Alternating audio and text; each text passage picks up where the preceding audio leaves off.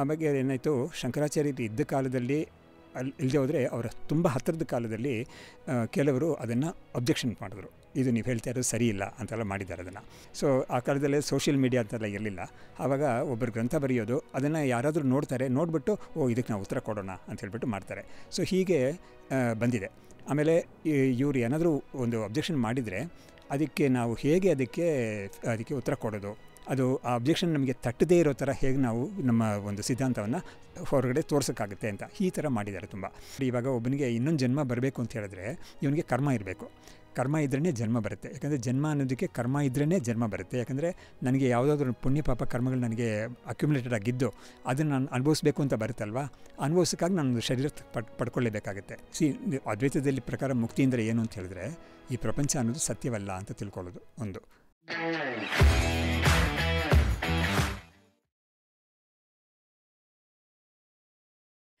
Today on Just Curious, ವಿದ್ವಾನ್ Subramanian sir ನಮ್ಮ ಜೊತೆಗಿದ್ದಾರೆ. ವಿದ್ವಾನ್ರಿಗೆ ಮೊದಲನೇದಾಗಿ ಜಸ್ಟ್ ಕ್ಯೂರಿಯಸ್ಗೆ ಸ್ವಾಗತ.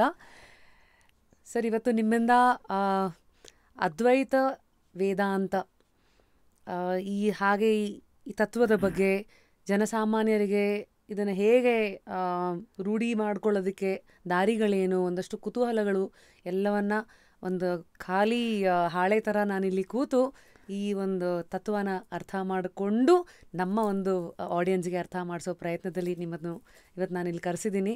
ಮೊದಲನೇದಾಗಿ ಒಪ್ಕೊಂಡು ಇಂತಹ ವಿಚಾರದ ಬಗ್ಗೆ ಜನಗಳಿಗೆ ಜ್ಞಾನ ತಲುಪಿಸೋ ಒಂದು ನಿಟ್ಟಿನಲ್ಲಿರುವಂಥ ನಿಮ್ಮ ಒಂದು ಧರ್ಮ ಅನ್ಬೇಕಾ, ವೃತ್ತಿ ಅನ್ಬೇಕು, ಇದಕ್ಕೆ ಮೊದಲನೇದಾಗಿ ನಮ್ಮ ನಮನಗಳು.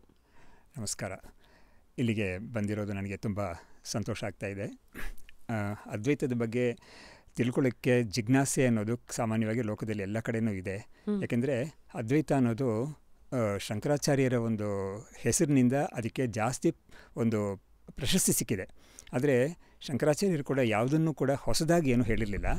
ಅವರು ಉಪನಿಷತ್ತುಗಳಲ್ಲಿ ಇರೋ ಒಂದು ತತ್ವವನ್ನೇ ಅವರು ಒಂದು ವ್ಯವಸ್ಥಿತವಾಗಿ ಅದನ್ನು ಮಾಡಿ ಕೊಟ್ಟರು ಅದನ್ನು ಲೋಕಕ್ಕೆ. ಅದಕ್ಕೆ ಮುಂಚೆನೂ ಇದ್ದಿದೆ. ಶಂಕರಾಚಾರ್ಯರೇ ಫಾರ್ ಎಕ್ಸಾಂಪಲ್ ಅವರ ಗುರುಗಳು ಮತ್ತು ಅವರ ಪರಮಗುರುಗಳು ಅಂತ ಗೌಡಪಾದಾಚಾರ್ಯರು ಅಂತ ತುಂಬ ಫೇಮಸ್ ಅವರು. ಅವ್ರ ಕಾಲದಿಂದನೇ ಅದು ಬಂದಿದೆ, ತುಂಬ ಇದಕ್ಕೊಂದು ಹೆಸರು ಬಂದಿದೆ. ಆದರೆ ಶಂಕರಾಚಾರ್ಯರ ಕಾಲದಲ್ಲಿ ಇದಕ್ಕೆ ಒಂದು ನೂತನವಾದ ಒಂದು ಶೋಭೆ ಸಿಕ್ಕಿತು ಅದಕ್ಕೆ.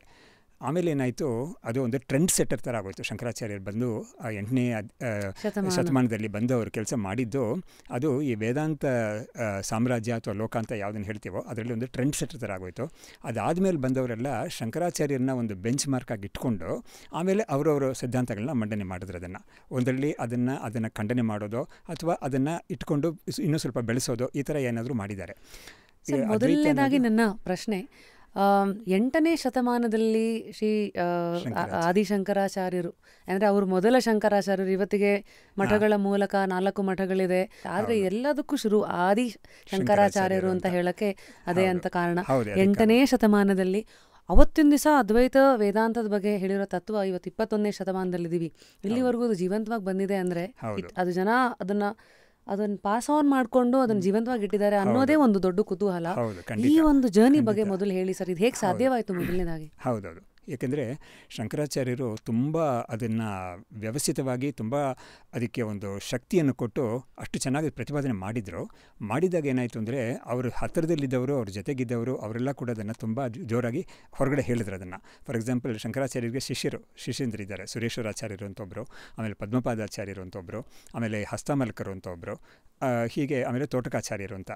ಇವರು ಎಲ್ಲರೂ ಕೂಡ ಏನಾದರೂ ಒಂದು ರೀತಿಯಲ್ಲಿ ಕೊಡುಗೆ ಕೊಟ್ಟಿದ್ದಾರೆ ಅವರಿದ್ದ ಕಾಲದಲ್ಲೇ. ಆಮೇಲೆ ಏನು ಮಾಡಿದರು, ಅದು ಹಾಗೆ ಬೆಳ್ಕೊಂಡು ಬಂತು. ಅದಾದಮೇಲೆ ಒಂದು ಸಂಪ್ರದಾಯ ಚೆನ್ನಾಗಿ ಶುರು ಆಯ್ತದು. ಆಮೇಲೆ ಏನಾಯಿತು, ಶಂಕರಾಚಾರ್ಯರು ಇದ್ದ ಕಾಲದಲ್ಲಿ ಇಲ್ಲದೆ ಹೋದರೆ ಅವರ ತುಂಬ ಹತ್ತಿರದ ಕಾಲದಲ್ಲಿ ಕೆಲವರು ಅದನ್ನು ಅಬ್ಜೆಕ್ಷನ್ ಮಾಡಿದ್ರು. ಇದು ನೀವು ಹೇಳ್ತಾ ಇರೋದು ಸರಿ ಇಲ್ಲ ಅಂತೆಲ್ಲ ಮಾಡಿದ್ದಾರೆ ಅದನ್ನು. ಅದಾದಮೇಲೆ ಏನು ಮಾಡಿದ್ರು, ಅವರು ಸರಿ ಇಲ್ಲ ಅಂತ ಯಾರು ಹೇಳಿದ್ರೋ ಅಷ್ಟೊತ್ತಿಗೆ ಶಂಕರಾಚಾರ್ಯರು ಇಲ್ಲ, ಈ ಭೂಮಿಯಲ್ಲಿ ಇಲ್ಲ ಅವರು.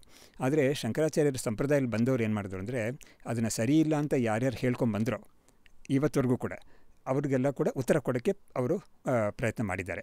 ಅಂದರೆ ಇದರಲ್ಲಿ ಸಾಮಾನ್ಯವಾಗಿ ಹೇಗಾಗುತ್ತೆ ಅಂತ ಹೇಳಿದ್ರೆ, ಒಂದು ಡಿಬೇಟ್ ಅಂತ ಆಗದೇನೆ ಒಬ್ಬರು ಗ್ರಂಥ ಬರೀತಾರೆ, ಅದಕ್ಕೆ ಇನ್ನೊಬ್ಬರು ಒಂದು ಪ್ರತಿ ಗ್ರಂಥ ಬರೀತಾರೆ. ಸೊ ಆ ಕಾಲದಲ್ಲೇ ಸೋಷಿಯಲ್ ಮೀಡಿಯಾ ಅಂತೆಲ್ಲ ಇರಲಿಲ್ಲ. ಆವಾಗ ಒಬ್ಬರು ಗ್ರಂಥ ಬರೆಯೋದು, ಅದನ್ನು ಯಾರಾದರೂ ನೋಡ್ತಾರೆ, ನೋಡಿಬಿಟ್ಟು ಇದಕ್ಕೆ ನಾವು ಉತ್ತರ ಕೊಡೋಣ ಅಂತ ಹೇಳ್ಬಿಟ್ಟು ಮಾಡ್ತಾರೆ. ಸೊ ಹೀಗೆ ಬಂದಿದೆ. ಆಮೇಲೆ ಇವರು ಏನಾದರೂ ಒಂದು ಅಬ್ಜೆಕ್ಷನ್ ಮಾಡಿದರೆ ಅದಕ್ಕೆ ನಾವು ಹೇಗೆ ಅದಕ್ಕೆ ಉತ್ತರ ಕೊಡೋದು, ಅದು ಆ ಅಬ್ಜೆಕ್ಷನ್ ನಮಗೆ ತಟ್ಟದೇ ಇರೋ ಥರ ಹೇಗೆ ನಾವು ನಮ್ಮ ಒಂದು ಸಿದ್ಧಾಂತವನ್ನು ಹೊರಗಡೆ ತೋರ್ಸೋಕ್ಕಾಗುತ್ತೆ ಅಂತ ಈ ಥರ ಮಾಡಿದ್ದಾರೆ ತುಂಬ. ಸೊ ಹೀಗೆ ಶಂಕರಾಚಾರ್ಯರಾದಮೇಲೆ ತಕ್ಷಣ ಏನಾಯಿತು ಅಂದರೆ ಅದಕ್ಕೆ ತುಂಬ ದೊಡ್ಡ ಒಂದು ತೇಜಸ್ಸನ್ನು ಸೇರಿಸಿದ್ದು ಯಾರು ಅಂತ ಹೇಳಿದ್ರೆ ಭಾಮತಿಕಾರರು ಅಂತ ಒಬ್ಬರಿದ್ದಾರೆ. ವಾಚಸ್ಪತಿ ಮಿಶ್ರಾ ಅಂತ ಅವ್ರ ಹೆಸರು. ಅವರು ಎಂಥವ್ರು ಅಂತ ಹೇಳಿದ್ರೆ ನಮ್ಮ ಭಾರತೀಯ ದರ್ಶನಶಾಸ್ತ್ರ ಅಂತ ಯಾವುದನ್ನು ಹೇಳ್ತೀವೋ, ಸಾಂಖ್ಯ, ಆಮೇಲೆ ನ್ಯಾಯ ವೈಶೇಷಿಕ, ಪೂರ್ವ ಮೀಮಾಂಸಾ, ಇಂಥದ್ದೆಲ್ಲ ಯಾವುದನ್ನು ಹೇಳ್ತೀವೋ ಅಂತ, ಯೋಗಶಾಸ್ತ್ರ ಅಂದರೆ ಪತಂಜಲಿ ಯೋಗ, ಇದಕ್ಕೆಲ್ಲ ಕೂಡ ಅವರು ತುಂಬ ಸ್ಟ್ಯಾಂಡರ್ಡ್ ಆಗಿರೋ ಬುಕ್ಸ್ ಬರೆದವರು ಯಾರು ವಾಚಸ್ಪತಿ ಮಿಶ್ರಾ ಅನ್ನೋರು.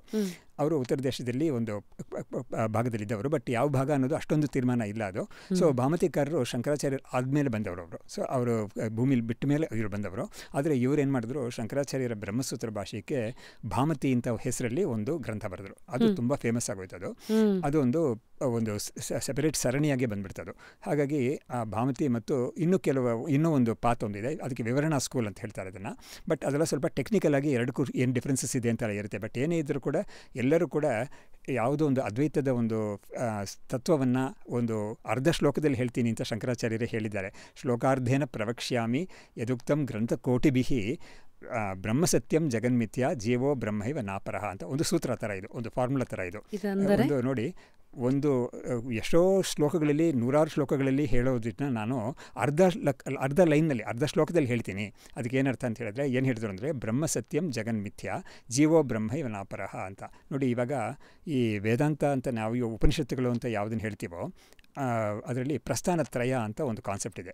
ಅದೇನು ಅಂತ ಹೇಳಿದ್ರೆ ಅದನ್ನು ಹೇಳ್ತೀನಿ, ಯಾಕಂದರೆ ಅದು ತಿಳ್ಕೊಂಬಿಡಕ್ಕೆ ಒಳ್ಳೆಯದದು. ಅದಕ್ಕೆ ಪ್ರಸ್ಥಾನತ್ರಯ ಅಂತ ಹೇಳುವಾಗ ಅದರಲ್ಲಿ ವೇದವ್ಯಾಸರು ಬಂದು ಒಂದು ತುಂಬ ದೊಡ್ಡ ಕೆಲಸ ಮಾಡಿದರು. ಏನು ಅಂತ ಹೇಳಿದ್ರೆ, ಎಲ್ಲ ಒಂದೇ ವೇದವಾಗಿದ್ದನ್ನು ಅವರು 4 ವೇದಗಳಾಗಿ ವಿಂಗಡಣೆ ಮಾಡಿದರು ಅಂತ ಅವ್ರ ಮೇಲೆ ಒಂದು ಪ್ರಶಸ್ತಿ ಇದೆ. ಹಾಗಾಗಿ ಏನಾಯಿತು, ಉಪನಿಷತ್ತುಗಳು ಅಂತ ಒಂದು ಪ್ರಸ್ಥಾನ ಇದೆ. ಪ್ರಸ್ಥಾನ ಅಂತ ಹೇಳಿದ್ರೆ ಒಂದು ಪಾತ್ ಪ್ರಸ್ಥಾನ ಅಂದರೆ ಒಂದು ದಾರಿ ಅಂತ. ಸೊ ಉಪನಿಷತ್ ಅಂತ ಒಂದು ದಾರಿ ಇದೆ. ಆಮೇಲೆ ಭಗವದ್ಗೀತೆ ಅಂತ ಇನ್ನೊಂದು ದಾರಿ ಇದೆ, ಅದಕ್ಕೆ ಸ್ಮೃತಿ ಪ್ರಸ್ಥಾನ ಅಂತ ಹೇಳ್ತಾರೆ. ಆಮೇಲೆ ಸೂತ್ರ ಪ್ರಸ್ಥಾನ ಅಂತ ಇನ್ನೊಂದು ಹೇಳ್ತಾರೆ, ಅದಕ್ಕೆ ಬ್ರಹ್ಮಸೂತ್ರಗಳು ಅನ್ನೋದು. ಅದನ್ನು ವೇದವ್ಯಾಸರು, ಅವರಿಗೆ ಬಾದರಾಯಣರು ಅಂತ ಇನ್ನೊಂದು ಹೆಸರು ಕೂಡ ಇದೆ ಅದಕ್ಕೆ. ಅವರು ಈ ಬ್ರಹ್ಮಸೂತ್ರಗಳನ್ನ ರಚನೆ ಮಾಡಿದ್ದಾರೆ. ಇವಾಗ ಪ್ರಸ್ಥಾನತ್ರಯ ಅಂತ ಹೇಳಿದಾಗ ಅದಕ್ಕೆ ಭಾಷೆ ಬರೆಯೋರು ಅಂತ ಹೇಳುವಾಗ ಈ 3ಕ್ಕೂ ಭಾಷೆ ಬರೀತಾರೆ. ಶಂಕರಾಚಾರ್ಯರು ಇದು 3ಕ್ಕೂ ಭಾಷೆ ಬರೆದಿದ್ದಾರೆ. ಅಂದರೆ ಸೂತ್ರ ಭಾಷೆ ಅಂತ ಒಂದಿದೆ, ಬ್ರಹ್ಮಸೂತ್ರ ಭಾಷೆ ಅಂತ. ಆಮೇಲೆ 10 ಉಪನಿಷತ್ತುಗಳಿಗೆ ಪ್ರಿನ್ಸಿಪಾಲ್ ಉಪನಿಷತ್ಸ್ ಅಂತ ಹೇಳ್ತಾರೆ. ಈಶ ಉಪನಿಷತ್ತಕ್ಕೆ ಏನೋ ಕಠ, ಮಾಂಡುಕ್ಯ, ಮುಂಡಕ, ತೈತರಿಯ, ಐತರೇಯ, ಪ್ರಶ್ನ ಅಂತೆಲ್ಲ ಬರುತ್ತೆ. ಅದು 10 ಉಪನಿಷತ್ತುಗಳಿಗೆ ಶಂಕರಾಚಾರ್ಯರು ಭಾಷೆ ಬರೆದಿದ್ದಾರೆ, ದೀರ್ಘವಾಗಿ ಭಾಷೆ ಬರೆದಿದ್ದಾರೆ. ಇದು 2ನೇದು. 3ನೇದು ಭಗವದ್ಗೀತೆ ಅಂತ ಇದೆಯಲ್ಲ, ಅದಕ್ಕೂ ಶಂಕರಾಚಾರ್ಯರು ಭಾಷೆ ಬರೆದಿದ್ದಾರೆ. ಇದೇ ಥರನೇ ಭಾಷೆ ಬರೆಯೋದಂದರೆ ಅಲ್ಲಿರೋ ಶಬ್ದಗಳಿಗೆ ಏನು ಅರ್ಥ, ಭಾಷೆ ಅನ್ನೋದಕ್ಕೆಲ್ಲ ಟೆಕ್ನಿಕಲ್ ಮೀನಿಂಗ್ ಇದೆ, ಅದಕ್ಕೆ ಟೆಕ್ನಿಕಲ್ ಡೆಫಿನಿಷನ್ ಇದೆ. ಬಟ್ ನಾನು ಅದಕ್ಕೆ ಹೋಗೋದಿಲ್ಲ. ಸೊ ಅದರಲ್ಲಿರೋ ಶಬ್ದಗಳಿಗೆ ಅರ್ಥ ಹೇಳೋದು, ಅದೇ ಭಾಷೆ ಅಂದರೆ ಇನ್ ಸಿಂಪಲ್ ಟರ್ಮ್ಸ್ ಅಲ್ಲಿರೋ ಶಬ್ದಗಳಿಗೆ ಅರ್ಥ ಹೇಳೋದು ಅಂತ. ಸೊ ಶಂಕರಾಚಾರ್ಯರ ಕಾಲದಲ್ಲಿ ಅವರೆಲ್ಲ ಸಂಸ್ಕೃತನೇ ಮಾತಾಡ್ತಾರೆ. ಖಂಡಿತ. ಸೊ ಹಾಗಾಗಿ ಎಲ್ಲ ಸಂಸ್ಕೃತದಲ್ಲಿರೋ ಒಂದು ಟೆಕ್ಸ್ಟ್ಗೆ ಕಾರಣನೇ ಅವರ ಮಾತೃಭಾಷೆ ಅದಾಗಿರೋದ್ರಿಂದ ಇದು. ಹೌದು. ಆದರೆ ಒಂದು ಹೇಳ್ಬೋದು, ಮಾತೃಭಾಷೆ ಆಗಿತ್ತ ಅಂತ ಹೇಳೋಕ್ಕಾಗಲ್ಲ, ಯಾಕಂದರೆ ಮಲಯಾಳಂ ಆಗಿತ್ತು ಶಂಕರಾಚಾರ್ಯರಿಗೆ, ಫಾರ್ ಎಕ್ಸಾಂಪಲ್ ಮಲಯಾಳಂ. ಹಾಗಾಗಿ ಇವಾಗ ನೋಡಿ, ರಾಮಾನುಜಾಚಾರ್ಯರು ಅಂತ ಹೇಳಿದಾಗ ಅವರು ತಮಿಳು ಬ್ಯಾಕ್ಗ್ರೌಂಡಿಂದ ಬಂದವರು. ಮಧ್ವಾಚಾರ್ಯರು ಅನ್ನೋರು ತುಳು ಅಂತ ಹೇಳ್ತಾರೆ, ಅವರು ಇದು ಜಾಗ ತುಳು ನಾಡು ಅಂತ ಹೇಳ್ತಾರೆ. ಅದರಿಂದ ಅವರಿಗೆ ಮಾತೃಭಾಷೆ ತುಳುವಾಗಿದ್ದಿರಬೇಕು ಖಂಡಿತ. ಸೊ ಹೀಗೆ ಅದು ಏನೇ ಇದ್ದರೂ ಕೂಡ ಈ ಲೋಕದಲ್ಲಿ, ಭಾರತ ದೇಶದಲ್ಲಿ ವ್ಯಾಪಕವಾಗಿದ್ದು ಸಂಸ್ಕೃತ. ಅದರಿಂದ ಇವರೆಲ್ಲರೂ ಕೂಡ ಸಂಸ್ಕೃತದಲ್ಲಿ ಬರೆದ್ರೇನೆ ಅದನ್ನು ಇನ್ನೊಬ್ಬರು ನೋಡ್ತಾರೆ. ಇವತ್ತಿನ ಇಂಗ್ಲಿಷ್ ಹೇಗಿದೆಯೋ ಇವತ್ತಿನ ಇಂಗ್ಲೀಷ್ ಇಂಗ್ಲೀಷಲ್ಲಿ ಬರೆದ್ರೇ ನಿಮಗೆ ವರ್ಲ್ಡ್ ವೈಡ್ ಅದನ್ನು ನೋಡೋಕ್ಕೆ ಸಾಧ್ಯವಾಗುತ್ತೆ. ಒಂದು ಕಾಲದಲ್ಲಿ ಜರ್ಮನಲ್ಲಿ ಬರಿತಾ ಇದ್ರು ಇದೆಲ್ಲ, ಸೈಂಟಿಸ್ಟ್ ಎಲ್ಲ ಕೂಡ ಜರ್ಮನಲ್ಲಿ ಬರಿತಾ ಇದ್ರು ಇದೆಲ್ಲ ಇತ್ತು. ಬಟ್ ಅದನ್ನೆಲ್ಲ ಇಂಗ್ಲೀಷ್ಗೆ ಟ್ರಾನ್ಸ್ಲೇಟ್ ಮಾಡಿದ್ರೇ ವ್ಯಾಪಕವಾಗಿ ಎಲ್ಲರಿಗೂ ಸಿಗೋದು ಅದು. ಅದೇ ಥರ ಸಂಸ್ಕೃತದಲ್ಲಿ ಇದ್ರೇ ಅದು ಎಲ್ಲರಿಗೂ ಸಿಗುತ್ತೆ ಅನ್ನೋ ಕಾರಣದಿಂದ ಸಂಸ್ಕೃತದಲ್ಲೇ ಬರಿತಾ ಇದ್ರು, ಎಲ್ಲವನ್ನೂ ಕೂಡ ಸಂಸ್ಕೃತದಲ್ಲೇ ಬರಿತಾ ಇದ್ರು. ಅದಕ್ಕೆ ಮುಂಚೆ, ತುಂಬ ಮುಂಚೆ ಬುದ್ಧ ಜೈನ ಕಾಲದಲ್ಲಿ ಪ್ರಾಕೃತ, ಪಾಲಿ ಅಂತ ಲ್ಯಾಂಗ್ವೇಜಸ್ ಎಲ್ಲ ಇತ್ತು. ಆ ಲ್ಯಾಂಗ್ವೇಜಸ್ ಎಲ್ಲ ಕೂಡ ಬರೆದಿದ್ದಾರೆ ಅವರು. ಪಾಲಿ ಅಂತ ಒಂದು ಲ್ಯಾಂಗ್ವೇಜ್ ಇತ್ತು, ಅದರಲ್ಲಿ ಬರೆದಿದ್ದಾರೆ. ಆದರೆ ಅದೆಲ್ಲ ಕೂಡ ಸಂಸ್ಕೃತಕ್ಕೆ ತುಂಬ ಗ್ರಂಥಗಳೆಲ್ಲ ಅನುವಾದ ಆದಮೇಲೆ ತುಂಬ ಜನಕ್ಕೆ ಅದು ಸಿಕ್ತು. ಇದೆಲ್ಲ ಆಗಿದೆ ಅದು. ಸೊ ಹಾಗಾಗಿ ಇವತ್ತಿನ ದಿವಸದಲ್ಲೂ ಕೂಡ ಒಂದು ಶಾಸ್ತ್ರ ಗ್ರಂಥ ಬರೀಬೇಕು ಅಂತ ಹೇಳಿದ್ರೆ ಅದಕ್ಕೆ ಸಂಬಂಧವಾಗಿ ಸಂಸ್ಕೃತದಲ್ಲೇ ಬರೀತಾರೆ. ಅದಕ್ಕೆ ವಿದ್ವಾಂಸರಿದ್ದಾರೆ, ಚೆನ್ನಾಗಿ ಕಲ್ತಿದ್ದಾರೆ, ಅದೆಲ್ಲ ಇದ್ದಾರೆ. ಸೊ ಶಂಕರಾಚಾರ್ಯರು ಈ 3 ಪ್ರಸ್ಥಾನಕ್ಕೂ ಭಾಷೆ ಬರೆದಿರೋದನ್ನು ಬರೆದ ಮೇಲೆ ಏನಾಯಿತು, ಬಾಕಿಯವರು ಬಂದವರು ಆ ಭಾಷೆದ ಮೇಲೆ ಅವರು ಏನು ಹೇಳ್ಬೋದು, ಅದಕ್ಕೆ ಅವರು ಏನು ಉತ್ತರ ಅದಕ್ಕೇನು ಅಬ್ಜೆಕ್ಷನ್ ಮಾಡ್ಬೋದು, ಅದನ್ನು ಅವರು ಬೇರೆ ಅವ್ರ ರೀತಿಯಲ್ಲಿ ಹೇಗೆ ಮಾಡ್ಬೋದು, ಹೀಗೆಲ್ಲ ಬೇರೆ ಬೇರೆ ದಾರ್ಶನಿಕರು ಬಂದಿದ್ದಾರೆ, ಮಾಡ್ಕೊಂಡು ಬಂದಿದ್ದಾರೆ. ಸೊ ಈಗ ಶಂಕರಾಚಾರ್ಯರ ಕಾಲದಲ್ಲಿ 8ನೇ ಶತಮಾನ ಅಂತ ನಾವು ತಗೊಂಡ್ರೆ, ಯಾಕಂದರೆ ಅದರಲ್ಲಿ ಸ್ವಲ್ಪ ಒಂದು ಕಾಂಟ್ರವರ್ಸಿ ಇದೆ. ಕೆಲವರು ಏನು ಮಾಡ್ತಾರೆ, ಹಿ ಬಿಲಾಂಗ್ ಟು BC ಪೀರಿಯಡ್ ಅಂತ ಹೇಳ್ತಾರೆ. 2500 ವರ್ಷ ಆಗೋಯ್ತು ಅವ್ರು ಬಂದು ಅಂತ ಹೇಳೋರು ಕೆಲವರಿದ್ದಾರೆ. ಅದೇ ತುಂಬ ಜನ ಒಪ್ಕೊಳ್ಳೋದು ಬಂದು ಈ 8ನೇ ಶತಮಾನನೇ ತುಂಬ ಪಾಪ್ಯುಲರ್ ಆಗಿದೆ. ಅದೇ ತುಂಬ ಲಾಜಿಕಲ್ ಆಗಿ ಅನಿಸ್ತಾ ಇದೆ. ತುಂಬ ಈ ಕಾಂಟ್ರವರ್ಸೀಸ್ ಕಾರಣ ಏನು ಸರ್? ಯಾಕಂದರೆ ಎಲ್ಲ ಟೆಕ್ಸ್ಟ್ಗಳ ಮೂಲಕ ಡಾಕ್ಯುಮೆಂಟ್ ಆಗಿರುತ್ತೆ. ಆಗಿರುತ್ತೆ. ಅದೇನಾಗಿರುತ್ತೆ ಅಂತ ಹೇಳಿದ್ರೆ, ಲಿಜೆಂಡ್ಸ್ ಅಂತ ಒಂದು ಹೇಳ್ತೀವಲ್ಲ, ಒಂದು ವ್ಯಕ್ತಿ ಮೇಲೆ ಅವನ ಪರ್ಸನಲ್ ಲೈಫ್ ಮೇಲೆ ಕೆಲವು ಕಥೆಗಳೆಲ್ಲ ಬಂದುಬಿಟ್ಟಿರುತ್ತೆ ಅದು. ಸೊ ಇವಾಗ ಏನಾಗಿದೆ ಅಂದರೆ, ಒಂದು ರೀತಿಯಲ್ಲಿ ಅನ್ಫಾರ್ಚುನೇಟ್ ಥಿಂಗ್ ಏನಾಗಿದೆ ಅಂತ ಹೇಳಿದ್ರೆ, ನಮ್ಮ ಹಳೆ ಕಾಲದ ಪರಂಪರೆಯಿಂದ ಅವರು ತಮ್ಮನ್ನು ಗುರುತಿಸ್ಕೊಳ್ಳೋಕ್ಕೆ ಏನೂ ಮಾಡಲೇ ಇಲ್ಲ, ಅವರು ಹೇಳಲೇ ಇಲ್ಲ, ಅವರು ತಮ್ಮ ಬಗ್ಗೆ ಏನು ಹೇಳ್ಕೊಳ್ಳೇ ಇಲ್ಲ. ತಾನು ಇಂಥ ಊರಿಂದ ಇಂಥ ಮನೇಲಿ ಹುಟ್ಟಿದ್ದೀನಿ ನಾನು, ಇಂಥ ಜಾಗಕ್ಕೆ ಸೇರಿದ್ದೀನಿ ನಾನು ಅಂತೆಲ್ಲ ಹೇಳ್ಕೊಳ್ಳೇ ಇಲ್ಲ. ಅವ್ರ ವಿಷಯ ಏನೋ ಅದನ್ನು ಹೇಳ್ಬಿಟ್ಟು ಹೊಟ್ಟೋದ್ರು ಅವರು. ಸೊ ಇವಾಗ ಏನಾಯಿತು, ಹಾಗೆ ಬಂದಿದ್ದರಿಂದ ಲೇಟರ್ ಆನ್ ಬಂದಿದ್ದ ಪೀಪಲ್ಗೆ ಅವರು ಯಾರು, ಅವ್ರ ವ್ಯಕ್ತಿತ್ವ ಏನು ಅಂತ ತಿಳ್ಕೊಳ್ಳೋಕ್ಕೆ ತುಂಬ ಕಷ್ಟ ಆಗ್ತಾಯಿತ್ತು. ಸೊ ಇದ್ರ ಬಗ್ಗೆ ಏನಾಯಿತು, ಕರ್ಣಕರ್ಣೆಯ ಕೆಲವು ಕಥೆಗಳೆಲ್ಲ ಹುಟ್ಕೊಂಡ್ಬಿಟ್ಟಿದೆ ಅದು.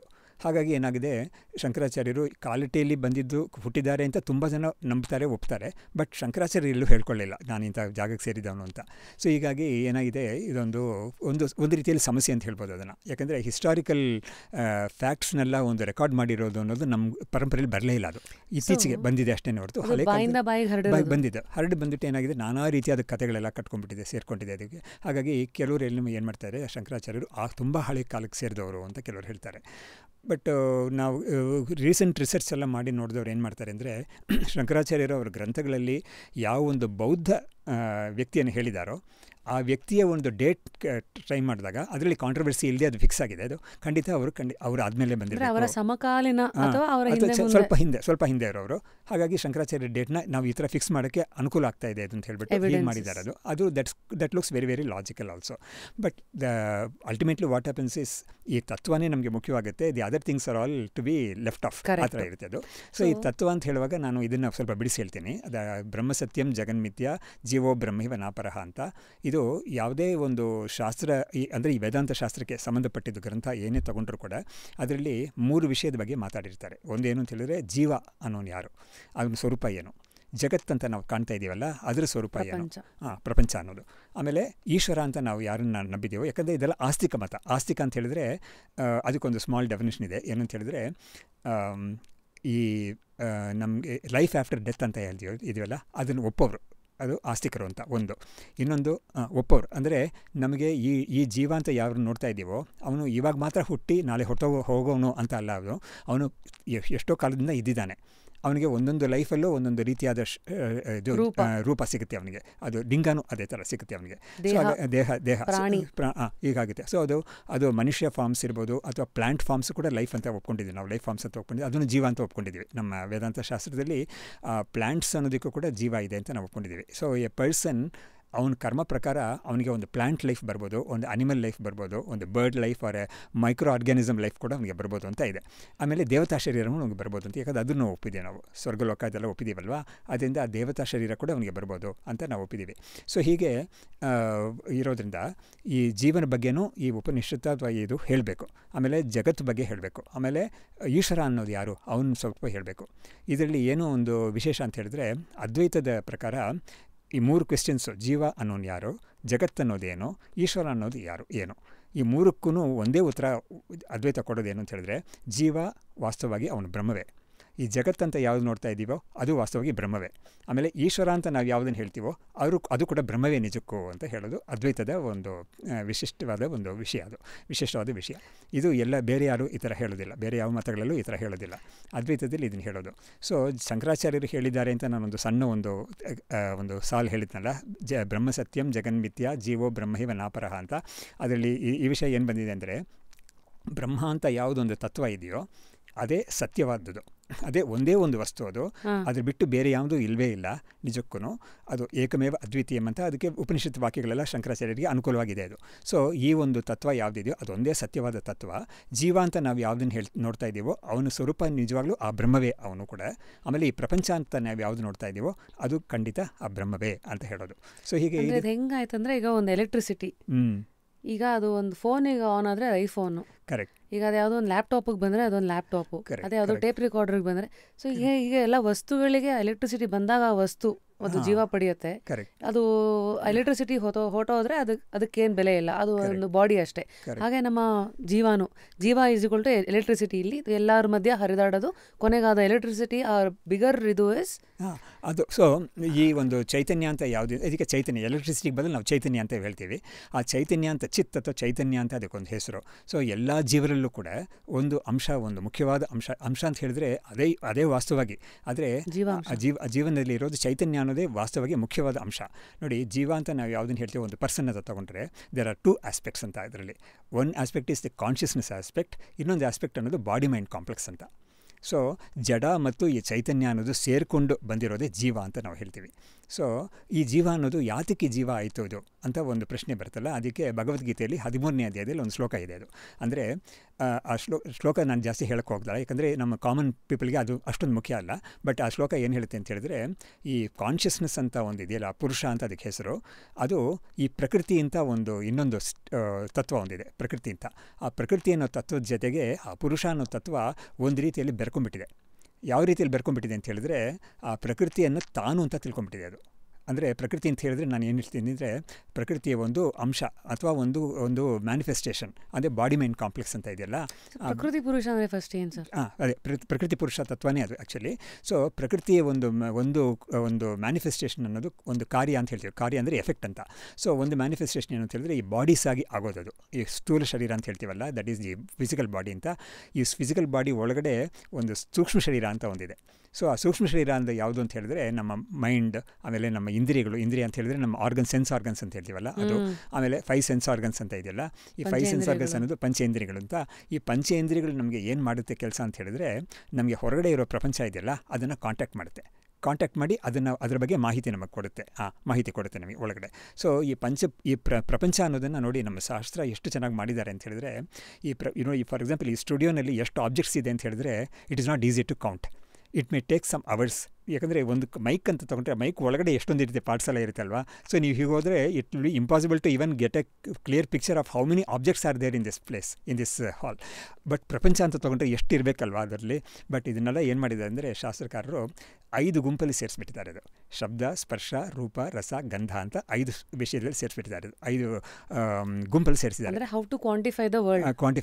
ಕ್ವಾಂಟಿಫಿಕೇಶನ್ has been very nicely grouped. ಅದನ್ನು ತುಂಬ ಕ್ಯಾಟಗರೈಸ್ ಮಾಡಿಬಿಟ್ಟು ಶಬ್ದ, ಸ್ಪರ್ಶ, ರೂಪ, ರಸ, ಗಂಧ ಅಂತ ಮಾಡಿದ್ದಾರೆ. ಬಟ್ ಇಷ್ಟೇ ಪ್ರಪಂಚ ಅನ್ನೋದು. ಸೊ ಇಂಥ ಪ್ರಪಂಚವನ್ನು ನಾವು ಕಾಂಟ್ಯಾಕ್ಟ್ ಮಾಡೋಕ್ಕೆ ಶಬ್ದ ಅನ್ನೋದಕ್ಕೆ ಕಿವಿ ಬೇಕಾಗಿದೆ, ನಮಗೆ ರೂಪ ಅನ್ನೋದಕ್ಕೆ ಕಣ್ಣು ಬೇಕಾಗಿದೆ. ಸೊ ಈ ಥರ ಒಂದೊಂದಕ್ಕೂ ಒಂದು ಗಂಧ ಅಂತ ಹೇಳಿದ್ರೆ ವಾಸನೆ ಇದೆ. ಸೊ ಮೂಗು ಬೇಕಾಗಿದೆ ನಮಗೆ. ಆಮೇಲೆ ಸ್ಪರ್ಶ ಅಂದರೆ ನಮ್ಮ ಸ್ಕಿನ್ ಅನ್ನೋದು ಇದೆಯಲ್ಲ, ಅದು ಬೇಕಾಗಿದೆ ನಮಗೆ. ಟಚ್ ಅನ್ನೋದು ಒಂದು ಪದಾರ್ಥ ಗಟ್ಟಿಯಾಗಿದೆಯಾ, ಸಾಫ್ಟ್ ಆಗಿದೆಯಾ, ಆಮೇಲೆ ಅದು ಬೆಚ್ಚಗಿದೆಯಾ, ತಣ್ಣಗಿದೆಯಾ, ಇಂಥದಕ್ಕೂ ನಮಗೆ ಸಿನ್ನೆ ಬೇಕಾಗಿದೆ. ಸೊ ಈ ಥರ ಪ್ರಪಂಚವನ್ನು ನಾವು ತಿಳ್ಕೊಳ್ಳೋಕ್ಕೆ ನಮಗೆ ಈ ಪಂಚ ಇಂದ್ರಿಯಗಳು ಬೇಕಾಗಿದೆ. ಸೊ ಈ ಇಂದ್ರಿಯಗಳು ಅಂತ ನಾವು ಯಾವುದನ್ನು ಹೇಳ್ತೀವೋ ಅದು actually they can't be seen, they can't be touched. Very strangely ಇಂದ್ರಿಯ ಅನ್ನೋದು ಸೂಕ್ಷ್ಮ ಶರೀರ ಅಂತ ನಾವು ಯಾವುದನ್ನು ಹೇಳ್ತೀವೋ ಅದಕ್ಕೆ ಸೇರಿದ್ದದು. ಈ ಸ್ಥೂಲ ಶರೀರ ಅನ್ನೋದು ನಾವು ಇವಾಗ ನೋಡ್ತಾ ಇದ್ದೀವಿ, ಇದನ್ನು ಮುಟ್ಬೋದು, ಹೀಗೆಲ್ಲ ಇದೆ ಅದು. ಬಟ್ ಇದು ಗಟ್ಟಿಯಾಗಿದೆ. ಇದು ಬೇರೆ ಸೂಕ್ಷ್ಮ ಶರೀರ ಅನ್ನೋದು ಅನ್ಸೀನ್ ಆಗಿರುತ್ತೆ, but it is working from inside. It is something like A software working in a hardware. ಇದು ಸೊ ಒಂದು ಸಾಫ್ಟ್ವೇರ್ ಅನ್ನೋದು work touch it and C it also. So ಅದಕ್ಕೆ ಇಂದ್ರಿಯಗಳನ್ನ ಅತೀಂದ್ರಿಯ ಅಂತ ಹೇಳಿದ್ದಾರೆ. ಇಂದ್ರಿಯಕ್ಕೆ ಸಿಗೋದಿಲ್ಲ. ಸೊ ಇದಿರುತ್ತೆ ಅದು. ಇವಾಗ ನೋಡಿ, ನಮ್ಮ ಕಣ್ಣು ಅಂತ ನಾವು ಯಾವುದನ್ನು ಹೇಳ್ತೀವೋ ಅದರಲ್ಲಿ ಒಂದು ಇಂದ್ರಿಯ, ಕಣ್ಣು ಅಂತ ಚಕ್ಷುರಿಂದ್ರಿಯ ಅಂತ ಒಂದಿದೆ ಅಲ್ಲಿ. ಬಟ್ ಆ ಇಂದ್ರಿಯ ಫಂಕ್ಷನ್ ಮಾಡೋ ಲೊಕೇಶನ್ ಇದು. ಆ್ಯಕ್ಚುಲಿ ನಮ್ಮ ಡಾಕ್ಟರ್ಸ್ ಆಪ್ರೇಟ್ ಮಾಡ್ತಾರಲ್ಲ, ಕಣ್ಣು ಆಪ್ರೇಟ್ ಮಾಡೋದು, ಕ್ಯಾಟ್ರಾಕ್ಟ್ ಮಾಡೋದು, ಏನು ಆಪ್ರೇಟ್ ಮಾಡುವಾಗಲೂ ಕೂಡ ಅವರು ಅದಕ್ಕೊಂದು ಲೊಕೇಶನ್ ಕೊಟ್ಟಿದೆ. ಆ ಲೊಕೇಶನಲ್ಲಿ ಆ ಇಂದ್ರಿಯ ಇದೆ. So when a person dies, what happens is that ಇಂದ್ರಿಯ, ಕಣ್ಣು ಅಂತ ಚಕ್ಷುರಿಂದ್ರಿಯ ಅನ್ನೋದು ಅನ್ಸೀನ್ ಅಂತ ಹೇಳಿದ್ನಲ್ಲ, ಅದು ಬಾಕಿ ಇಂದ್ರಿಯಗಳೆಲ್ಲ ಇರುತ್ತೆ. ಆಮೇಲೆ ಮನಸ್ಸು, ಬುದ್ಧಿ, ಅಹಂಕಾರ ಅದೆಲ್ಲ ಇರುತ್ತೆ. ಆಮೇಲೆ ಪ್ರಾಣ ಅಂತ ಇರುತ್ತಲ್ಲ, ಇದೆಲ್ಲವೂ ಸೇರಿಕೊಂಡಿರೋದು ಒಂದು ಸೂಕ್ಷ್ಮ ಶರೀರ ಅಂತ. ಆ ಸೂಕ್ಷ್ಮ ಶರೀರ ಅನ್ನೋದೇ ನಮ್ಮ ಶರೀರವನ್ನು ಬಿಟ್ಟು ಹೋಗೋದು. ಇವಾಗ ನಾವು ಸಾಮಾನ್ಯವಾಗಿ ಲೋಕದಲ್ಲಿ ಇವ್ರು ಹೋಗ್ಬಿಟ್ರು ಅಂತ ಹೇಳ್ತೀವಿ, ಅವ್ರು ತೀರ್ಕೊಂಡಾಗ ನಾವು ಹೋಗ್ಬಿಟ್ರು ಅಂತ ಹೇಳ್ತೀವಿ. ಯಾರು ಹೋಗಿದ್ದು, ಎಲ್ಲಿ ಹೋಗಿದ್ದು, ಏನು ಹೋಗಿದ್ದು ಅಂತೆಲ್ಲ ನಾವು ಒಂದು ಪ್ರಶ್ನೆ ಮಾಡಿದಾಗ ಇಂಥ ಪ್ರಶ್ನೆಗಳಿಗೆಲ್ಲ ವೇದಾಂತದಲ್ಲಿ ಉತ್ತರ ಇದೆ. ಸೊ ಏನು ಹೋಗುತ್ತೆ ಅಂತ ಹೇಳಿದ್ರೆ ಒಂದು ಜೀವ ಅಂತ ಒಳಗಡೆ ಇದೆಯಲ್ಲ, ಅದಕ್ಕೆ ಈ ಸೂಕ್ಷ್ಮ ಶರೀರ ಅನ್ನೋದಕ್ಕೆ ಆ್ಯಕ್ಚುಲಿ ಜೀವ ಅಂತ ಹೆಸರು. ಅದು ಹೋಗುತ್ತೆ ಹೊರಗಡೆ, ಅದು ತುಂಬ ಸಟಲ್ ಆಗಿರೋದ್ರಿಂದ ಕಣ್ಣು ಕಾಣಿಸದೇ ಇರೋ ವಸ್ತು ಅದು, but it can travel. So ಅದ್ರ ಈ ಪರ್ಸನ್ ಅಂತ ಒಬ್ಬ ಇದ್ನಲ್ಲ ಇದುವರೆಗೂ, ಅವನು ಏನು ಕರ್ಮ ಮಾಡಿದ್ನೋ ಅದು ಕರ್ಮ ಏನು ಒಂದು ಜನ್ಮದಲ್ಲಿ ಮಾಡಿದಲ್ಲ, ಹಿಂದಿನ ಜನ್ಮಗಳೆಲ್ಲ ಏನು ಮಾಡಿರ್ತಾನೋ ಅದೆಲ್ಲ ಕೂಡ ಅವನಿಗೆ ಅಕ್ಯುಮುಲೇಟ್ ಆಗಿರ್ತಲ್ಲ, ಅದು ಹೌದು ಲೆಡ್ಜರ್ ಕರೆಕ್ಟ್. ಸೊ ಅಕ್ಯುಮುಲೇಟ್ ಆಗಿರೋದು ಅವನು ಅದನ್ನು ಭೋಗ ಮಾಡಬೇಕಾಗುತ್ತೆ. ಅವ್ನು ಮಾಡಿದ್ರು ಮಹಾರಾಯ ಅಂತ ಅವ್ನು ಹೇಳ್ತೀವಲ್ಲ, ಆ ಥರ ಅವ್ನು ಏನೇನು ಮಾಡಿದ್ದಾನೋ ಅದು ಅವನ್ನ ಬಿಟ್ಟು ಹೋಗೋದೇ ಇಲ್ಲ. ಯಾವುದಾದ್ರೂ ಒಂದು ಸಮಯದಲ್ಲಿ ಅದು ಬಂದು ಅವನಿಗೆ ಕೊಡುತ್ತೆ, ಅದು ಆ ಫಲವನ್ನು ಕೊಡುತ್ತೆ ಅದು. ಸೊ ಆ ಫಲವನ್ನು ಅನುಭವಿಸೋಕ್ಕಾಗಿ ಆ ಜೀವ ಅನ್ನೋದು ಬೇರೆ ಬೇರೆ ಶರೀರಗಳು ತಗೊಳ್ತಾ ಇರುತ್ತೆ. ಈ ಶರೀರಕ್ಕೆ ಒಂದು ಟೈಮ್ ಲಿಮಿಟ್ ಇದೆ ಅಲ್ವಾ, ಯಾಕೆಂದರೆ ಆತ್ಮನಿಗಿಲ್ಲ. ಆಮೇಲೆ ಸೂಕ್ಷ್ಮ ಶರೀರಕ್ಕೂ ಟೈಮ್ ಲಿಮಿಟ್ ಈ ರೀತಿಯಲ್ಲಿಲ್ಲ. ಸೊ ಒಂದೇ ಸೂಕ್ಷ್ಮ ಶರೀರನೇ it will keep going and it keep taking different bodies at different times ಅಂತ ಆಗುತ್ತೆ ಅದು. ಸೊ ವಾಟ್ ಡಿಫೈನ್ಸ್ ಅಂದರೆ ಈಗ ನೀವು ನಮ್ಮ ಕರ್ಮ ಮತ್ತು ಆತ್ಮ ನೆಕ್ಸ್ಟ್ ಏನು ಮಾಡುತ್ತೆ ಅದನ್ನು ಡಿಸೈಡ್ ಮಾಡುತ್ತೆ. ಅಂದರೆ ನಮ್ಮ ಸಮಯ ಅದರ ಸಮಯ ಒಂದಲ್ಲ. ಈಗ ಉದಾಹರಣೆಗೆ ನಮ್ಮ ತಾಯಿ ಶ್ರಾದ್ದ ಅಂತ ಮಾಡಿದಾಗ ಪ್ರತಿ ವರ್ಷಕ್ಕೆ ಒಂದ್ಸತಿ ಅವ್ರಿಗೆ ತಿಥಿ ಮಾಡ್ತೀವಿ. ಅಂದರೆ ನಮ್ಮ 1 ವರ್ಷ ಅವರ 1 ದಿನ. ಅಂದರೆ ಈ ಟೈಮು ಬೇರೆ ಬೇರೆ ಪ್ರಪಂಚದ ಕಾಲಘಟ್ಟ ಇದೆಲ್ಲ ತುಂಬಾ ದೊಡ್ಡ ವಿಚಾರಗಳು. ಅದೊಂದು separate topic by it self ಅದು. ಸೊ ಆಮೇಲೆ ಈ ಬೇರೆ ಬೇರೆ ಲೋಕಗಳಲ್ಲಿ ಆ ದೇವತೆಗಳಿಗೆಲ್ಲ ಏನೇನು ಟೈಮ್ ಅಂತ ಇದೆಯಲ್ಲೋ ಆ ಟೈಮ್ ಸ್ಕೇಲ್ ಬಂದ್ಬಿಟ್ಟು ನಮ್ಮ ಟೈಮ್ ಸ್ಕೇಲ್ಗಿಂತ ಡಿಫ್ರೆಂಟ್ ಆಗಿರುತ್ತೆ ಅವ್ರದ್ದು. ಸೊ ಈ ಥರ ಒಂದು ಸ್ವಲ್ಪ ಕಾಂಪ್ಲಿಕೇಟೆಡ್ ಥಿಂಗ್. ಹೌದು ಕಾಂಪ್ಲಿಕೇಟೆಡ್. ಬಟ್ ತುಂಬಾ ಮುಂದಕ್ಕೆ ಹೋಗ್ಬಿಟ್ರಿ. I think I just want to bring ನಮ್ಮ discussion back first with Advaita. ಅದಕ್ಕೆ ನಾನು ಹೇಳಕ್ ಬಂದೆ. ನಾನು ಈ ಪ್ರಪಂಚ ಅಂದರೆ ಏನು ಅಂತ ಹೇಳಿದ್ರೆ ಅದು ಬ್ರಹ್ಮವೇ, ಜೀವ ಅಂದರೆ ಯಾರು ಅಂತ ಕೇಳಿದ್ರೆ ಅದು ಬ್ರಹ್ಮವೇ, ಈಶ್ವರ ಅಂತ ನಾವು ಯಾರು ಹೇಳ್ತೀವೋ ಅದು ಬ್ರಹ್ಮವೇ ಅಂತ. ಅದು ನಾನು ಹೇಗೆ ಅಂತ ನಾನು ಹೇಳ್ತೀನಿ. ಇದೇ ಅದ್ವೈತ ತತ್ವ ಇನ್ ಒನ್ ನಟ್ಶೆಲ್ ಅದೇನೆ.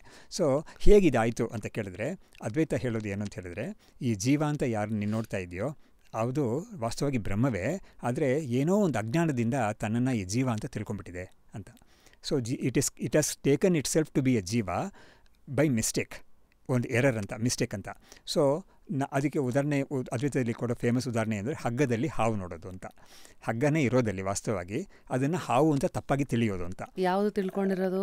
ಈ ಜೀವ ಅಂತ ಯಾರಿದ್ದಾನೋ ಅವನು ತನ್ನನ್ನು ತಾನು ವಾಸ್ತವವಾಗಿ ಬ್ರಹ್ಮವೇ ಆಗಿದ್ದರೂ ಕೂಡ ತನ್ನನ್ನು ಅವನು ಜೀವ ಅಂತ ತಿಳ್ಕೊಂಡ್ಬಿಟ್ಟಿದ್ದಾನೆ ಅಂತ. So this is the way Advaita explains what A ಜೀವ ಇಸ್, ಹೂ ಎ ಜೀವ ಇಸ್. ಸೊ ಬ್ರಹ್ಮವೇ ಆ್ಯಕ್ಚುಲಿ ಅದು ಅಜ್ಞಾನದಿಂದ ಅವಿದ್ಯೆಯಿಂದ ತನ್ನ ಸ್ವರೂಪ ಏನು ಅಂತ ಗೊತ್ತಿಲ್ಲದೆ ಅದು ತನ್ನನ್ನು ಒಂದು ಬಾಡಿ ಮೈಂಡ್ ಕಾಂಪ್ಲೆಕ್ಸ್ ಆಗಿ ತಗೊಂಡ್ಬಿಟ್ಟಿದೆ. ಇದನ್ನೇ ನಾನು ಭಗವದ್ಗೀತೆ ಶ್ಲೋಕ ಹೇಳಕ್ಕೆ ಶುರು ಮಾಡಿದೆ. ನಾನು 13ನೇ ಅಧ್ಯಾಯದಲ್ಲಿ ಈ ಪುರುಷ ಅನ್ನೋನು ಪ್ರಕೃತಿ ಜೊತೆಗೆ ಒಂದು ಎರೋನಿಯಸ್ ಸಂಬಂಧವನ್ನು ಬೆಳೆಸ್ಕೊಂಡು ಆ ಪ್ರಕೃತಿಯ ಒಂದು ಶರೀರ ಇಂದ್ರಿಯಗಳು ಅಂತ ಯಾವುದಿದೆಯೋ ಅದನ್ನು ತನ್ನ ಶರೀರ ಇಂದ್ರಿಯಗಳು ತಾನೇ ಅದು ಅಂತ ತಿಳ್ಕೊಂಡ್ಬಿಟ್ಟಿದ್ದಾನೆ. ತಾನು ಯಾರು ಅಂತ ಸ್ವರೂಪವನ್ನು ಮರೆತು ತನ್ನ ಸ್ವರೂಪ ಇದೆ ಅಂತ ತಿಳ್ಕೊಂಡ್ಬಿಟ್ಟಿದ್ದಾನೆ. ಬಾಡಿ ಮೈಂಡ್ ಕಾಂಪ್ಲೆಕ್ಸೇ ನಾನು ಅಂತ ತಿಳ್ಕೊಂಡ್ಬಿಟ್ಟಿದ್ದಾನೆ. ಇಂಥ ಒಂದು ಸಿಚುವೇಶನ್ನಿಂದ ಅದನ್ನು ಬಿಡಿಸ್ಬೇಕಾಗಿದೆ. ಬಿಡಿಸೋದೇ ಕೆಲಸ ಮಾಡೋದೇ ಈ ಪ್ರಸ್ಥಾನತ್ರಯಗಳೆಲ್ಲ ಮಾಡೋ ಕೆಲಸ ಇದೇನೆ. ಇದಕ್ಕಾಗೇ ಬಂದಿರೋದು ಪ್ರಸ್ಥಾನತ್ರಯ ಅಂತ. ಹಾಗಾಗಿ ಇವನಿಗೆ ಈ ಶರೀರವೇ ನಾನು ಅಂತ ತಿಳ್ಕೊಂಡಿರೋ ಬುದ್ಧಿಯನ್ನು ಬಿಡಿಸಿ ತನ್ನ ವಾಸ್ತವಾದ ಸ್ವರೂಪ ಏನು ಅಂತ ತೋರಿಸ್ಕೊಡ್ಬೇಕು. ಆ ತೋರಿಸ್ಕೊಟ್ಟು ಅದನ್ನು ಅವನು ತಿಳ್ಕೊಂಡ ಅಂತ ಹೇಳಿದ್ರೆ ಅವನಿಗೆ he will no longer be a jiva. He will cease to be a jiva. He will cease to be a transmigrating person. ಅವನಿಗೆ ಮತ್ತೆ ಜನ್ಮಗಳೆಲ್ಲ ಬರೋದೇ ಇಲ್ಲ. ಇನ್ಮೇಲೆ ಅವನು ಮುಕ್ತಿಯನ್ನು ಹೊಂದುತ್ತಾನೆ ಅಂತ. ಮುಕ್ತಿ ಅಂದರೆ ಕಾನ್ಸೆಪ್ಟ್ ಇದೇನೆ. ಸೊ ಮುಕ್ತಿ ಅಂದರೆ ಯಾವುದರಿಂದ ಮುಕ್ತಿ ಅಂತ ಹೇಳಿದ್ರೆ ಸಂಸಾರದಿಂದ ಮುಕ್ತಿ. ಸಂಸಾರ ಅಂದರೆ ಏನು ಅಂತ ಕೇಳಿದ್ರೆ ಮತ್ತೆ ಹುಟ್ಟೋದು, ಮತ್ತೆ ಸಾಯೋದು, ಪುನರಪಿ ಜನನಂ ಪುನರಪಿ ಮರಣಂ ಅಂತ ಶಂಕರಾಚಾರ್ಯರು ಏನು ಹೇಳಿದ್ದಾರೋ, ಪುನರಪಿ ಜನನಿ ಜಠರೇ ಶಯನಂ ಅಂತ. ಇಂಥ ಒಂದು ಸ್ಥಿತಿ ಅವನಿಗೆ ಬರದೇ ಸ್ಟಾಪ್ ಆಗುತ್ತೆ ಅದು. ಸೊ ಈ ಒಂದು ವಿಷಯವನ್ನು ಹೇಳೋದು ಅದ್ವೈತ. ನಿನ್ನ ಸ್ವರೂಪವನ್ನು ನೀನು ಏನು ಅಂತ ತಿಳ್ಕೊಂಬಿಟ್ರೆ ನಿನಗೆ ಅದೇ ಮುಕ್ತಿ ಅಂತ. ಆ ಜ್ಞಾನದಿಂದಲೇ ಮುಕ್ತಿ, ನಿನ್ನ ಸ್ವರೂಪ ಜ್ಞಾನದಿಂದ ನಿನಗೆ ಮುಕ್ತಿ ಅಂತ. ಹಾಗಾಗಿ ಸರಿ, ಸ್ವರೂಪ ಜ್ಞಾನ ತಿಳ್ಕೊಂಡ್ಮೇಲೆ ಮುಂದೆ ಏನು ಮಾಡೋದು ಸರ್? ಮುಂದೆ ಏನು ಮಾಡೋದು ಅಂತ ಹೇಳಿದ್ರೆ ಏನು ಮಾಡೋಕ್ಕಿರೋದಿಲ್ಲ ಏನು. ಯಾಕಂದರೆ ತನ್ನ ಸ್ವರೂಪ ಏನು ಅಂತ ತಿಳ್ಕೊಂಡ್ರೆ ಆ ಸ್ವರೂಪ ಇಟ್ ಈಸ್ ಆಲ್ರೆಡಿ, ಅದಕ್ಕೆ ಕೊರತೆ ಏನೂ ಇಲ್ಲವೇ ಇಲ್ಲ ಆ ಸ್ವರೂಪಕ್ಕೆ. ಇವಾಗ ನೋಡಿ, ಇವಾಗ ನಾವು ನನಗೇನೋ ಒಂದು ಮಾಡಬೇಕು, ನಾನೇನೋ ಗಳಿಸ್ಬೇಕು, ನಾನೇನೋ ಒಂದು ಹೊಂದಬೇಕು ಅಂತ ನಮಗೆ ಇರ್ತಾನೆ ಇರುತ್ತಲ್ವ. ಈ ಒಂದು ಹವಣಿಕೆ ಅದಕ್ಕೆ ಇರೋದಿಲ್ಲ, ಸ್ವರೂಪಕ್ಕೆ ಇರೋದಿಲ್ಲ. ಯಾಕಂದರೆ ಸ್ವರೂಪ ಅನ್ನೋದು ಕೇವಲ ಚೈತನ್ಯ ಸ್ವರೂಪ, ಅದು ಅಖಂಡವಾಗಿರೋ ಚೈತನ್ಯ ಸ್ವರೂಪ. ಇದರಲ್ಲಿ ಒಂದು ವಿಶೇಷ ಏನು ಅಂತ ಹೇಳಿದ್ರೆ ಅದ್ವೈತಕ್ಕೂ ಮತ್ತು ಬಾಕಿ ಮತಗಳಿಗೂ ಒಂದು ಈ ಜೀವನ ಸ್ವರೂಪದ ವಿಷಯದಲ್ಲಿ ಒಂದು ಡಿಫ್ರೆನ್ಸ್ ಇದೆ. ಏನು ಅಂತ ಹೇಳಿದ್ರೆ ವಾಟ್ ದ ಜೀವ ಆತ್ಮ ಇನ್ ಟ್ರೂತ್ ಈಸ್ ಅಂತ ಕೇಳಿದಾಗ ವಾಟ್ ಈಸ್ ಇಟ್ ಸೈಜ್ ಅಂತ ಒಂದು ವಿಚಾರ ಮಾಡಿದಾಗ ಅದ್ವೈತದಲ್ಲಿ ಹೇಳೋದು ಏನಂತ ಹೇಳಿದ್ರೆ ಈ ಜೀವ ಅನ್ನೋದರ ಸೈಜ್ ಬಂದ್ಬಿಟ್ಟು it is infinite. It is not a small size or anything. Versus huge ball of energy. it is infinite. It is infinite. There is no limitation at all. Absolutely no limitation at all. ಇದನ್ನೇನಾ ಅದು ಅರ್ಜುನ ಕೃಷ್ಣರಿಗೆ ನಿಮ್ಮ ವಿಶ್ವರೂಪ ದರ್ಶನ ತೋರಿಸಿ ಅಂತ ಕೇಳಿದಾಗ ವಿಶ್ವರೂಪ ತೋರಿಸ್ತಾನೆ, ಕೃಷ್ಣ ವಿಶ್ವರೂಪ ತೋರಿಸ್ತಾನೆ. ಆದರೆ ಅವನು ಅರ್ಜುನ ತನ್ನನ್ನು ಆ ವಿಶ್ವರೂಪದಲ್ಲಿ ಒಳಗಡೆ ತಾನು ಒಬ್ಬ ಇದ್ದೀನಿ ಅಂತ ತಿಳ್ಕೊಳ್ತಾನೆ ಅಷ್ಟೇ. ವೆರಾಸ್ ಟ್ರೂ ಅವನಿಗೆ ನಿಜವಾದ ಸ್ವರೂಪ ಅವನು ಏನು ಅಂತ ತಿಳ್ಕೊಬೇಕಾದ್ರೆ ಅವನು ತನ್ನನ್ನು ಇನ್ಫೈನೈಟ್ ಅಂತ ತಿಳ್ಕೊಬೇಕು. ಅದನ್ನು ಭಗವದ್ಗೀತೆ ತೋರಿಸ್ಕೊಡುತ್ತೆ ಬೇರೆ ಬೇರೆ ರೀತಿಯಲ್ಲಿ ಹೇಗೆ ತಿಳ್ಕೊಬೇಕು ಅಂತ. ಸೊ ಬೇರೆ ಸಿಸ್ಟಮ್ಸಲ್ಲಿ ಏನು ಹೇಳ್ತಾರೆ ಅಂದರೆ ಈ ಜೀವ ಅನ್ನೋನು ಒಂದು ಆಟೋಮಿಕ್ ಸೈಜ್ ಅಂತ ಹೇಳ್ತಾರೆ ಅವರು. That is the difference, main difference between Advaita and the other schools. Vishishtadvaita ಅಂತ ಯಾವುದನ್ನು ಹೇಳ್ತೀವೋ ಆ ಮತಗಳಲ್ಲಿ, ಆ ವಿಶಿಷ್ಟಾದ್ವೈತ ಆ್ಯಂಡ್ ದ್ವೈತ ಮತಗಳಲ್ಲಿ ಜೀವ ಅನ್ನೋದನ್ನ ಅಣು ಅಂತ ಇಟ್ಕೊಂಡಿದ್ದಾರೆ ಅವರು. ಅಣು ಅಂದರೆ ಅಟಾಮಿಕ್ ಸೈಜ್ ಅಂತ. ವೆರಸ್ ಅದ್ವೈತದಲ್ಲಿ ಇಟ್ ಈಸ್ ಇನ್ಫೈನೈಟ್ ಅಂತ ಇಟ್ಕೊಂಡಿದ್ದಾರೆ. So when you realise yourself to be infinite, you don't need anything at all, because you don't have any want at all. ನಿನಗೆ it is full, it is ಪೂರ್ಣ, ಅದು ಅದೇ ಪೂರ್ಣ. So ಪೂರ್ಣವಾಗಿ ತನ್ನನ್ನು ತಿಳ್ಕೊಂಡ್ರೆ ತನಗೆ ಏನೂ ಬೇಕಿಲ್ಲ ಅಂತ ಏನು ಇಲ್ಲವೇ ಇಲ್ಲ. ಯಾಕಂದರೆ ತನ್ನನ್ನು ಶರೀರ ಜೀವ ಅಂತ ತಿಳ್ಕೊಂಡ್ರೇ ತಾನೇನೋ ಒಂದು ಪಡಿಬೇಕು, ತಾನೇನೋ ಒಂದು ಹೊಂದಬೇಕು ಅಂತ ಇರುತ್ತೆ, ವಾಂಟ್ಸ್ ಎಲ್ಲ ಇರುತ್ತೆ ಅದು. ಬಟ್ ತನ್ನನ್ನು ಪೂರ್ಣ ಅಂತ ತಿಳ್ಕೊಂಡ್ಬಿಟ್ರೆ ಏನಾಯಿತು, ಏನು ಬೈಕೆ ಏನೂ ಇಲ್ಲವೇ ಇಲ್ಲ. ಪೂರ್ಣ ಅಂದರೆ ಫುಲ್ಫಿಲ್ಮೆಂಟ್. ಈಗ ನಾನು ರಶ್ಮಿ ಸರ್ ನಿಮ್ಮ ಮಾತನ್ನು ಕೇಳಿ ಆಯಿತು, ನಾನು ಜೀವ ಅಲ್ಲ, ನನ್ನ ಒಂದು ಆ ಸ್ವರೂಪ ನಾನು ತಿಳ್ಕೊಂಡಿದ್ದೀನಿ. ಸೊ ಹಾಗಾಗಿ ನಾನು ಆ ಬಂಧನಕ್ಕೆ ಮತ್ತೆ ಸಿಕ್ಕಾಕೊಳ್ಳಲ್ಲ. ಮೇ ಬಿ ಅದು ಮೋಕ್ಷ, ಮೇ ಬಿ ಅದ್ರ ಮೂಲಕ ಬರುತ್ತೆ. ಸರ್ ಇವಾಗ ನನಗೆ ಇದೆಲ್ಲ ಇವತ್ತು ಅರಿವಾಯಿತು. ಬಟ್ ಅರಿವಾದ್ಮೇಲೆ ಮುಂದೆ ಏನು ಅಂದರೆ, ಇವಾಗ ಮುಂದೆ ಈ ಶರೀರ ನಾನು ಬಿಟ್ಟು ಹೋದ್ಮೇಲೆ ನನ್ನ ಮುಂದೆ ಏನಾಗುತ್ತೆ ಅದು ಈ ದೇಹಕ್ಕೆ ಗೊತ್ತಿಲ್ಲ, ಮೇ ಬಿ ಆತ್ಮಕ್ಕೆ ಅರಿವಿರುತ್ತೆ. ಬಟ್ ಅದನ್ನು ನಾನು ಆ ಡೇಟಾನ ಆಕ್ಸೆಸ್ ಮಾಡಬೇಕಂದ್ರೆ ಇಲ್ಲ, ಆಕ್ಸೆಸ್ ಮಾಡಬೇಕಾಗೇನಿಲ್ಲ. ಯಾಕಂದರೆ ಅದ್ವೈತದಲ್ಲಿ ಏನು ಒಂದು ವಿಶೇಷ ಅಂತ ಹೇಳಿದ್ರೆ, ಈ ಯಾವ ಶರೀರದಲ್ಲಿ ಇದ್ಕೊಂಡು ಈ ಜ್ಞಾನ ನೀನು ಪಡ್ಕೊಳ್ತೀಯೋ ಆ ಶರೀರದಲ್ಲೇ ನಿನಗೆ ಕನ್ಫರ್ಮೇಷನ್ ಆಗೋಗುತ್ತೆ ನಿನ್ನ ಸ್ವರೂಪ ಏನು ಅಂತ. ಈ ಶರೀರ ಆಮೇಲೆ ಹೋದರೆ ಏನೂ ಚಿಂತೆನೇ ಇಲ್ಲ. ಯಾಕಂದರೆ ನಿನ್ನ ಮುಂದೆ ಏನಾಗುತ್ತೆ ಅಂತ ಪ್ರಶ್ನೆನೇ ಇಲ್ಲ. ಯಾಕಂದರೆ ನೀನು ಯಾವಾಗಲೂ ಇರೋ ಒಂದು ಬ್ರಹ್ಮಸ್ವರೂಪ ನೀನೇನೆ. ಬ್ರಹ್ಮಕ್ಕೆ ನಾಶ ಇಲ್ಲ, ಬ್ರಹ್ಮಕ್ಕೆ ಹುಟ್ಟಿಲ್ಲ ಖಂಡಿತ. ಅಂಥ ಬ್ರಹ್ಮಸ್ವರೂಪ ನೀನು ಅಂತ ಹೇಳ್ಕೊಡುತ್ತೆ ಅದ್ವೈತ. ಸೊ ಡಸ್ ಇಟ್ ಮೀನ್ ನನಗದು ಒಂದು ಅರಿವಾದ ಮೇಲೆ ಒಂದು ದೈಹಿಕವಾಗಿ ಇವತ್ತಿನ ಪ್ರಾಪಂಚಿಕ ಬದುಕನ್ನು ನೋಡೋ ರೀತಿ ಬದಲಾಗಬಹುದು. ಯಾವುದೋ ಹಿಂದೆ ಓಡ್ತೀನಿ ಏನು, ಅದು ಒಂದು ಬದಲಾವಣೆ. ಸರಿ, ಎಲ್ಲ ನೋಡಿದೆ, ನಾನು ಬರೀ ಒಂದು ವೆಸಲ್ ಅಷ್ಟೇ, ಅದ್ರ ಮೂಲಕ ಇದು ಅಂತ ನನ್ಗೆ ಅರಿವಾಗತ್ತೆ ಅನ್ಕೊಳ್ಳೋಣ. ಮುಂದೆ ಹಂಗಿದ್ರೆ ಇದೆಲ್ಲ ಈ ಜೀವನ ಜೀವಿಸಿದ ನಂತರ ಹಾಗಿದ್ರೆ ನನ್ನ ಈ ಅರಿವೇನಿದೆ ಇದು ಮತ್ತೆ ನನ್ನ ಇವತ್ತಿನ ಏನೆಲ್ಲ ಕರ್ಮಗಳನ್ನು ಇಲ್ಲಿವರೆಗೂ ಮಾಡ್ಕೊಂಬಂದಿದ್ದೀನಿ, ಇದನ್ನು ಚುಕ್ತಿ ಮಾಡೇ ಮುಂದೆ ಮುಕ್ತಿಯಾ ಅಥವಾ ಅರಿವಾದ ತಕ್ಷಣ ಅಲ್ಲಿ ಮುಕ್ತಿಯಾ? ಅದನ್ನ ಹೇಳ್ತೀನಿ. ತುಂಬಾ ಒಳ್ಳೆ ಪ್ರಶ್ನೆ ಕೇಳಿದ್ರಿ ನೀವು. ಕಾನ್ಫಿಡೆನ್ಸ್ ಕೊಡುವ ಏಕೈಕ ಸಾಬೂನು ಮೈಸೂರ್ ಸ್ಯಾಂಡಲ್ ಸೋಪ್. ಸೊ ಈ ಕರ್ಮ ಅನ್ನೋದು ನಾನು ಹೇಳಿದ ರೀತಿಯಲ್ಲಿ ಈ ಜೀವ ಅನ್ನೋದಕ್ಕೆ ಅನಾದಿಯಿಂದ ಬರ್ತಾ ಇದೆ. ಅನಾದಿಯಿಂದ there is no starting point time. So ಈ ಜೀವ ಅನ್ನೋದು ಒಂದೊಂದು ಶರೀರವಾಗಿ ಎತ್ಕೊಂಡೇ ಬರ್ತಾ ಇದ್ದಿದೆ ಅನಾದಿ ಕಾಲದಿಂದ. ಅದು ಒಂದೊಂದು ಶರೀರದಲ್ಲೂ ನಾನಾ ಕರ್ಮಗಳೆಲ್ಲ ಮಾಡ್ಕೊಂಡು ಅದನ್ನು ಅಕ್ಯುಮುಲೇಟ್ ಮಾಡಿಕೊಂಡೇ ಬಂದಿದೆ ಅದು. ಬಟ್ ಇದರಲ್ಲಿ ಯಾವ ಥರ ಒಂದು ಆಗುತ್ತೆ ಈ ಸಿಸ್ಟಮ್, ಕರ್ಮ ಸಿಸ್ಟಮ್ ಅನ್ನೋದ್ರಲ್ಲಿ ಯಾವ ಥರ ಆಗುತ್ತೆ ಅಂತ ಹೇಳಿದ್ರೆ, ನಮ್ಮ ಕರ್ಮ ಅನಾದಿಯಾಗಿ ನಾವು ಅಕ್ಯುಮುಲೇಟ್ ಮಾಡ್ಕೊಂಡಿದ್ವಿ. ಅದಕ್ಕೆ ಸಂಚಿತ ಕರ್ಮ ಅಂತೇಳಿ, ಸಂಚಯ ಅಂತ ಹೇಳಿದ್ರೆ ಆ್ಯಡ್ ಮಾಡೋದು, ಅಕ್ಯುಮುಲೇಟ್ ಮಾಡೋದು ಅಂತ. ಈ ಅಕ್ಯುಮುಲೇಟೆಡ್ ಸ್ಟಾಕ್ ಅಂತ ಇರ್ತಾ ಇದೆಯಲ್ಲ, ಅದು ಆಗ್ತಾ ಇದ್ದಾಗಲೇ ಏನಾಗ್ತಾ ಇರುತ್ತೆ ಅಂತ ಹೇಳಿದ್ರೆ ಅದರಿಂದ ಸ್ವಲ್ಪ ರೆಡ್ಯೂಸ್ ಕೂಡ ಆಗ್ತಾ ಇರುತ್ತೆ. ಅದು ಸೈಮಿಲ್ಟೇನಿಯಸ್ಲಿ ರೆಡ್ಯೂಸು ಆಗ್ತಾ ಇರುತ್ತೆ. ಅದು ಹೇಗಾಗುತ್ತೆ ಅಂತ ಹೇಳಿದ್ರೆ, ನೋಡಿ, ನಾವೊಂದು ಕರ್ಮ ಇವಾಗ ಮಾಡ್ತೀವಿ, ಅದರ ಫಲ ಇವಾಗಲೇ ಬಂದುಬಿಡುತ್ತೆ ಅಂತ ಹೇಳೋಕ್ಕಾಗಲ್ಲ. ಕೆಲವುದಕ್ಕೆಲ್ಲ ಬರುತ್ತೆ ಇದು, ಬಟ್ ಕೆಲವುದಕ್ಕೆಲ್ಲ ಸ್ವಲ್ಪ ಕಾಲಾಂತರದಲ್ಲಿ ಬರುತ್ತೆ, ಕೆಲವುದಕ್ಕೆಲ್ಲ ಜನ್ಮಾಂತರದಲ್ಲಿ ಬರುತ್ತೆ ಅದು. ಸೊ ಬಿಕಾಸ್ ಈ ಕರ್ಮ ವಿಪಾಕ ಅಂತ ಒಂದಿದೆಯಲ್ಲ, ಅದು ತುಂಬ ವಿಚಿತ್ರವಾದ ಒಂದು ವಿಷಯ. ಅದು ಹೌದು, ವಿಪಾಕ ಅಂದರೆ ಈ ಕರ್ಮ ನಾನು ಮಾಡಿದ್ದು ಅದು ಫ್ರಕ್ಟಿಫೈ ಆಗೋಕ್ಕೆ, ಅದು ಫ್ರೂಟ್ ಕೊಡೋಕ್ಕೆ ಟೈಮ್ ಆಗುತ್ತೆ. ಇವಾಗ ನಾವು ಫಾರ್ ಎಕ್ಸಾಂಪಲ್ ಒಂದು ಕೋರ್ಸ್ ಸೇರ್ತೀವಿ ಅಂತ ಹೇಳಿದ್ರೆ 6 months ಆ ಕೋರ್ಸ್ ನಡೆಸ್ತಾರೆ. At the end of that exam ಇಡ್ತಾರೆ, ಮಾಡಿದ ತಕ್ಷಣ ಅದು ಆಯಿತು ಅಂತ ಇರ್ತೀವಿ. ಆ ಥರ ಇಲ್ಲ ಇಲ್ಲಿ. ಇದು ಯಾವ ಥರ ಇರುತ್ತೆ ಅಂತ ಹೇಳಿದ್ರೆ, ನಾವು ಇವಾಗ ಒಂದು ಕರ್ಮ ಮಾಡಿದ್ವಿ, ಒಂದು ಪುಣ್ಯ ಕರ್ಮ ಮಾಡೋಣ, ಒಬ್ಬರಿಗೆ ದಾನ ಕೊಟ್ವಿ, ಒಂದು ಧರ್ಮ ಒಂದು ಮಾಡಿದ್ವಿ, ನಾವು ಏನೋ ಒಂದು ಚಾರಿಟಿ ಒಂದು ಕೊಟ್ವಿ ನಾವು, ಅದರ ಫಲ ಅಂತ ಏನಿದೆಯೋ ಅದು ನಮಗೆ ಇವಾಗಲೇ ಸಿಗುತ್ತೆ ಅಂತ ಇಲ್ಲ. ಅದು it can come to us in a different life also, in a different, because it will be accumulating to us. This ಪುಣ್ಯ ಅನ್ನೋದು ನಮ್ಮ ಪುಣ್ಯಕ್ಕೆ ಇದಕ್ಕೆ ಸೇರ್ತಾ ಇರುತ್ತೆ ಅದು. ಬಟ್ ಅದಕ್ಕೊಂದು ಫಲ ಅಂತ ಇದೆಯಲ್ಲ, ಆ ಫಲವನ್ನು ನಾನು ಇನ್ನೊಂದು ಜನ್ಮದಲ್ಲಿ ನಾನು ಅನುಭವಿಸ್ಬೇಕಾಗುತ್ತೆ. ಒಳ್ಳೆ ಒಂದು ಸುಖ ಸಿಗುತ್ತೆ ನನಗೆ ಅದರಿಂದ. ಇದಕ್ಕೇನ ಸರ್ ಪೂರ್ವಾರ್ಜಿತ ಕರ್ಮ ಅನ್ನೋದು, ಸಂಚಿತ ಕರ್ಮ. ಸರ್, ಹೂ ಡಿಸೈಡ್ಸ್ ಯಾವ ಕರ್ಮದ ಫಲ ನನಗೆ ಯಾವಾಗ ಸಿಗಬೇಕು? ಅದಕ್ಕೆ ಈಶ್ವರ ಅಂತ ಬೇಕಾಗಿದೆ.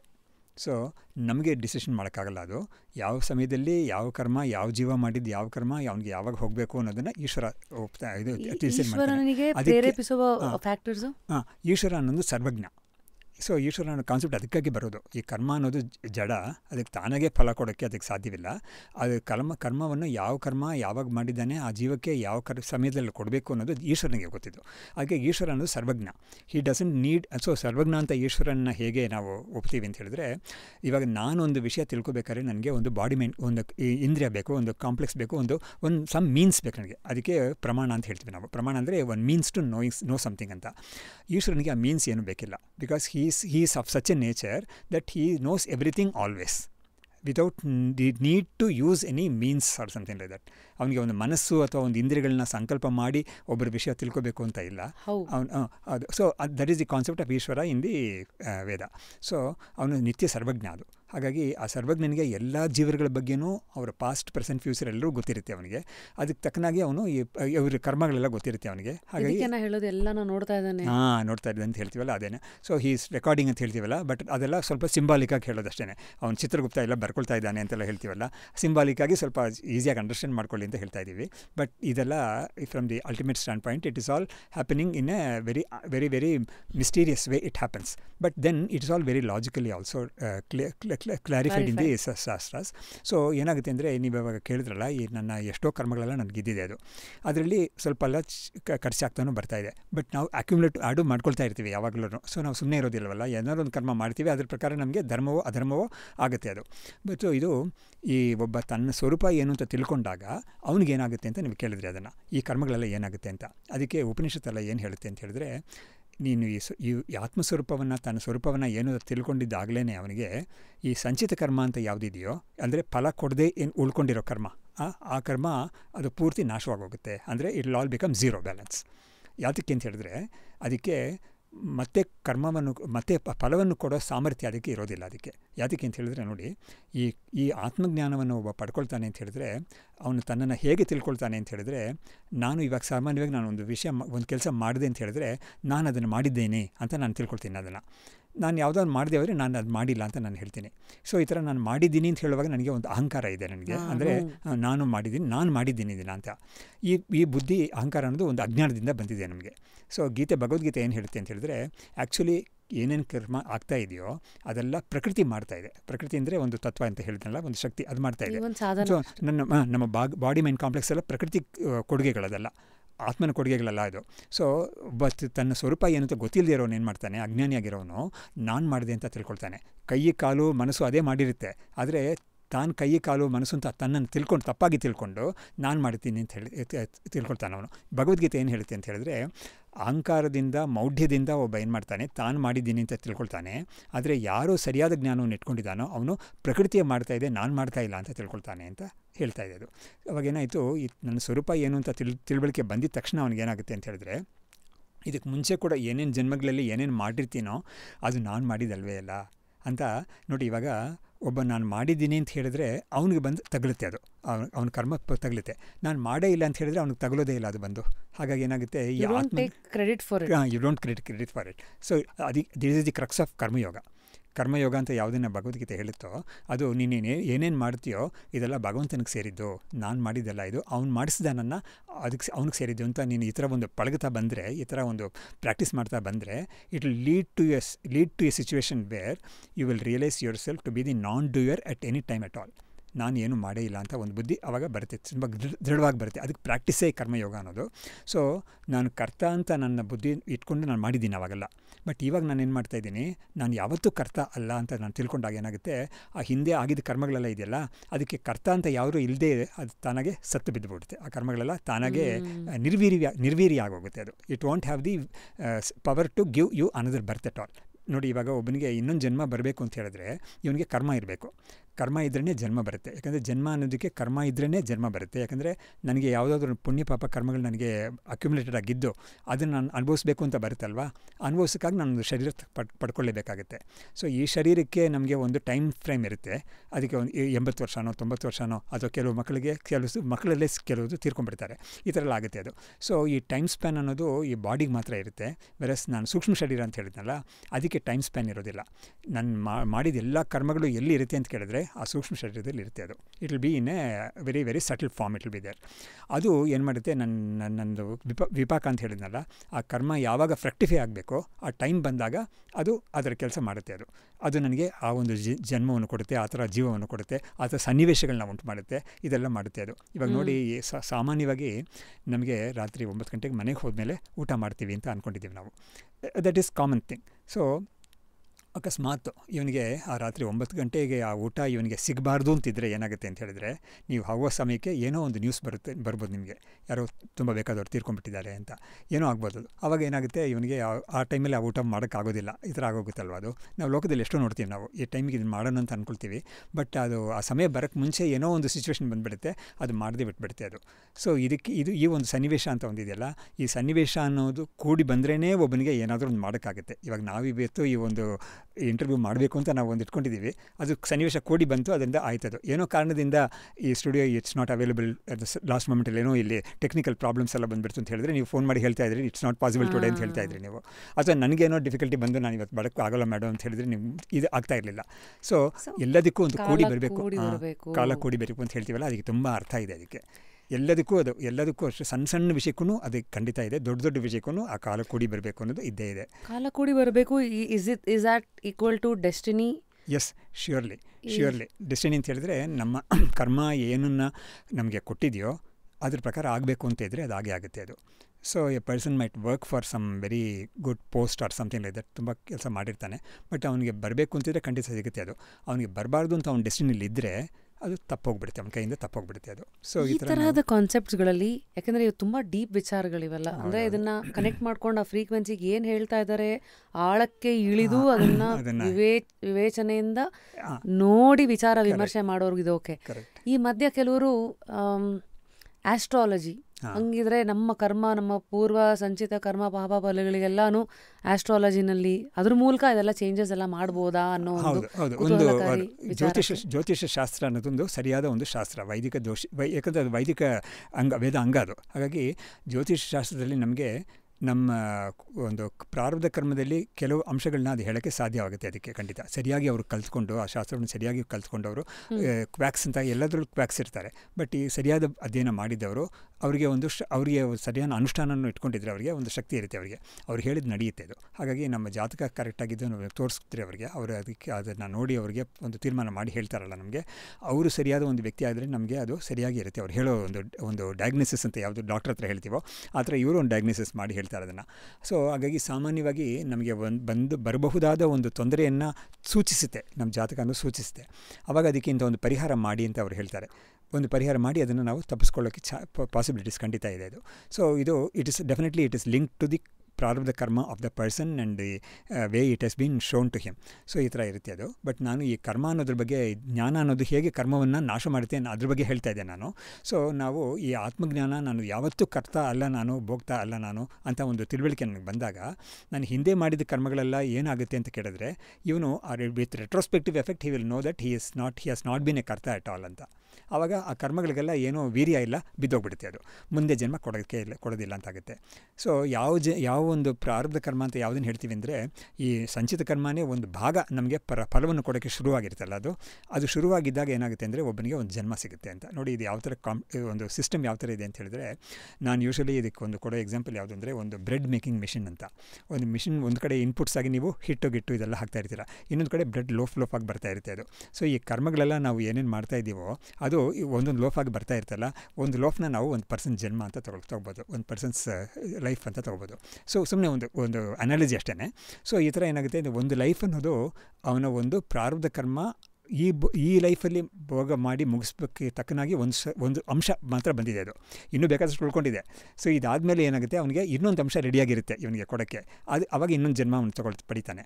ಬಟ್ ಈ ಇದರಲ್ಲಿ ಏನಾಗ್ತಾ ಇರುತ್ತೆ ಅಂತ ಹೇಳಿದ್ರೆ, ಇವನೊಂದು ಜನ್ಮ ಪಡ್ಕೊಂಡು ಇವನು ಏನೇನು ಮಾಡ್ತಾ ಇರ್ತಾನೋ ಆವಾಗಲೂ ಇವನು ಸ್ವಲ್ಪ ಆ್ಯಡ್ ಮಾಡ್ಕೊಡ್ತಾ ಇರ್ತಾನೆ. So that will keep adding to that karma stack. But some karma also start giving him fruits and they will get reduced. ಈ ಥರ ಆಗ್ತಾ ಇರುತ್ತೆ. ಬಟ್ ಎಲ್ಲ ಕರ್ಮಗಳನ್ನು ರೆಡ್ಯೂಸ್ ಮಾಡಿಬಿಟ್ಟು ನಮಗೆ ಮುಕ್ತಿ ಅನ್ನೋದು ಸಾಧ್ಯವೇ ಆಗಲ್ಲ ಅದು. ಅದಕ್ಕೆ ಅದಕ್ಕಾಗಿ ಏನು ಮಾಡಿದ್ದಾರೆ ಅಂದರೆ ಜ್ಞಾನದಿಂದಲೇ ಈ ಕರ್ಮಗಳಿಗೆಲ್ಲ ನಾಶ ಆಗುತ್ತೆ ಅಂತ. ಅವಾಗ ಒಬ್ಬ ತನ್ನ ಸ್ವರೂಪ ಏನು ಅಂತ ತಿಳ್ಕೊಂಬಿಟ್ರೆ ಅವನಿಗೆ ಈ ಹಿಂದಿನ ಕರ್ಮಗಳೆಲ್ಲ ನಾಶ ಆಗೋಗುತ್ತೆ. ಅದು ಮುಂದಿನ ಕರ್ಮಗಳಲ್ಲಿ ಅವ್ನು ಅಂಟ್ಕೊಳ್ಳೋದಿಲ್ಲ. Because I am not the doer ಅಂತ ಅವ್ನು ಮಾಡ್ತಾ ಇರ್ತಾನೆ. ಇದೇ ಜ್ಞಾನಿಗೂ ಅಜ್ಞಾನಿಗೂ ವ್ಯತ್ಯಾಸ ಖಂಡಿತ ವ್ಯತ್ಯಾಸ. ಮುಂದೆ ಒಂದು ಜ್ಞಾನ, ಎರಡನೇದು ನಮ್ಮ ಈ ಸಿಸ್ಟಮ್ ಹೇಗಿದೆ ಅಂತಂದ್ರೆ ಪಿತ್ರಾರ್ಜಿತ ಮತ್ತೆ 3 ಲೀನಿಯೇಜ್ ಅಂತ. ಇವಾಗ ತಿಥಿಗಳಾಗಿರ್ಲಿ ಏನೇ ಆದ್ರೂ, ಈಗ ತಾತ ಮುತ್ತಾತ ತಂದೆ, ಸೊ ಈ 3 ಇದು. ಸೊ ಈ ಒಂದು ಸೈಕಲ್ ಒಂದ್ ಕಡೆ. ಎರಡನೇದು ಈ ಕಡೆ ನೀವು ಇವಾಗ ತಾತ ಮುತ್ತಾತ ತಂದೆ ತಾತ ಮುತ್ತಾತ. ಇವಾಗ ತಂದೆಗೆ ಮೋಕ್ಷದ ಅಂದರೆ ನಾನು ಯಾರು, ನಾನು ಜೀವ ಅಲ್ಲ, ನಾನು ಬ್ರಹ್ಮವೇ ಅನ್ನೋ ಒಂದು ಅರಿವಾಗತ್ತೆ ಅಂದ್ಕೊಳ್ಳೋಣ. ಸೊ ಹಂಗಿದ್ರೆ ಇದು ಅವರಿಗೆ ಮಾತ್ರ ಎಫೆಕ್ಟ್ ಆಗಿ ಆ ಚೇನ್ ಅಲ್ಲೇ ಕಟ್ ಆಗತ್ತಾ, ಅಥವಾ ಅದು ಅವರ 2-3 ಹಿಂದಿನ ತಲೆಮಾರಿಗೂ ಅದರ ಎಫೆಕ್ಟ್? ಇದು ತುಂಬ ಇಂಟ್ರೆಸ್ಟಿಂಗ್ ಕ್ವೆಶ್ಚನ್ ಇದು. ಇದಕ್ಕೆ ನಾವು ಯಾವ ಥರ ನಾವು ಉತ್ತರ ಕೊಡ್ತೀವಿ ಅಂತ ಹೇಳಿದ್ರೆ, ನೋಡಿ, ಒಬ್ಬ ನೀವು ಹೇಳಿದ ಪ್ರಕಾರ ತಂದೆಯವನು ಅವನು ತನ್ನ ಸ್ವರೂಪ ತಿಳ್ಕೊಂಬಿಟ್ಟ, ಅವನು ಮುಕ್ತನಾಗ್ಬಿಟ್ಟ. ಅವನು ಮುಕ್ತನ ಆದರೂ ಕೂಡ ಈ ಶ್ರಾದ್ದ ಅಂತ ಒಂದು ವ್ಯವಸ್ಥೆ ಮಾಡಿದೆಯಲ್ಲ, ಈ ಶಾಸ್ತ್ರ ಅದಕ್ಕೇನು ತಲೆ ಹಾಕೋದೇ ಇಲ್ಲ. ಅದು ಏನು ಮಾಡುತ್ತೆ ಅಂತ ಹೇಳಿದ್ರೆ, ನೋಡಿ, ಇದರಲ್ಲಿ ಏನು ವಿಶೇಷ ಅಂತ ಹೇಳಿದ್ರೆ, ಈ ತೀರ್ಕೊಂಡವರಿಗೆ ನಾವು ಶ್ರಾದ್ದ ಮಾಡ್ತೀವಲ್ಲ, ಈ ಶ್ರಾದ್ದ ಮಾಡೋನಿಗೆ ಪುಣ್ಯ. ಅದರಿಂದ ಇವನು ಏನು ಶ್ರಾದ್ದ ಮಾಡ್ತಾನೋ, ನಮ್ಮ ಹಿಂದಿನವ್ರಿಗೆ ನಾನು ಶ್ರಾದ್ದ ಮಾಡ್ತೀನಿ ಅಂತ ಇವನಿಗೆ ಆ ಕರ್ತವ್ಯ ಅಂತ ಇವನಿಗೆ ಹೇಳಿರೋದು. ಹಾಗಾಗಿ ಇವನು ಅದನ್ನು ಚೆನ್ನಾಗಿ ಮಾಡಿದ್ರೆ ಇವನಿಗೆ ಪುಣ್ಯ ಸಿಗುತ್ತೆ ಅವನಿಗೆ. ಈ ತೀರ್ಕೊಂಡವರು ಒಂದು ವೇಳೆ ಅವ್ರು ಜ್ಞಾನಿಯಾಗೇ ಇದ್ದರೂ ಕೂಡ ಆವಾಗ ಒಂದು ಚಾಯ್ಸ್ ಏನು ಬರುತ್ತೆ ಅಂತ ಹೇಳಿದ್ರೆ, ಯಾರಾದರೂ ಹೇಳ್ಬೋದು, ನೋಡು, ಅವ್ರು ಜ್ಞಾನಿಗಳಾಗ್ಬಿಟ್ಟಿದ್ದಾರೆ, ಅವರಿಗೆ ಜನ್ಮನೇ ಇಲ್ವಲ್ಲ, ಮತ್ತು ಅವ್ರು ಏನು ಪಿತೃಗಳಾಗಿ ಎಲ್ಲೂ ಇರೋದೇ ಇಲ್ಲ, ಹಾಗಾಗಿ ನೀನು ಯಾತಕ್ಕೆ ಅವ್ರಿಗೆ ಶ್ರಾದ್ದ ಮಾಡ್ತೀಯ ಅಂತ ಯಾರಾದರೂ ಕೇಳ್ಬೋದು. ಇದನ್ನು ಒಂದು ವ್ಯವಸ್ಥಿತವಾಗಿ ಒಂದು ಶಾಸ್ತ್ರವನ್ನು ಪರಿಪಾಲನೆ ಮಾಡ್ತಾ ಇರೋದು ಶಿಷ್ಟರು ಅಂತ ಹೇಳ್ತಾರಲ್ಲ. ಶಿಷ್ಟರು ಅಂತ ಹೇಳಿದ್ರೆ ಇದನ್ನೆಲ್ಲ ಚಾಚು ತಪ್ಪದೆ ನಡ್ಕೊಳ್ಳೋರು, ಇದಕ್ಕೆ ಶಿಷ್ಟರು ಅಂತ ಹೇಳ್ತಾರೆ. ಅವರು ಅದಕ್ಕೆ ಉತ್ತರ ಏನು ಕೊಡ್ತಾರೆ ಅಂತ ಹೇಳಿದ್ರೆ, ನೋಡು, ಅವರು ಮುಕ್ತರಾಗಿದ್ದರೆ ಇರಲಿ, ಪರವಾಗಿಲ್ಲ, ಆದರೆ ಈ ಶ್ರಾದ್ದ ಮಾಡಬೇಕಾದ ಇವನಿದ್ದಾನಲ್ಲ, ಇವನಿಗೆ ಆ ಶ್ರಾದ್ದ ಮಾಡೋದ್ರಿಂದ ಇವನಿಗೊಂದು ಪುಣ್ಯ ಬರುತ್ತೆ. ಇದು ಹಾಗಾಗಿ ಅವರು ಮೃತರಾಗಿದ್ದಾರೆ ಅಂತ ಒಂದು ಬುದ್ಧಿಯಿಂದಲೇ ಇವನು ಈ ಶ್ರಾದ್ದ ಮಾಡ್ತಾ ಇರಬೇಕು ಅಂತ. ಹಾಗಾಗಿ ಅವರು ಮುಕ್ತರಾಗಿಬಿಟ್ಟಿದ್ದಾರೆ, ನಾನು ಶ್ರಾದ್ದ ಮಾಡದೆ ಇದ್ಬಿಡ್ತೀನಿ ಅಂತ ಹೇಳಿದ್ರೆ ಇವನಿಗೆ ಲೋಪ ಬರುತ್ತೆ. ಇವನಿಗೆ ಅದು ಮಾಡದೇ ಇರೋ ಪಾಪನೂ ಇವನಿಗೆ ಬರುತ್ತೆ. ಹಾಗಾಗಿ ಇವಂದೋ ಈಸ್ ಎ ಮುಕ್ತ. ನೋಡಿ, ಇವಾಗ ಒಬ್ಬರು ಮುಕ್ತರಾಗಿದ್ದಾರೆ ಅಂತ ಯಾರು ಕಂಡಿಡಿಯೋಕ್ಕಾಗುತ್ತೆ? ಇಲ್ಲ ಅಲ್ವಾ? ಹಾಗಾಗಿ ಯಾರಾದರೂ ತುಂಬ ಯೋಗಿಗಳಾಗಿದ್ದು ಅವರು ಚೆನ್ನಾಗಿ ಜೀವನ ಮುಕ್ತರಾಗಿದ್ದರೆ ಅವರು ಹೇಳಬಲ್ಲರು, ನೋಡಿ, ಇವರು ಮುಕ್ತರಾಗಿದ್ದಾರೆ ಅಂತ ಹೇಳಬಲ್ಲರು. ಅವ್ರು ಹೇಳಿದ್ರು ಕೂಡ ನೀನು ಶ್ರಾದ್ದ ಮಾಡಬೇಡ ಅಂತ ಏನು ಹೇಳಲ್ಲ, ನೀನು ಮಾಡಬೇಕಾದ ಖರ್ಚು ನೀನು ಮಾಡಲೇಬೇಕಾಗುತ್ತೆ ಅಂತ. ಸೊ ಹಾಗಾಗಿ ನೀವು ಹೇಳಿದ್ರಲ್ಲ, ಲಿಂಕಲ್ಲಿ 3 ಜನ ಲಿಂಕಲ್ಲಿ ಇವರು ಹೊಟ್ಟೋಗ್ತಾರೆ ಅಂತ ಹೇಳೋಕ್ಕಾಗೋದೇ ಇಲ್ಲ. ಅದು ದೇ ವಿಲ್ ಕಂಟಿನ್ಯೂ ಆ್ಯಂಡ್ ಶ್ರಾದ್ದ ಮಾಡ್ತಾ ಇರೋ ತನಕ ಇವ್ರು ಖಂಡಿತ ಆ ರೀತಿಯಲ್ಲಿ ಆ ರೂಪದಲ್ಲಿ ಇದ್ದಾರೆ ಅಂತ ಬುದ್ಧಿಯಿಂದನೇ ಇವ್ರು ಮಾಡ್ತಾ ಇರ್ತಾರೆ. ಸೊ ಅದು ಹಿಂದಿನದಕ್ಕೆ ಎಫೆಕ್ಟ್ ಅಂತ ಆಗಲ್ಲ, ಬಟ್ ಅದರಿಂದ ಮುಂದಕ್ಕೆ ಗೊತ್ತಿಲ್ಲ. ಹಾಗಾಗಿ ನೋಡಿ, ಅವ್ರ ಹಿಂದಿನ ಇವ್ರಿಗೂ ಎಫೆಕ್ಟ್ ಆಗಲ್ಲ. ಅದು ಇವನು ಇವಾಗ ಶ್ರಾದ್ದ ಮಾಡ್ತಾ ಇರೋನು ತಂದೆಗೆ ಮಾಡ್ತಾ ಇದ್ದಾನೆ ಅವನು. ಸೊ ಇವನು ತೀರ್ಕೊಂಡಾಗ ಏನಾಗುತ್ತೆ, ಇವನ ಮಕ್ಕಳು ಇವ್ರಿಗೆ ಮಾಡ್ತಾ ಇರ್ತಾರೆ ಅಂತ ಹೀಗೆ ಮುಂದಕ್ಕೆ ಹೋಗ್ತಾ ಇರುತ್ತೆ ಅದು. ಬಟ್ ಮಧ್ಯದಲ್ಲಿ ಒಬ್ಬರು ಮುಕ್ತನಾಗ್ಬಿಟ್ಟ ಅನ್ನೋ ಕಾರಣದಿಂದ ಅವನಿಗೆ ಶ್ರಾದ್ದ ಮಾಡಬಾರ್ದು ಅಂತ ಏನೋ ಯಾರು ಹೇಳೋದೇ ಇಲ್ಲ ಅದನ್ನು. So the chain all stand ಏನು ಮಾಡಬೇಕೋ ಮಾಡ್ತಾರೆ, ಅದು ಇಲ್ಲಿಗೆ ಬಂದು ತಲುಪತ್ತೋ ಇಲ್ವೋ ಅನ್ನೋದು. ಆ ವಿಷಯದಲ್ಲಿ ಏನಾಗುತ್ತೆ ಅಂತ ಹೇಳಿದ್ರೆ, ಇವ್ರುಗಳು ಆ ರೂಪ ಇವರು ಮಾಡ್ತಾ ಇರೋರಿಗೆ ನಂಬಿಕೆ ಏನಿರುತ್ತೆ ಅಂತ ಹೇಳಿದ್ರೆ, ಅವ್ರಿಗೆ ಹೋಗ್ತಾ ಇರ್ತಾ ಇದೆ, ನಾವು ಅವ್ರಿಗೆ ಮಾಡ್ತಾ ಇದ್ದೀವಿ ಅಂತಾನೆ ಇರ್ತದೆ. But in truth they might not be taking any life at all. ಅದು ಇದೆ ಅದು. C, it happens in other normal cases also. ಯಾರು ಮುಕ್ತರಾಗಿಲ್ವೋ ಅವ್ರ ಕೇಸಸ್ಸಲ್ಲೂ ಅದೇ ಥರ ಆಗುತ್ತೆ ಅದು. ಅವ್ರು ಯಾವುದಾದ್ರೂ ಇದಕ್ಕೆ ನಾವು ಏನು ಹೇಳ್ತೀವಿ ಅಂದರೆ, ಇವಾಗ ನೋಡಿ, ಶ್ರಾದ್ದ ದಿವಸ ಒಂದು ಪಿಂಡ ಕೊಡ್ತಾನೆ. ಆ ಪಿಂಡ ಅನ್ನೋದನ್ನು ಅವರು ಸ್ವೀಕಾರ ಮಾಡ್ತಾರೆ ಅಂತ ಹೇಳ್ತೇವೆ. ಬಟ್ ಯಾವ ರೂಪದಲ್ಲಿ ಸ್ವೀಕಾರ ಮಾಡ್ತಾರೆ ಅಂತ ಹೇಳಿದ್ರೆ, ಅದಕ್ಕೆ ಒಂದು ಎಕ್ಸ್ಪ್ಲನೇಷನ್ ಏನು ಅಂತ ಹೇಳಿದ್ರೆ, ಅವ್ರು ಯಾವುದಾದ್ರೂ ಒಂದು ಜನ್ಮ ತಗೊಂಡಿರ್ಬೋದು, ಆ ಜನ್ಮದಲ್ಲಿ ಅವರಿಗೆ ಆ ಆಹಾರವಾಗಿ ಅದು ಹೋಗುತ್ತೆ, ಆ ರೂಪದಲ್ಲಿ ಹೋಗುತ್ತೆ ಅಂತ. ಇದಕ್ಕೆ ನಾವು ನಾರ್ಮಲಾಗಿ ಒಂದು ಎಕ್ಸಾಂಪಲ್ ಏನು ಕೊಡ್ತಾರೆ ಅಂತ ಹೇಳಿದ್ರೆ, ನಾವು ಬೇರೆ ಬೇರೆ ದೇಶಗಳಿಲ್ಲವ್ರಿಗೆಲ್ಲ ನಾವು ಹಣ ಕಳಿಸ್ತೀವಿ ಅಂತ ಹೇಳಿದ್ರೆ, ಆ ಕರೆನ್ಸಿಲಿ ನಾವು ಇಲ್ಲಿ ಆಗೋದಿಲ್ಲ ಅಲ್ವಾ? ನಾವು ಇಲ್ಲಿ ತೊಗೊಳ್ಳೋವಾಗ ನಾವು ನಮ್ಮ ಕರೆನ್ಸಿಲಿ ಕೊಡ್ತೀವಿ, ಅದು it gets converted into their currency and it will reach them ಅಲ್ವಾ? ಈ ರೀತಿಯಲ್ಲಿ ನಾವು ಇಲ್ಲಿ ಕೊಡೋ ಪಿಂಡ ಅನ್ನೋದು, ಎಳ್ಳೋ ಪಿಂಡ ಅದೆಲ್ಲ ಅವರಿಗೆ ಅವರು ಯಾವ ಜನ್ಮ ತೊಗೊಂಡಿದ್ದಾರೋ ಅವ್ರಿಗೆ ತಕ್ಕನಾಗಿ ಒಂದು ಫುಡ್ ಫಾರ್ಮಲ್ಲಿ ಇರುತ್ತಲ್ವ, ಆ ರೀತಿಯಲ್ಲಿ it will get converted and reach them ಅಂತ ಒಂದು ನಂಬಿಕೆ. ಇದೇ ಒಂದು ಮೆಟಫರಲ್ಲಿ ಇಡೀ ಬ್ಯಾಂಕಿಂಗ್ ಸಿಸ್ಟಮ್ ಅಥವಾ ಇಡೀ ಆ ಕರೆನ್ಸಿನ ಇದು ಮಾಡೋ ಒಂದು, ಅಥವಾ ಇಲ್ಲಿ RBI ಅಂತ ನೋಡ್ತೀವಿ, ದ್ಯಾಟ್ ಈಸ್ ಬ್ರಹ್ಮನ್. ಅದು ಈಶ್ವರ ಅಂತ ಇದೆಯಲ್ಲ, ಅದು ಆ ವ್ಯವಸ್ಥೆ ಮಾಡಿರುತ್ತೆ. ಅದಕ್ಕೊಂದು ತುಂಬ ಚೆನ್ನಾಗಿರೋ ಒಂದು ವ್ಯವಸ್ಥೆ ಇದೆ, ಅದಕ್ಕೆ ಆ ವ್ಯವಸ್ಥೆ ಪ್ರಕಾರ ಇದೆಲ್ಲ ಆಗುತ್ತೆ ಅಂತ. ಸೊ ನಾನು ಅದ್ವೈತದ ಬಗ್ಗೆ ತಿರ್ಗಾ ಮತ್ತು ಹೇಳಕ್ಕೆ ಇದು ಮಾಡ್ತೀನಿ. ಸೊ ಜೀವ ಅನ್ನೋ ವಿಷಯಕ್ಕೆ ತಾನು ಬ್ರಹ್ಮಸ್ವರೂಪವೇ ಅಂತ ತಿಳ್ಕೊಂಡ್ರೆ ಅವನಿಗೆ ಈ ಮತ್ತೆ ಸಂಸಾರ ಅನ್ನೋದು ಇರೋದಿಲ್ಲ ಅಂತಾಗುತ್ತೆ. ಸರಿ, ಜಗತ್ ಜಗತ್ತಂತ ಯಾವುದು ನೋಡ್ತಾ ಇದ್ದೀವೋ ಇದು ಏನು ಅಂತ ಕೇಳಿದಾಗ ಅದ್ವೈತ ಹೇಳೋದು ಇದು ಬ್ರಹ್ಮವೇ ಅಂತ ಹೇಳ್ತೀವಿ. ಅದು ಹೇಗೆ ಹೇಳ್ತೀಯಾ? ಈ ಪ್ರಪಂಚ ಕೂಡ ಬ್ರಹ್ಮವೇ ಅಂತ ಹೇಳ್ತೀವಿ ನಾವು. ಹೇಗೆ ಅಂತ ಹೇಳಿದ್ರೆ, ಆ ಬ್ರಹ್ಮವೇ ಈ ಪ್ರಪಂಚ ಪ್ರಕಾರವಾಗಿ ತೋರ್ತಾ ಇದೆ ಅಂತ. ಯಾತಕ್ಕೆ ಈ ಥರ ತೋಡಬೇಕು ಅಂತ ಹೇಳಿದ್ರೆ ಇದಕ್ಕೊಂದು ಕಾರಣ ಒಂದಿದೆ. ಏನು ಅಂತ ಹೇಳಿದ್ರೆ, ಒಬ್ಬ ಜೀವ ತನ್ನನ್ನು ಅಜ್ಞಾನಿ ಅಂತ ಇಟ್ಕೊಂಡಿದ್ದಾನೆ, ಅವನು ತನ್ನನ್ನು ಜೀವ ಅಂತ ತಿಳ್ಕೊಂಡಿದ್ದಾನೆ ಒಬ್ಬ. ಆವಾಗ ಏನಾಗುತ್ತೆ, ಆ ಜೀವ ಅನ್ನೋನು ಇರಬೇಕಾದ್ರೆ ಒಂದು ಪ್ರಪಂಚ ಬೇಕು. ಆ ಜೀವ ಪರಿವರ್ತನೆಗೆ ಒಂದು ಪ್ರಾಸೆಸ್ ಇರಬೇಕು. ಜೀವ ಅನ್ನೋನು ತಾನು ಇರಬೇಕಾದ್ರೇ ಒಂದು ಪ್ರಪಂಚ ಬೇಕು ಅಲ್ವಾ, ಒಂದು ಇನ್ಫ್ರಾಸ್ಟ್ರಕ್ಚರ್ ಬೇಕಲ್ವಾ. ಆ ಇನ್ಫ್ರಾಸ್ಟ್ರಕ್ಚರೇ ಪ್ರಪಂಚ ಅನ್ನೋದು. ಸೊ ಆ ಪ್ರಪಂಚ ಯಾತಕ್ಕೆ ಸೃಷ್ಟಿಯಾಗಿದೆ ಅಂತ ಕೇಳಿದ್ರೆ, ಜೀವರು ತಮ್ಮ ಕರ್ಮದ ಭೋಗವನ್ನು ಮಾಡ್ಕೊಳ್ಳೋಕ್ಕೆ ಆ ಪ್ರಪಂಚ ಅನ್ನೋದು ಬೇಕಾಗಿದೆ. ಮತ್ತು ಜೀವರು ಹೊಸ ಕರ್ಮ ಮಾಡೋದಕ್ಕೆ ಅವರಿಗೆ ಒಂದು ಆಪರ್ಚುನಿಟಿ ಬೇಕಿಲ್ಲಿ, ಒಂದು ಇನ್ಫ್ರಾಸ್ಟ್ರಕ್ಚರ್ ಬೇಕಾದಕ್ಕೆ. ಕರ್ಮಭೂಮಿ ಅಂತ. ಸೊ ಹಾಗಾಗಿ ಈ ಕರ್ಮವನ್ನು ಮಾಡೋಕ್ಕೆ, ಕರ್ಮಫಲವನ್ನು ಭೋಗ ಮಾಡೋಕ್ಕೆ ಅಂತ ಪ್ರಪಂಚ ಬೇಕಾಗಿದೆ. ಪ್ರಪಂಚ ಅನ್ನೋವಾಗಲೂ ನಮಗೆ ಈ ಒಂದು ಪ್ರಪಂಚ ಮಾತ್ರ, ಇವು ನಾವು ನೋಡ್ತಾ ಇದ್ದೀವಲ್ಲ, ಈ ಲೋಕ ಮಾತ್ರ ಅಲ್ಲ. ನಮ್ಮ ವೇದಾಂತ ಒಪ್ಪಿರೋದು 14 ಲೋಕ ಒಪ್ಪಿದೆ. ಅದು ಏನು ಸರಿ 14 ಲೋಕ ಅನ್ನೋದು ಇದಕ್ಕೆ ಒಂದು ಬ್ರಹ್ಮಾಂಡ ಅಂತ ಹೇಳ್ತಾರೆ. ಆ ಬ್ರಹ್ಮಾಂಡದಲ್ಲಿ 14 ಲೋಕ ಇದೆ. ಅದು ಭೂಮಿಗೆ ಮೇಲೆ ಕೆಲವು ಲೋಕಗಳಿದೆ, ಭೂಮಿಗೆ ಕೆಳಗಡೆ ಕೆಲವು ಲೋಕಗಳಿದೆ ಅಂತ ವ್ಯವಸ್ಥೆ. ಏನು ಅಂತ ಹೇಳಿದ್ರೆ, ಈ ಭೂಮಿನ ಭೂಲೋಕ ಅಂತ ಹೇಳ್ತೀವಿ, ಇದಕ್ಕೆ ಮೇಲೆ ಭೂವರ್ಲೋಕ ಅಂತ ಒಂದು, ಆಮೇಲೆ ಸುವರ್ಲೋಕ ಅಂತ ಒಂದು, ಮಹರ್ಲೋಕ ಅಂತ ಒಂದು, ಜನಲೋಕ, ತಪೋಲೋಕ, ಆಮೇಲೆ ಸತ್ಯಲೋಕ ಅಂತ ಈ ಥರ ಒಂದು ಇದರಲ್ಲಿ ನಾನು ಹೇಳಿದ ಕ್ರಮದಲ್ಲಿ ಮೇಲ್ಗಡೆ ಸ್ವಲ್ಪ ಡಿಫ್ರೆನ್ಸ್ ಇರ್ಬೋದು, ಬಟ್ ಏನು ಈ ಥರ ಹೇಳಿರುತ್ತೆ. ಭೂಮಿನ ಸೇರಿಕೊಂಡು 7.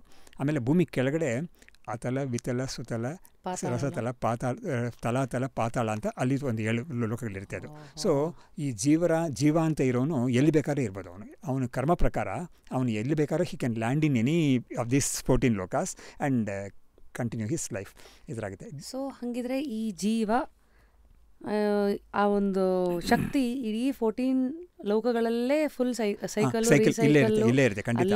ಖಂಡಿತ ಅವನಿಗೆ ಮುಕ್ತಿ ಆದಾಗ he will cease to be this. And ಅದ್ವೈತದಲ್ಲಿ ಪ್ರಕಾರ ಮುಕ್ತಿ ಅಂದರೆ ಏನು ಅಂತ ಹೇಳಿದ್ರೆ, ಈ ಪ್ರಪಂಚ ಅನ್ನೋದು ಸತ್ಯವಲ್ಲ ಅಂತ ತಿಳ್ಕೊಳ್ಳೋದು ಒಂದು, ತಾನು ಜೀವ ಅಲ್ಲ ಅಂತ ತಿಳ್ಕೊಳ್ಳೋದು.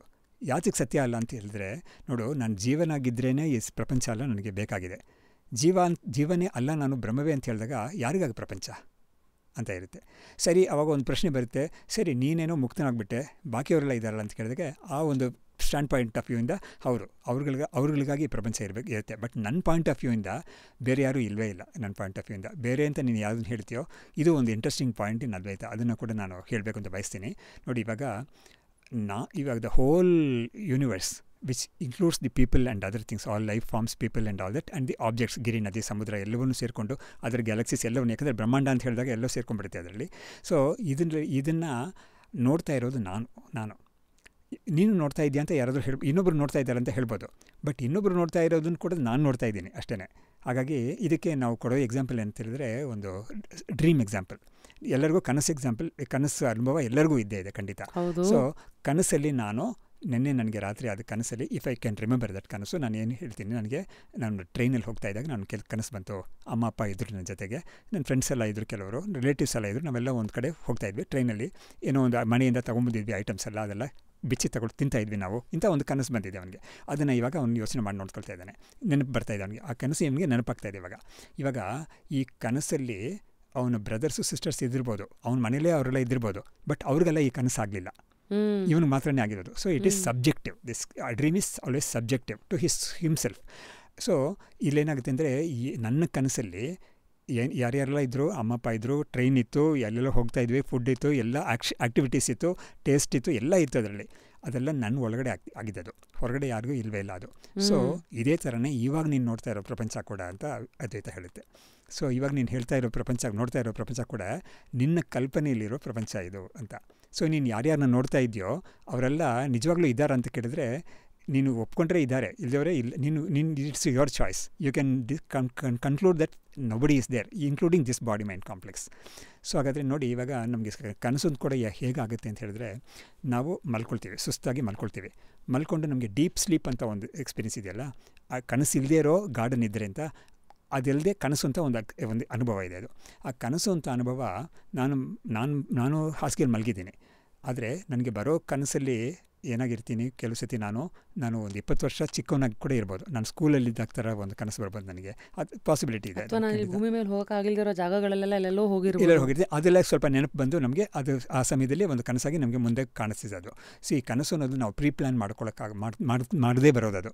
ಸೊ ನಿನಗೆ ಇಷ್ಟ ಇದ್ವೋ ಇಲ್ವೋ ನಿನಗೆ ಒಂದು ಕನಸು ಬಿದ್ದುಬಿಡುತ್ತೆ ಅದು. ಅದರಲ್ಲಿ ನಿನಗೆ ಒಂದು ಸಂತೋಷವಾಗಿರ್ಬೋದು, ಕೆಲವು ಸತಿ ಭಯ ಆಗ್ಬೋದು, ದುಃಖ ಆಗ್ಬೋದು, ಏನಾದರೂ ಆಗ್ಬೋದು. ಫಾರ್ ಎಕ್ಸಾಂಪಲ್ ಕನಸಲ್ಲಿ ಒಬ್ಬನಿಗೆ ಆಫೀಸಲ್ಲಿ ಅವನ್ನ ಡಿಸ್ಮಿಸ್ ಮಾಡಿರ್ತಾರ, ಅಥವಾ ಅವನಿಗೆ ಒಂದು ಮೆಮೊ ಕೊಟ್ಟಿರ್ತಾರ, ಅವನ್ನ ಏನೋ ಎನ್ಕ್ವೈರಿ ಮಾಡಿರ್ತಾರ, ಈ ಥರ ಬರ್ಬೋದು. ಅಥವಾ ಪೊಲೀಸ್ನವರು ಮನೆಗೆ ಬಂದು ಹುಡ್ಕೊಂಡು ಬಂದಿರೋ ಥರ ಕನಸು ಬರ್ಬೋದು, ಭಯಗಳು ಬರ್ಬೋದು, ಅವಮಾನ ಆಗ್ಬೋದು, ಇದೆಲ್ಲ ಆಗ್ಬೋದು. ಸೊ ಇದೆಲ್ಲ ಒಂದು ಕಡೆ. ಸೊ ಇವಾಗ ಇವನ ಕನಸಲ್ಲಿ ಇದೆಲ್ಲ ಆಗಿದೆ ಇದೆಲ್ಲ. ಬಟ್ ಇವನು ಎಚ್ಚರ ಆಗಿದ್ಮೇಲೆ ಅವರೆಲ್ಲ ಎಲ್ಲಿ ಹೋಯ್ತದಲ್ಲ ಅಂತ ಪ್ರಶ್ನೆ ಮಾಡಿದ್ರೆ ಅದು ನನ್ನ ಒಳಗಡೆ ತೋರ್ಕೊಳ್ತು. ಇವಾಗ ಎಲ್ಲೂ ಹೋಗಲಿಲ್ಲ, ಅದು ಸುಮ್ಮನೆ ಅದು ವ್ಯಾನಿಷ್ ಆಗೋಯ್ತು ಅಷ್ಟೇ.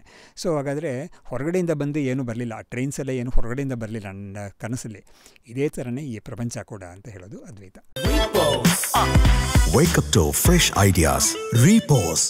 ಸೊ ಇವಾಗ ನೀನು ನೋಡ್ತಾ ಇದೆಯಲ್ಲ, ಇದೆಲ್ಲ ಬಂದ್ಬಿಟ್ಟು ನಿನ್ನ ಒಂದು ಕನಸು ಥರ ಇದು, ಕಲ್ಪನೆ ಇದು.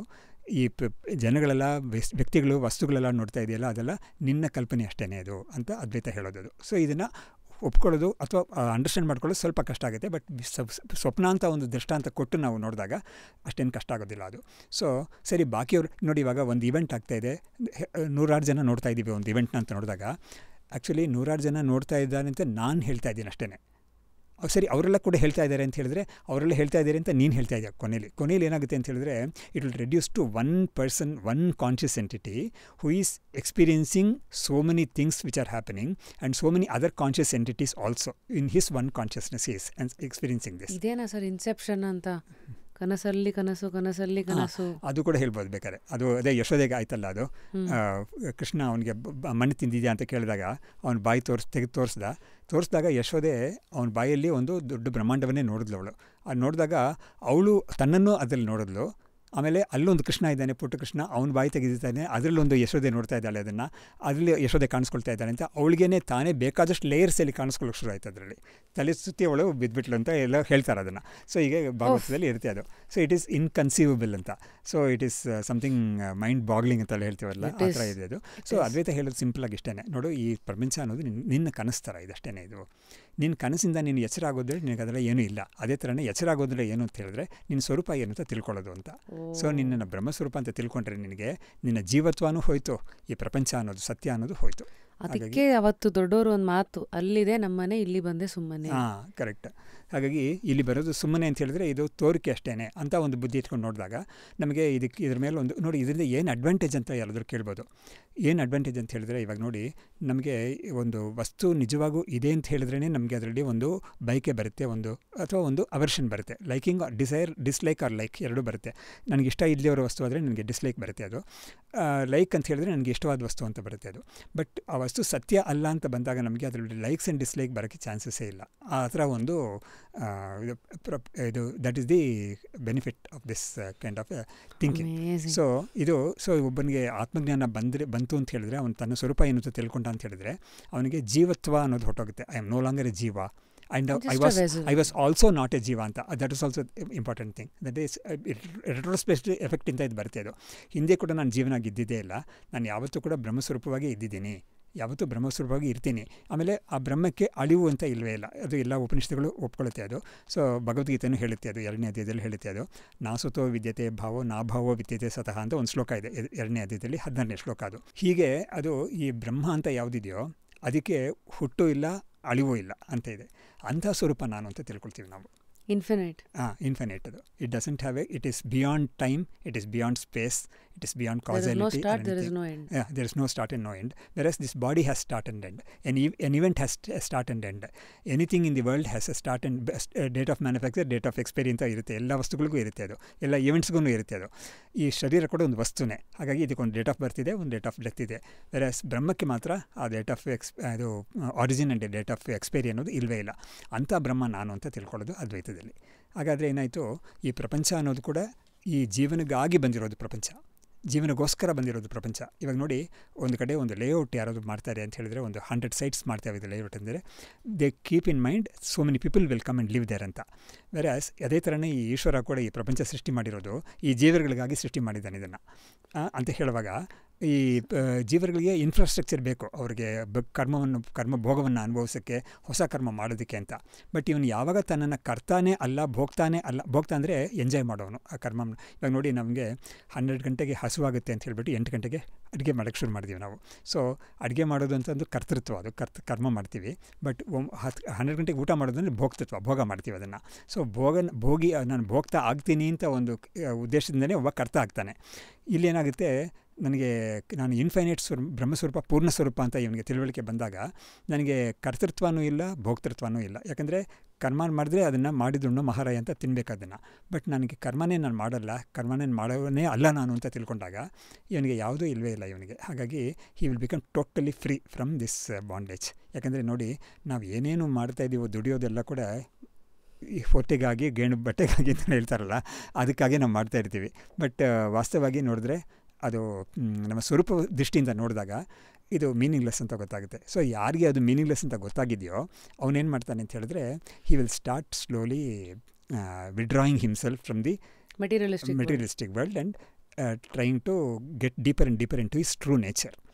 ಸೊ ಅಂದರೆ ಟ್ರೂ ನೇಚರ್ ಡೀಪರ್ ಇಳಿಯೋದು ಅಂದರೆ ಯಾವ್ಯಾವ ಕೆಲಸಗಳನ್ನು ಮಾಡ್ತಾ ಇದೇ ಭೂಲೋಕದ ಮೇಲೆ ಹೇಗೆ ಯಾವ್ಯಾವ ಥರ ಮಾಡ್ತಾರೆ ವ್ಯಕ್ತಿಗಳು, ಹೇಗಿರ್ತಾರೆ. ಅದಕ್ಕೇ ನಮ್ಮ ರಾಮಕೃಷ್ಣ ಪರಮಹಂಸರು ತುಂಬ ಚೆನ್ನಾಗಿ ಒಂದು ಎಕ್ಸಾಂಪಲ್ ಕೊಟ್ಟರು. ನೋಡು, ನೀನೊಂದು ಹಡಗಲ್ಲಿ ಹೋಗ್ತಾ ಇದೆಯಾ, ಹಡಗಲ್ಲಿ ಹೋಗ್ತಾ ಇದ್ದಾಗ ನೀರು ಮೇಲೆ ಹಡಗಿರಬೇಕು, ಆದರೆ ನೀರು ಹಡಗು ಒಳಗಡೆ ಬರಬಾರ್ದು. ಸೊ ಈ ಥರ ನೀನು ಅಂಟ್ಕೊಳ್ದೆ ಹೋದರೆ ಅದಕ್ಕೆ ತಾವರೆ ಎಲೆ ಮೇಲೆ ನೀರು ಬಿದ್ದಾಗೆ ಅಂತೆಲ್ಲ ಹೇಳ್ತಾರಲ್ಲ. ಸೊ ನೀರಿನ ಮೇಲಿನ ಗುಳ್ಳೆ ಅಂತ. ಸೊ ಹಾಗಾಗಿ ಇದು ಅಂಟ್ಕೊಳ್ದೇ ಇರುತ್ತೆ ಅಂತ. ಅಂದರೆ ಈ ಹಡಗಲ್ಲಿ ಒಳಗಡೆ ನೀರು ಬಂದುಬಿಟ್ರೆ ನೀನು ಸಂಸಾರದಲ್ಲಿ ಮುಳುಗೋಗ್ತೀಯಾ ನೀನು. ಆದರೆ ನೀನು ತೇಲ್ತಾ ಇದ್ದಾಗ ಏನಾಗುತ್ತೆ, ನಿನಗೆ ಅದು ಸಂಸಾರದ ಒಂದು ಬಾಧೆ ನಿನಗೆ ತಟ್ಟಲ್ಲ ನಿನಗೆ ಅಂತ. ಆ ದೃಷ್ಟಿಯಿಂದ ಒಬ್ಬ ಮಾಡ್ತಾ ಇದ್ದ ಅಂತ ಹೇಳಿದರೆ, ಜೀವನವನ್ನು ಮಾಡ್ತಾ ಇದ್ದ ಅಂತ ಹೇಳಿದ್ರೆ ಅವನು ಮುಕ್ತಿ ಕಡೆ ಹೋಗ್ತಾ ಇದ್ದಾನೆ ಅಂತ ಅರ್ಥ. ಬಟ್ ಯಾವಾಗ ಅವನು ಸಂಸಾರದಲ್ಲಿ ತುಂಬ ಆಸಕ್ತಿಯೆಲ್ಲ ತೋರ್ಕೊಂಡು ಮಾಡ್ತಾ ಇದ್ದಾನೆ ಅಂತ ಹೇಳಿದ್ರೆ ಅವನು ಬಂಧದಲ್ಲೇ ಇದ್ದಾನೆ, ಬಂಧವನ್ನು ಇನ್ನೂ ಗಟ್ಟಿ ಮಾಡ್ಕೊಳ್ತಾ ಇದ್ದಾನೆ ಅಂತ ಅರ್ಥ. So this is the difference between a person who knows this truth theoretically and wants to apply to his life practically. ಅವನೇನು ಮಾಡ್ತಾ ಇರ್ತಾನೆ ಅಂತ ಹೇಳಿದ್ರೆ ಆಸಕ್ತಿಯನ್ನು ಕಡಿಮೆ ಮಾಡ್ಕೊಳ್ತಾನೆ, ಇದರಿಂದ ಅಂಟ್ಕೊಳ್ಳೋದನ್ನು ಕಡಿಮೆ ಮಾಡ್ತಾನೆ. ಹಾಗಾಗಿ ಇದಕ್ಕೆ ಕರ್ಮಯೋಗ ಅಂತ ಹೇಳೋದು. ಭಕ್ತಿ ಯೋಗ, ಕರ್ಮಯೋಗ ಎಲ್ಲ ಇದೆ ಮಾಡೋದು. ಸೊ ಹಾಗಾಗಿ ಅವನು ಏನೇ ಮಾಡಿದ್ರೂ ಕೂಡ ಅದು ತನಗೆ ಅಂಟು ಆಗದೇ ಇರೋ ರೀತಿಯಲ್ಲಿ ಮಾಡ್ಕೊಳ್ತಾನೆ ಕೇರ್ಫುಲ್ಲಾಗಿ. He is most intelligent, very smart he is. Exactly ಇದೇ ದೃಷ್ಟಾಂತ ರಾಮಕೃಷ್ಣ ಪರಮಹಂಸರು ಕೊಟ್ಟಿದ್ದಾರೆ. ಹಲಸಿನಣ್ಣು ಬಿಡಿಸೋವಾಗ ನಮಗೆ ಅದು ಪಿಚ್ಚ ಕೈಗೆಲ್ಲ ಅಂಟ್ಕೊಳ್ಬಾರ್ದು ಅಂತ ಏನು ಮಾಡ್ತೀವಿ, ಕೈಗೆಲ್ಲ ಎಣ್ಣೆ ಸವರ್ಕೊಂಡು ನಾವು ಮಾಡ್ತೀವಿ. ಆವಾಗ ನಮಗೆ ಏನು ಅಂಟೋಲ್ಲ. ಅದು ಈ ಥರ ಸವರ್ಕೊಂಡು ಮಾಡೋದು ಅನ್ನೋದೇ ಕರ್ಮಯೋಗ ಅಥವಾ ಭಕ್ತಿ ಯೋಗ ಅನ್ನೋದು. ಈ ಒಂದು ಕವಚ ಅಥವಾ ಈ ಒಂದು ಎಣ್ಣೆ ನಾವು ಸವರ್ಕೊಂಡ್ಬಿಟ್ರೆ ಮೈಗೆ, ಆವಾಗ ಯಾವುದು ಕೂಡ ನಮಗೆ ಅಂಟಲ್ಲ ಅಂತ. ಅಂಟದೇ ರೀತಿಯಲ್ಲಿ ನೀನು ಜೀವನವನ್ನು ಮಾಡಿ ಮುಗಿಸ್ಬಿಟ್ರೆ ಆವಾಗ ನಿನಗೆ ಯಾವುದು ಅಂಟಿರಲ್ಲ, ನಿನಗೆ ಯಾವುದು nothing will attach to you. So you can become free, very easily you can become free ಅಂತ ಈ ಒಂದು ದೃಷ್ಟಿಯನ್ನು ಅವರು ನಮಗೆ ಮುಂದೆ ಇಟ್ಟಿದ್ದಾರೆ. Detachment is the foundation of attachment ಅನ್ನೋದು. ಅಂದರೆ ಆ ಥರ ಅಟ್ಯಾಚ್ಮೆಂಟ್ ಇಂದ ಬಿಡಿಸ್ಕೊಳ್ಳೋಕ್ಕೆ ನಮಗೆ ಡಿಟ್ಯಾಚ್ಮೆಂಟ್ ಅನ್ನೋದು ಯಾವ ರೀತಿಯಲ್ಲಿ ಮಾಡ್ಕೋಬೇಕು ಅನ್ನೋದೇ that is the intelligent thing. ಅದಕ್ಕೆ ಯೋಗ ಕರ್ಮಸು ಕೌಶಲಂ ಅಂತ ಹೇಳಿದ್ದಾರೆ. ಕುಶಲತೆ ಅಂತ ನಾವು ಒಂದು ಹೇಳ್ತೀವಲ್ಲ, ಸ್ಕಿಲ್ ಆರ್ ಎಕ್ಸ್ಪರ್ಟೀಸ್ ಅಂತ. ಎಕ್ಸ್ಪರ್ಟೀಸ್ ಏನು ಅಂತ ಕೇಳಿದ್ರೆ ಗೀತೆ ಹೇಳುತ್ತೆ, ಈ ರೀತಿಯಲ್ಲಿ ನಾವು ಅಟ್ಯಾಚ್ ಆಗದೇ ಡಿಟ್ಯಾಚ್ಡ್ ಆಗಿ ನಾವು ಅಟ್ಯಾಚ್ ಆಗದೇ ಇರೋಕ್ಕೆ ಒಂದು ದಾರಿ ನೋಡ್ಕೊಳ್ತೀವಲ್ಲ, ಅದನ್ನು ಮಾಡೋದು ಏನಿದೆಯಲ್ಲ ಅದೇ ಕುಶಲತೆ ಅಂತ ಹೇಳುತ್ತೆ. ಅದು ಈ ಒಂದು ಆರ್ಟ್, ಈ ಆರ್ಟ್ನ ನಾವು ಕಲ್ತ್ಕೊಂಡ್ಬಿಟ್ರೆ ಅವನಿಗೆ ಗೆದ್ಕೊಂಡ. But to know this art, to become specialist in that art, to get skill in that art is sometimes a life long endeavour. ಅದಾಗುತ್ತೆ. 2024 ಐ ಥಿಂಕ್ ಈ ಎಲ್ಲ ತತ್ವ 8ನೇ ಶತಮಾನದಿಂದ ಮೊದಲನೇದಾಗಿ ಇಲ್ಲಿವರೆಗೂ ಜೀವಂತವಾಗಿ ಬಂದಿರೋದೇ ಒಂದು ಸಾಹಸ. ಖಂಡಿತ. ಮತ್ತು ಇಲ್ಲಿಂದ ಇನ್ನು ಮುಂದೆ ಹೋಗ್ತಾ ಈ ತಾಂತ್ರಿಕತೆ, ಈ ಮಾಯಾ ಜಗತ್ತು, ಮತ್ತು ಈ ಮೆಟೀರಿಯಲಿಸ್ಟಿಕ್ ಪ್ಲೆಷರ್ಸು, ಮತ್ತು ಎಲ್ಲವನ್ನ ಸ್ಕೆಪ್ಟಿಸಿಸಮ್ ಅಲ್ಲಿ ನೋಡಿ ಹೀಗಾಗ ಅನ್ನೋದು ಕೆಲವು ಸತಿ ಮೌಢ್ಯ ಅಥವಾ ಏನಂತಾರೆ ಅಜ್ಞಾನ. ಕರೆಕ್ಟ್. ನೋಡಿ, ನಮಗೆ ಈ ಮೆಟೀರಿಯಲಿಸಮ್ ಅನ್ನೋದು ಯಾವ ಕಾಲದಲ್ಲೂ ಇದ್ದಿದೆ. ಅದು ನಾಸ್ತಿಕತೆ ಅನ್ನೋದು, ಮೆಟೀರಿಯಲಿಸಮ್ ಅನ್ನೋದು ಎಲ್ಲ ಕಡೆ ಕಾಲದಲ್ಲೂ ಇದ್ದಿದೆ. ಸೊ ಆಲ್ ದಾರ್ಶನಿಕರೆಲ್ಲರೂ ಕೂಡ ಅದನ್ನು ಅಡ್ರೆಸ್ ಮಾಡಿದ್ದಾರೆ. ಹಾಗಾಗಿ ಇದು ಹೊಸದೇನಲ್ಲ, ಅದ್ರ ಬೇರೆ ಬೇರೆ ರೂಪಗಳಷ್ಟೇ. ಆಮೇಲೆ ಇನ್ನೊಂದು ನಾವು ನೋಡ್ತಾ ಬಂದಾಗ ಏನಾಗುತ್ತೆ ಅಂದರೆ, ಇವಾಗ ಫಿಸಿಕ್ಸ್ ಅನ್ನೋದು, ಥಿಯರಿಟಿಕಲ್ ಫಿಸಿಕ್ಸ್ ಅನ್ನೋದು ಅದು ಪ್ರಪಂಚವನ್ನೆಲ್ಲ ಹೇಗೆ ನೋಡ್ತಾ ಇದೆ ಅಂತ ಕೇಳಿದ್ರೆ ಅದು ತುಂಬ ಆಶ್ಚರ್ಯವಾಗುತ್ತೆ ನಮಗೆ. ಆ ಡೆವಲಪ್ಮೆಂಟ್ ಆಫ್ ಫಿಸಿಕ್ಸ್ ಅನ್ನೋದು ಕೂಡ that is coming very very close to the Advaitic concept of this world is not what it really appears to be ಅಂತ. ಈ ಒಂದು ಇದಕ್ಕೆ ನೋಡಿ, ಇವಾಗ ಸೈಂಟಿಸ್ಟ್ ಯಾವ ಕಾಲದಿಂದನೂ ಅವ್ರು ಏನು ಮಾಡ್ತಾರೆ ಅಂದರೆ ಎನ್ಕ್ವೈರಿ ಮಾಡ್ತಾರೆ ಅವರು. ಇವಾಗ ನಾನು ಯಾವುದೋ ಒಂದು ಪದಾರ್ಥ ನೋಡ್ತೀನಿ ಅಂತ ಹೇಳಿದ್ರೆ ಅದೇನು, ಅದರ ಸ್ವರೂಪ ಏನು ಅಂತ ಅವರು ಅದನ್ನು ಹುಡುಕಕ್ಕೆ ನೋಡ್ತಾರೆ. ಅವಾಗ ನೋಡೋವಾಗ ಅವರು ಏನು ಮಾಡಿದ್ದಾರೆ ಅಂತ ಹೇಳಿದ್ರೆ, ಈ ಪ್ರಪಂಚ ಅಂತ ಗಟ್ಟಿಯಾಗಿ ಏನಾದರೂ ಕಾಣಿಸ್ತಾ ಇದೆಯಲ್ಲ, ಅದು ಆ್ಯಕ್ಚುಲಿ ಆಟಮ್ಸ್ ಅಂತ. ಸೊ ಆಟಮ್ಸ್ ಒಂದು ಫಾರ್ಮೇ ಇವಾಗ ನಿಮ್ಗೆ ಗಟ್ಟಿಯಾಗಿ ಒಂದು ವಸ್ತು ಕಾಣಿಸ್ತಾ ಇದೆ ಅಂತ, ಆ ಥರ ಒಂದು ಥಿಯರಿ. ಸೊ ಕೆಲವರು ಇನ್ನೂ ಬೇರೆ ಕೆಲವು ಸೈಂಟಿಸ್ಟ್ ಏನು ಮಾಡಿದ್ರು, ಅದು ಆಟಮ್ಸ್ ಅಂತ ಹೇಳೋದಕ್ಕಿಂತ ಅದನ್ನು ಒಂದು ಶಕ್ತಿ ಅಂತ ಹೇಳೋಣ, ಒಂದು ಎನರ್ಜಿ ಅಂತ ಹೇಳೋಣ ಅಂತ ಹೇಳಿದ್ರು. ಸೊ ಇವಾಗ ಐನ್ಸ್ಟೀನ್ ಆಗಲಿ ಅಥವಾ ನೀಲ್ಸ್ ಬೋರ್ ಆಗಲಿ, ಇನ್ನೂ ಕೆಲವರು ಸೈಂಟಿಸ್ಟ್ ಎಲ್ಲ ಒಂದು 100 years ಮುಂಚೆನೇ ಈ ಒಂದು ವಿಷಯಕ್ಕೆ ಕಂಡುಕೊಳ್ಳೋಕೆ ಶುರು ಮಾಡಿದ್ದಾರೆ ಅವರು. ಈ ಪ್ರಪಂಚ ಅನ್ನೋದು ನೀನು ಯಾವುದು ನೋಡ್ತಾ ಇದೆಯೋ ಅದು ಆ್ಯಕ್ಚುಲಿ ಆ ಥರ ಇಲ್ಲ ಅಂತ. ಇವಾಗ ನೋಡಿ, ತುಂಬ ದೂರ ಹೋಗಬೇಕಾಗಿಲ್ಲ. ಒಂದು ಮಾವಿನ ಹಣ್ಣು ತುಂಬ ಚೆನ್ನಾಗಿದೆ, ನಮಗೆ ರುಚಿಯಾಗಿದೆ ತಿನ್ನೋಕ್ಕೆ ಅಂತ ಹೇಳ್ತೀವಿ. ಅದನ್ನು ನೀವೇನಾದರೂ ಒಂದು ಮೈಕ್ರೋಸ್ಕೋಪ್ ಕೆಳಗಡೆ ಇಟ್ಟು ನೋಡಿದ್ರೆ ಗೊತ್ತಾಗುತ್ತೆ ನಿಮಗೆ, ಅದು ತುಂಬ ಆರ್ಗ್ಯಾನಿಸಮ್ಸ್ ಇರೋದು ಕಾಣಿಸುತ್ತೆ ನಿಮಗೆ. ಅದರೊಳಗೂ ಒಂದು ಪ್ರಪಂಚ ಇದೆ ಅಂತ. ಆರ್ಗ್ಯಾನಿಸಮ್ಸ್. ಸೊ ಅದು ಸುಮ್ಮನೆ ಹುಳುಗಳ ಥರ ಕಾಣಿಸುತ್ತೆ ನಿಮಗೆ ಅದು ನೋಡಿದ್ರೆ. ಅವಾಗ ಇದೇನಪ್ಪ ತಿನ್ನೋಕ್ಕಾಗುತ್ತೆ ಅಂತ ಅನಿಸುತ್ತೆ ನಮಗೆ, ಬಟ್ ರುಚಿಯಾಗಿ ತಿಂತೀವಿ ನಾವು. ಅದೇ ಥರ ನಾವು ಬರೀ ಮೊಸರು ಕರ್ಡ್ಸ್ ಅಂತ ಇದೆಯಲ್ಲ, ಅದನ್ನು ನೀವು ಮೈಕ್ರೋಸ್ಕೋಪಲ್ಲಿ ಇಟ್ಟು ನೋಡಿದ್ರೆ ಅದರಲ್ಲಿ ಬೇಕಾದಷ್ಟು ಹುಳ ಥರ ನೆಲಿತಾ ಇರುತ್ತೆ ಅದರೊಳಗಡೆ ಹಿಂದ್ಗಡೆ, ಆ ಥರ ಇರುತ್ತೆ ಅದು. ಸೊ ಕಾಣಿಸ್ತಾ ಇರೋದು ಯಾವುದಿದೆಯೋ ಅದು ನಮಗೆ ಕಾಣಿಸ್ತಾ ಇರೋ ರೀತಿಯಲ್ಲಿ ಇಲ್ಲ ಅದು ನಿಜವಾಗ್ಲೂ ಅಂತ. ಸೈಂಟಿಸ್ಟ್ ಅದನ್ನು ಕಂಡುಕೊಂಡಿದ್ದಾರೆ ಚೆನ್ನಾಗಿ. ನಿನಗೇನು ಕಾಣಿಸ್ತಾ ಇದೆಯೋ ನಿನ್ನ ಕಣ್ಣಿಗೆ, ಆ ವಸ್ತು ಆ ಥರ ಇಲ್ಲ ನಿಜವಾಗ್ಲೂ. ಇದಕ್ಕೆ ಬಂದಿದ್ದ ಕಣ್ಣಿಗೆ ಕಾಣೋದೆಲ್ಲ ನಿಜ ಅಲ್ಲ, ಅಥವಾ ಎಲ್ಲವೂ ನಿನಗೆ ಕಾಣ್ತಾ ಇಲ್ಲ. ಖಂಡಿತ ಎಲ್ಲವೂ ಕಾಣ್ತಾ ಇಲ್ಲ. ಸೊ ಅದ್ರ ಸ್ವರೂಪ ಏನು ಅಂತ ನೋಡೋದು ವೇದಾಂತನೂ ಅದೇ ಮಾಡುತ್ತೆ. ಯಾವುದು ಪ್ರಪಂಚ ನೀನು ನೋಡ್ತಾ ಇದೆಯೋ ಅದ್ರ ಸ್ವರೂಪ ಏನು ಅಂತ ನೋಡಿದ್ರೆ ಅದ್ವೈತ ವೇದಾಂತ ಕೊಡೋ ಉತ್ತರ ಏನಂದರೆ ಅದು ಬ್ರಹ್ಮ ಅಂತ ಹೇಳುತ್ತೆ. ಅದು ಬ್ರಹ್ಮವೇ ಪ್ರಪಂಚವಾಗಿ ಕಾಣಿಸ್ಕೊಳ್ತಾ ಇದೆ ಅಂತ. ಸೊ ಸೈಂಟಿಸ್ಟು ಕೂಡ ಈ ಹತ್ತಿರಕ್ಕೆ ಬರ್ತಾ ಇದ್ದಾರೆ ಅಂತ ನಮಗೆ ಅನ್ನಿಸ್ತಾ ಇದೆ ಓವರ್ ದ ಇಯರ್ಸ್ ನೋಡಿದಾಗ. ಸೊ ಅವರು ಕೂಡ ಈ ಪ್ರಪಂಚದ ಒಂದು ಸತ್ಯತ್ವ, ಇದರ ಒಂದು ನಿಜವಾದ ಸ್ವರೂಪ ಏನು ಅಂತ ಹುಡುಕಕ್ಕೆ ಅವರು ಟ್ರೈ ಮಾಡ್ತಾ ಇದ್ದಾರೆ. ಅವರು ಏನೂ ವೇದಾಂತಕ್ಕೇನು ಬರಲಿಲ್ಲ. ಅವರು ಇದು ಈಶ್ವರನ್ನು ಒಪ್ಪಲಿಲ್ಲ. ಅವರು ಕಾನ್ಷಿಯಸ್ನೆಸ್ ಅಂತ ಒಂದು ಜನ್ಮಾಂತರ ಅದೆಲ್ಲ ಒಪ್ಪಲೇ ಇಲ್ಲ ಅವರು. ಬಟ್ ಇದ್ರೂ ಅವ್ರು ನೋಡ್ತಾ ಇದ್ದಾರೆ. ಮತ್ತು ಕಾನ್ಷಿಯಸ್ನೆಸ್ ಮೇಲೆ ಒಂದು ಸ್ಟಡೀಸು ಮಾಡೋಕ್ಕೆ ಶುರು ಮಾಡ್ತಾ ಇದ್ದಾರೆ ಅವರು. ಸೊ ಅವರು ಸೈನ್ಸ್ ಅನ್ನೋದು ಮೆಟೀರಿಯಲ್ ಅಷ್ಟೇ, ಅದು ಮ್ಯಾಟರ್ ಇಟ್ಕೊಂಡೇ ಅವ್ರು ಸೈನ್ಸ್ ಅವ್ರಿಗೆ ಮೂಲಭೂತವಾಗಿ ಮೂಲಧನನೇ ಮ್ಯಾಟರೇ ಅವರಿಗೆ ಮೂಲಧನ. ಸೊ ಮ್ಯಾಟರ್ ಅನ್ನೋದ್ರೆ ಏನು ಅಂತ ಹೇಳಿದ್ರೆ ಅವರು ಅದಕ್ಕೆ ಒಳಗಡೆ ಹೋಗಿ ಅದು ಏನು ಅಂತ ನೋಡೋಕ್ಕೆ ತುಂಬ ಪ್ರಯತ್ನ ಮಾಡ್ತಾ ಇದ್ದಾರೆ, ತುಂಬ ಕಂಡುಕೊಂಡು ಇದ್ದಾರೆ ಅದನ್ನು. ಸೊ ಅವರು ಕೆಲವರೆಲ್ಲ ಬಾಯ್ಬಿಟ್ಟೆ ಹೇಳಿದ್ದಾರೆ, ನಾವು ಕಂಡುಕೊಳ್ತಾ ಇರೋದು ತುಂಬ ಅದ್ವೈತದಲ್ಲಿದೆ ಅಂತ ಕೆಲವು ಸೈಂಟಿಸ್ಟ್ ಎಲ್ಲ ಬಾಯ್ಬಿಟ್ಟೆ ಹೇಳಿದ್ದಾರೆ, ಬರೆದು ಇದ್ದಾರೆ. ಹಾಗಾಗಿ ನಮಗೆ ಅದು ನೋಡಿದ್ರೆ ತುಂಬ ಆಶ್ಚರ್ಯವಾಗುತ್ತೆ. ಓಪನ್ಹೈಮರ್ ಸಿನಿಮಾದಲ್ಲೂ ಕರೆಕ್ಟ್ ಶ್ರೋಡಿಂಗರ್ ಇದಲ್ಲೂ ಕ್ವಾಂಟಮ್ ಫಿಸಿಕ್ಸ್ ಅನ್ನೋದು ಕೂಡ ಇದು ತುಂಬ ಹತ್ತಿರಕ್ಕೆ ಬರ್ತಾ ಇದೆ ಅಂತ ಅವರೇ ಹೇಳ್ತಾ ಇದ್ದಾರೆ ಅದನ್ನು. ಬಟ್ ಇನ್ ಎನಿ ಕೇಸ್, ನಾನು to come back to the starting point, ಬ್ರಹ್ಮ ಸತ್ಯಂ ಜಗನ್ಮಿಥ್ಯ ಜೀವೋ ಬ್ರಹ್ಮೈವ ನಾಪರಹ ಅಂತ ನಾವು ಹೇಳ್ತೀವಲ್ಲ. ಸೊ ಬ್ರಹ್ಮವೇ ಸತ್ಯವಾದ ಒಂದೇ ಒಂದು ಸತ್ಯ ಇರೋದು, ಅದು ಬ್ರಹ್ಮವೇ. ಜೀವ ಅನ್ನೋದು ಯಾರು ಅಂತ ಕೇಳಿದ್ರೆ ಅದು ಬ್ರಹ್ಮವೇ ನಿಜವಾಗ್ಲೂ. ಆಮೇಲೆ ಪ್ರಪಂಚ ಅನ್ನೋದು ಏನು ಅಂತ ಹೇಳಿದ್ರೆ ಜಗನ್ನದು ಮಿಥ್ಯಾ ಅಂತ ಹೇಳಿದ್ರೆ, ಮಿಥ್ಯಾ ಅಂತ ಹೇಳಿದ್ರೆ ಅದು ಸುಳ್ಳು ಅಂತ ಒಂದು ಅರ್ಥ ಹೇಳ್ಬೋದು ಅದಕ್ಕೆ. ಬಟ್ ಏನು ಅಂತ ಹೇಳಿದ್ರೆ ಅದು ಸತ್ಯವಾಗಿಲ್ಲ ಅಂತ, ಅದಕ್ಕೆ ಮಿಥ್ಯಾ ಅಂತ ಹೇಳೋದು, ಸತ್ಯವಾಗಿಲ್ಲ ಅದು ಅಂತ. ಹಾಗಾದರೆ ಅದು ಸತ್ಯತ್ವ ಏನೋದಕ್ಕೆ, ಅದರ ಜಗತ್ತಿನ ಸ್ವರೂಪ ಏನು ಅಂತ ಕೇಳಿದ್ರೆ ಅದು ಬ್ರಹ್ಮವೇ ಅಂತ. ಸೊ ಬ್ರಹ್ಮವೇ ಜಗತ್ತಾಗಿ ಕಾಣಿಸ್ಕೊಳ್ತಾ ಇದೆ, ಬ್ರಹ್ಮವೇ ಜೀವನಾಗಿ ಕಾಣಿಸ್ಕೊಳ್ತಾ ಇದ್ದಾನೆ. ಸರಿ, ಜಗತ್ತನ್ನು ಜೀವನನ್ನು ನಿಯಮನ ಮಾಡೋಕ್ಕೆ ಒಂದು ಈಶ್ವರ ಅಂತ ಹೇಳ್ತೇವಿದಿಲ್ಲ, ಅದು ಕೂಡ ಬ್ರಹ್ಮವೇ ವಾಸ್ತವವಾಗಿ ಅಂತ. ಸೊ ಹೀಗೆ ಜೀವ ಅಂದರೆ ಯಾರು ಅಂತ ಕೇಳಿದ್ರೆ ಬ್ರಹ್ಮ ಅಂತ ಉತ್ತರ ಕೊಡೋದು ಅದ್ವೈತ. ಈಶ್ವರ ಅಂದರೆ ಯಾರು ಅಂತ ಕೇಳಿದ್ರೆ ಅದನ್ನು ಬ್ರಹ್ಮ ಅಂತ ಉತ್ತರ ಕೊಡುತ್ತೆ. ಜಗತ್ತು ಅನ್ನೋದು ಏನು ಅಂತ ಕೇಳಿದ್ರೆ ಅದಕ್ಕೂ ಬ್ರಹ್ಮ ಅಂತ ಕೊಡುತ್ತೆ. So very very simple and no complications at all. ಇಂಥ ಒಂದು ರೀತಿಯಲ್ಲಿ ಅದ್ವೈತವನ್ನು ಕಟ್ಟಿದ್ದಾರೆ ಶಂಕರಾಚಾರ್ಯರು. ಅದನ್ನು ಹಾಗೆ ಬಳಸ್ಕೊಂಡ್ಬಂದಿದ್ದಾರೆ. ಅದನ್ನು ನಾವು ಪ್ರಾಕ್ಟೀಸ್ ಮಾಡೋಕ್ಕೆ ತುಂಬ ಪ್ರಾಕ್ಟೀಷನರ್ಸು ಇದ್ದಿದ್ದಾರೆ, ಜ್ಞಾನಿಗಳಿದ್ದಾರೆ, ನಮ್ಮ ಎಷ್ಟೋ ಆಗಿ ಹೋಗಿದ್ದಾರೆ. ಲೈಕ್ ಫಾರ್ ಎಕ್ಸಾಂಪಲ್ ಸ್ವಲ್ಪ ಹತ್ತಿರದಲ್ಲಿದ್ದವರು ಅಂತ ಹೇಳಿದ್ರೆ ಚಂದ್ರಶೇಖರ ಭಾರತಿಗಳಿದ್ದಾರೆ. ಆಮೇಲೆ ಸದಾಶಿವ ಬ್ರಹ್ಮೇಂದ್ರರು ಅಂತ ಇದ್ದಾರೆ. ಅದೇ ಪಿಬರೆ ರಾಮರಸಂ ಅಂತೆಲ್ಲ ಹಾಲೆಲ್ಲ ಕೇಳ್ತೀವಲ್ಲ, ಅವರು ಮಾಡಿದ್ದಾರೆ ಅದೆಲ್ಲ. ಸೊ ಹಾಗಾಗಿ ಸರ್ವಂ ಬ್ರಹ್ಮಮಯಂ ಅಥವಾ ಚಿಂತಾ ನಾಸ್ತಿಕಿಲ್ಲ ಅಂತೆಲ್ಲ ಹಾಡುಗಳೆಲ್ಲ ಕೇಳಿದ್ದೀವಿ. ತುಂಬ ಕೀರ್ತನೆಗಳೆಲ್ಲ ಮಾಡಿದ್ದಾರೆ. ಅವರೊಂದು ಸಮ್ 200 years ಬ್ಯಾಕ್ ತಮಿಳ್ನಾಡಲ್ಲಿ ಇದ್ದಿದ್ದವರು ಅವರು. ಸೊ ಈ ಥರ ಅಲ್ಲಲ್ಲಿ ಆಯಾ ಸಮಯಗಳಲ್ಲಿ ಬೇಕಾದಷ್ಟು ಜನ ಬಂದು ಹೋಗಿದ್ದಾರೆ.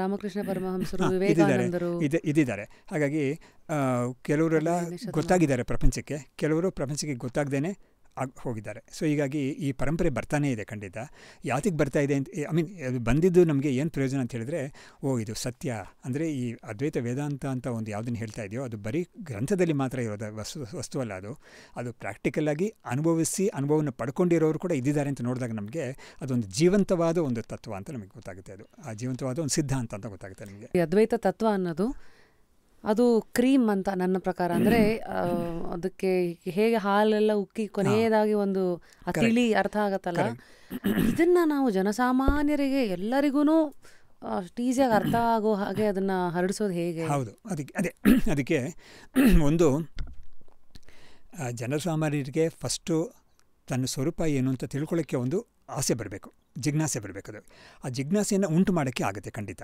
ಅದು ಹೇಗಾಗುತ್ತೆ ಅಂತ ಹೇಳಿದ್ರೆ, ನೋಡಿ, ಒಂದು ವ್ಯಕ್ತಿಗೆ ತನ್ನ ಸ್ವರೂಪದ ಬಗ್ಗೆ, ತತ್ವದ ಬಗ್ಗೆ ಜಿಜ್ಞಾಸೆ ಬರಬೇಕು ಅಂತ ಹೇಳಿದ್ರೆ ಪ್ರಪಂಚದ ಬಗ್ಗೆ ಇರೋ ಆಸಕ್ತಿ ಕಡಿಮೆ ಆಗಬೇಕು ಖಂಡಿತ. ಅದು that is a rule that there can't be any compromise on that. So ಅದಕ್ಕೆ ಶಂಕರಾಚಾರ್ಯರು ಏನು ಕೊಡುಗೆ ಕೊಟ್ಟಿದ್ದಾರೆ ಅಂತ ಹೇಳಿದ್ರೆ, ಎಲ್ಲರೂ ಕೂಡ ಸುಲಭವಾಗಿ ಮಾಡೋಕ್ಕಾಗೋದು ಏನು ಅಂತ ಹೇಳಿದ್ರೆ ಭಗವಂತನಲ್ಲಿ ಭಕ್ತಿ ಮಾಡೋಕ್ಕೆ ಎಲ್ಲರಿಗೂ ಸಾಧ್ಯವಾಗುತ್ತೆ. ಅದಕ್ಕೆ ಮಾಡೋಕ್ಕೆ ನಮಗೆ ಮಾಡಿಕೊಡ ಅಂತ ಹೇಳಿಬಿಟ್ಟು ಬೇಕಾದಷ್ಟು ಸ್ತೋತ್ರಗಳು ಅವರು ರಚನೆ ಮಾಡಿದ್ರು. ಎಲ್ಲ ದೇವತೆಗಳ ಮೇಲೂ ಸ್ತೋತ್ರ ಮಾಡಿದ್ರು ಅವರು. ಗಣಪತಿ ಆಗಲಿ, ಮುದಾಕರತ ಮೋದಕಂ ಗಣಪತಿ ಮೇಲಾಗಲಿ, ಅಥವಾ ಲಕ್ಷ್ಮೀ ಮೇಲಾಗಲಿ, ವಿಷ್ಣು ಮೇಲಾಗಲಿ, ಶಿವನ ಮೇಲಾಗಲಿ, ಸ್ಕಂದನ ಮೇಲಾಗಲಿ, ಅವರು ಬೆಟ್ಟದ ಮೇಲೆ, ನದಿಗಳ ಮೇಲೆಲ್ಲ ಕೂಡ ಸ್ತೋತ್ರ ಮಾಡಿದ್ದಾರೆ. ಸೊ ಈ ಥರ ಒಬ್ಬ ತನ್ನನ್ನು ಸ್ತೋತ್ರಗಳನ್ನ ಅವನು ಮಾಡೋಕ್ಕೆ ಅವನಿಗೆ ಸಾಮರ್ಥ್ಯ ಇರುತ್ತೆ. ಅದನ್ನು ಕೂಡ ಸ್ತೋತ್ರಗಳನ್ನ ನಾವು ಒಂದು ರಾಗದಲ್ಲಿ ಹೇಳಿ ಮಾಡಿದಾಗ ತುಂಬ ಕಿವಿಗೆ ಇಂಪಾಗಿರುತ್ತೆ. ಆ ರೀತಿಯಲ್ಲಿ ಕೇಳ್ತಾನೆ, ಕೇಳಿಬಿಟ್ಟು ಮೆತ್ತಿಗೆ ಅದ್ರ ಮೇಲೆ ಸ್ವಲ್ಪ ಜಿಜ್ಞಾಸೆ ಮಾಡ್ತಾನೆ, ಅರ್ಥ ಏನು ಹೇಳ್ತಾ ಇದೆ ಅಂತ ತಿಳ್ಕೊಳಕ್ಕೆ ಮಾಡ್ತಾನೆ. ಆವಾಗ ಆ ಶ್ಲೋಕದ ಮುಖಾಂತರ ಶಂಕರಾಚಾರ್ಯರು ಒಬ್ಬನಿಗೆ ಆ ಜೀವನದಲ್ಲಿ ಇರೋ ಕಷ್ಟಗಳನ್ನ ತೋರಿಸ್ಕೊಟ್ಟಿದ್ದಾರೆ. ಆಮೇಲೆ ಆ ಜೀವನದ ಬಗ್ಗೆ ಒಂದು ಪ್ರಪಂಚ, ಅದರ ಬಗ್ಗೆ ಒಂದು ವೈರಾಗ್ಯ ಹುಟ್ಟಿಸೋಕ್ಕೆ ಒಂದು ದಾರಿಯನ್ನು ಮಾಡಿಕೊಟ್ಟಿದ್ದಾರೆ ಶ್ಲೋಕಗಳಲ್ಲಿ, ಸ್ತೋತ್ರಗಳೆಲ್ಲ ಮಾಡಿಕೊಟ್ಟಿದ್ದಾರೆ. ಸೊ ಹೀಗೆ ಒಬ್ಬ ಖಂಡಿತ ಮುಂದುವರಿದು ಅವನು ತನ್ನ ಸ್ವರೂಪ ಏನು ಅಂತ ತಿಳ್ಕೊಳ್ಳೋಕ್ಕೆ ಒಂದು ಜಿಜ್ಞಾಸೆ ಬರೋ ಲೆವೆಲ್ಗೆ ಅವನು ಮುಟ್ಬೋದು. ಸ್ತೋತ್ರಗಳು, ಮಂತ್ರಗಳು ಇವೆಲ್ಲವೂ ಒಂದು ಕೀ, ಒಂದು ಮಾಧ್ಯಮ ಖಂಡಿತ.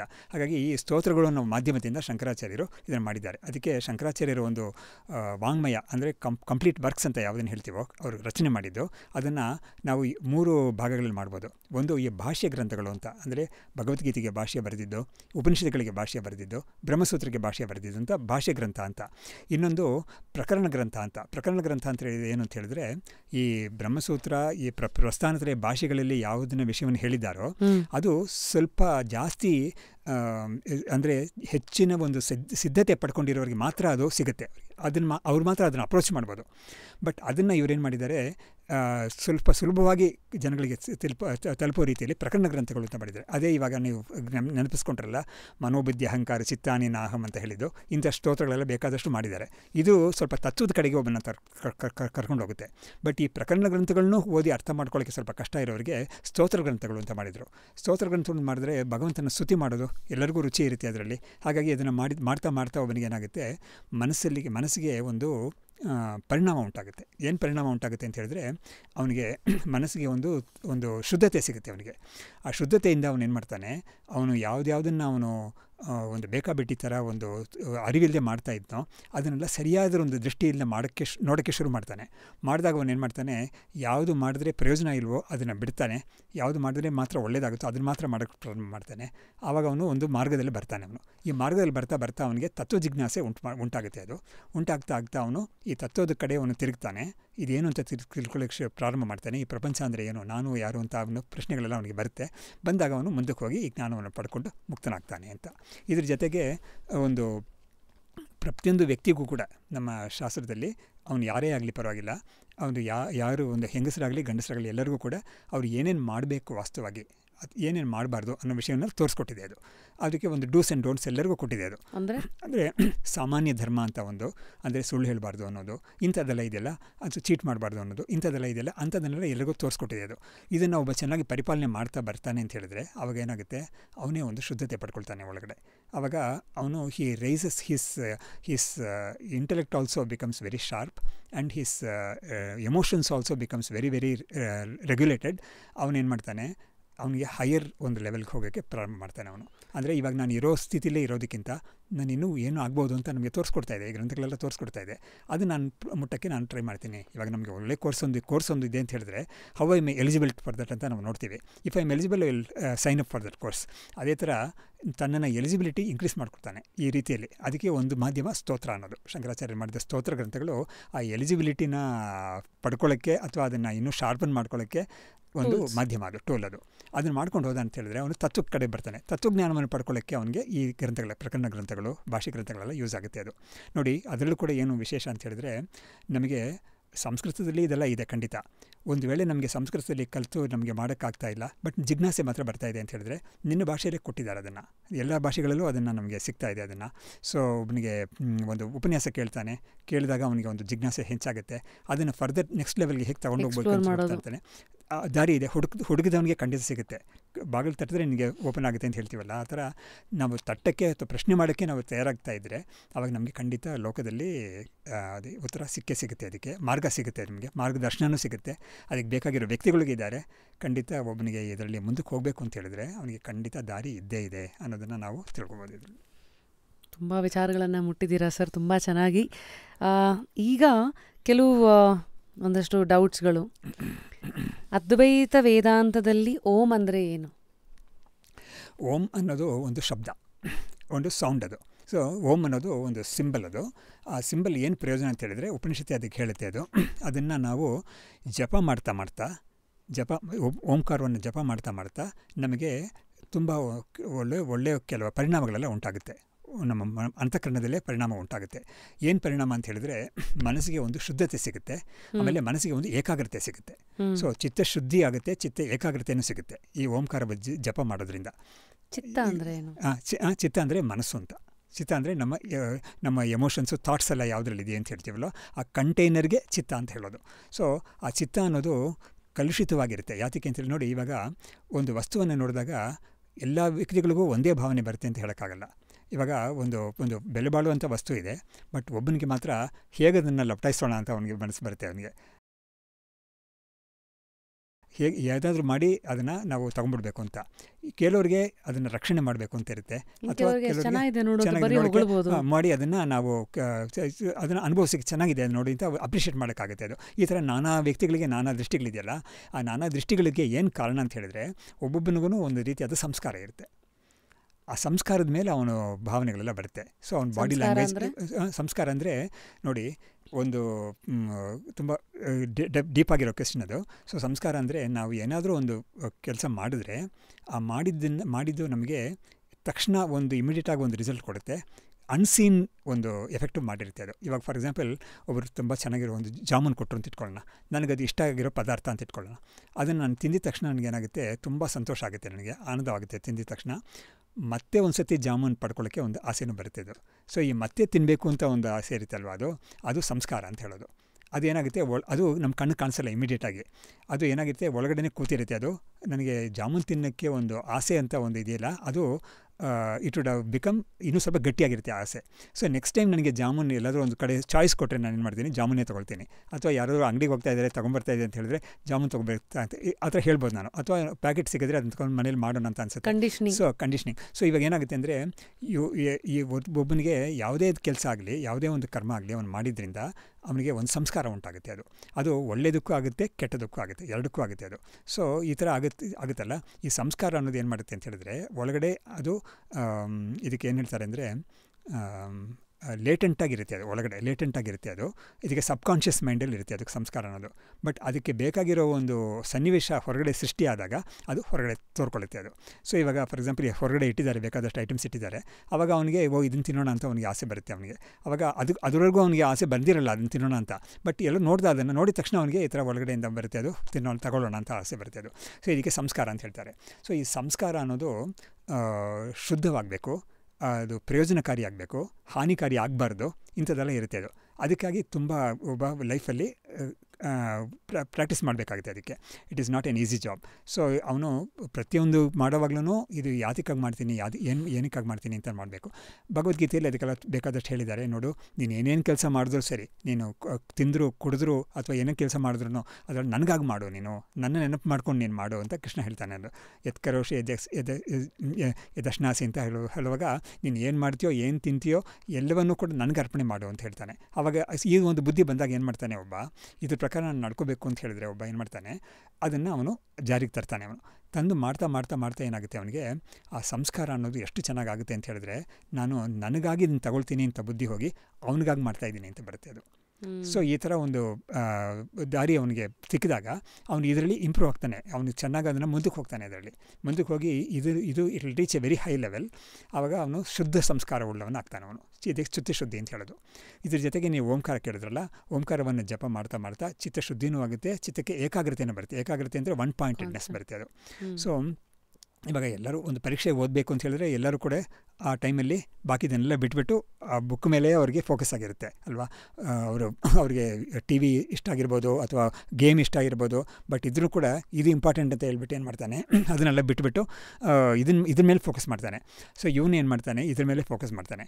ಫೋಕಸ್ ಮಾಡಿದಾಗ ಏನಾಗುತ್ತೆ, ಅವನಿಗೆ ಆ ಒಂದು ಫೀಲ್ಡಲ್ಲಿ ಅವನ ಒಂದು ಚಿತ್ತ ಫೋಕಸ್ ಆಗಿರುತ್ತೆ. ಅದರಿಂದ ಅದಕ್ಕೆ ಒಂದು ಒನ್ ಪಾಯಿಂಟೆಡ್ನೆಸ್ ಸಿಗುತ್ತೆ ಅವನಿಗೆ. ಇದು ಓಂಕಾರದ ಪ್ರಯೋಜನ ಅದು.